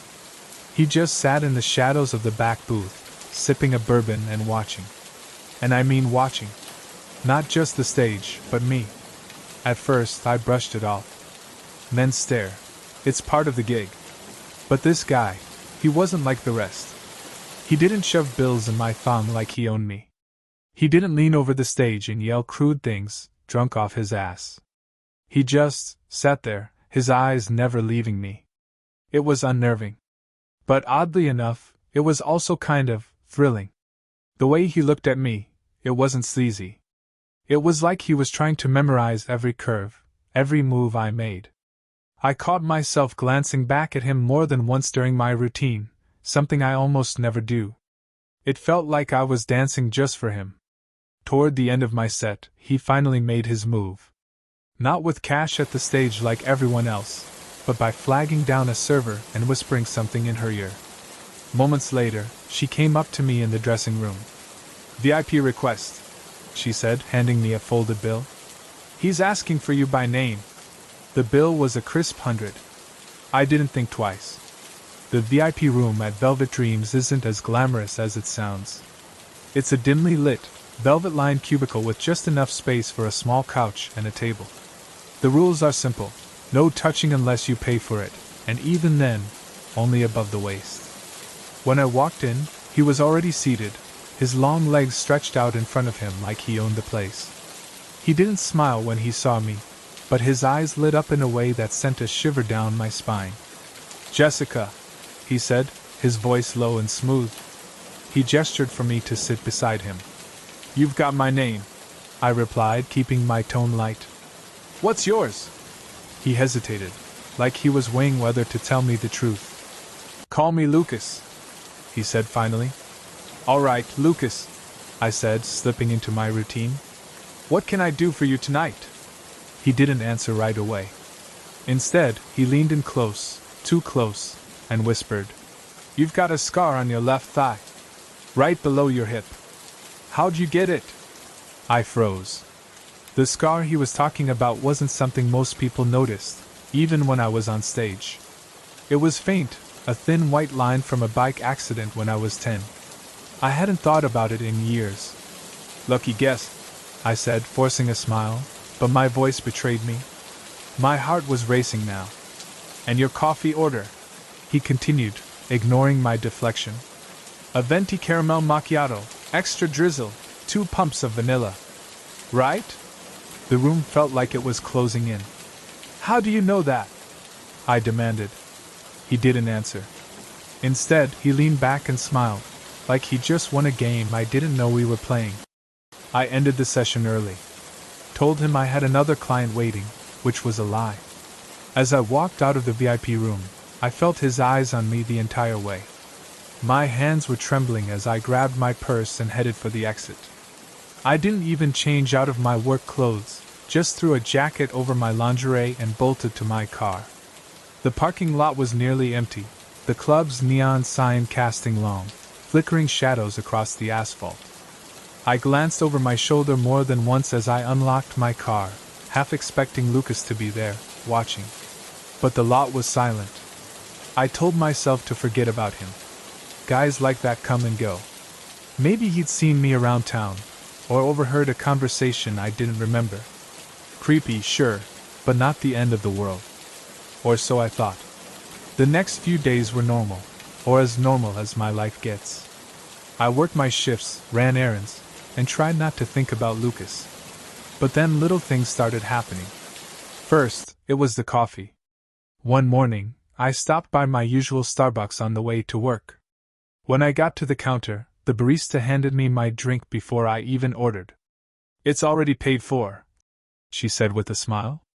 Caramel macchiato, extra drizzle, 2 pumps of vanilla. I glanced around, but the shop was empty. Then there were the flowers. A dozen red roses left on my doorstep, with no note. And the texts. They came late at night, always from an unknown number. Short, cryptic messages like, You looked beautiful tonight, or I can't stop thinking about you. At first, I tried to block the number, but the messages kept coming, each time from a different one. The breaking point came a week later. I was driving home from a late shift, the roads dark and empty. That's when I noticed the car behind me. A black sedan, its headlights trailing me like a predator stalking its prey. At first, I thought it was a coincidence. But every turn I made, the car followed. My stomach twisted into knots as I pulled into my apartment complex. Instead of parking, I drove straight past the lot and back onto the main road. The sedan did the same. I drove for miles, my hands gripping the wheel so tightly my knuckles turned white. Finally, I pulled into a gas station, hoping the bright lights and security cameras would scare him off. The sedan slowed as it passed, its windows tinted too dark to see inside. My heart pounded as it disappeared down the road, leaving me alone in the fluorescent glow of the gas station. That night I barely slept. Every creak and shadow in my apartment felt like a threat. By morning, I'd made up my mind, I had to report this. But when I went to the police, they brushed me off. Do you have any proof? The officer asked, his tone bored. Proof. As if the text in the car and the flowers weren't enough. The final straw came 2 nights later. I was in bed, trying to convince myself that everything was fine. That's when I heard it, the faint sound of footsteps outside my window. I froze, my breath caught in my throat. Slowly, I reached for my phone and dialed 911. The operator's voice was calm as I whispered my address, but my hands were shaking so badly I could barely hold the phone. The footsteps stopped. For a moment, there was silence. Then, a shadow moved across the window, too tall and broad to be anyone but him. The police arrived 20 minutes later. By then, he was gone. They found footprints in the dirt outside my window, but nothing else. No fingerprints, no evidence. just a lingering sense of dread that's never left me. It's been 6 months since that night. I quit my job at Velvet Dreams and moved to a new city, hoping to leave it all behind. But sometimes, late at night, I still feel his eyes on me, watching, waiting, and I wonder if I'll ever really be free.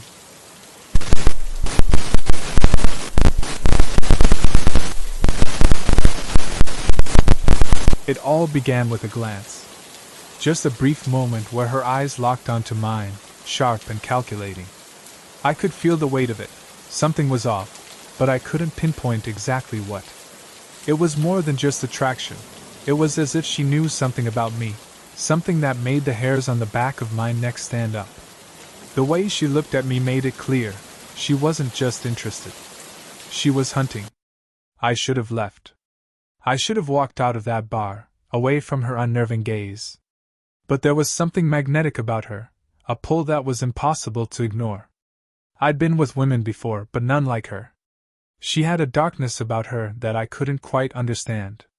It wasn't just the way she looked, it was the way she moved, the confidence in every step. She wasn't the type to wait for attention, she demanded it. Without thinking, I found myself drawn toward her. The room felt colder the closer I got, the air thicker, as if the very space between us had changed. She smiled, small, knowing, almost predatory. She didn't say a word. She didn't need to. "You look like you want something," she whispered, her voice low and rough like gravel scraping against metal. I felt my throat tighten. I didn't know how to respond. My body moved on its own, stepping closer to her. She was already circling me, her body brushing against mine as she led me outside, down the alley behind the bar. The night air was damp and filled with the stench of decay, but none of that registered. Not when I was focused on her, the way her body moved, the way the dim light caught in her eyes, making them shine with something dark and hungry. Her apartment was a reflection of her, dirty, grimy, chaotic. The walls peeled like the skin of a rotting corpse, and the floors were cracked and uneven. Yet none of it mattered. Not when she was standing in front of me, close enough that I could smell the faint traces of something intoxicating on her skin, something sweet and metallic. My heart pounded, an urgency building that I couldn't control. I had to have her. I wasn't sure why, but I couldn't stop myself. Without a word, she pushed me up against the wall. Her lips crushed against mine, bruising, demanding. Her kiss was sharp, desperate, like she was trying to devour me. I had no room to think. The world outside her apartment had ceased to exist. There was only her, only the force of her desire pushing me into submission. Her hands were everywhere, tearing at my clothes, pulling at my skin, leaving marks that burned.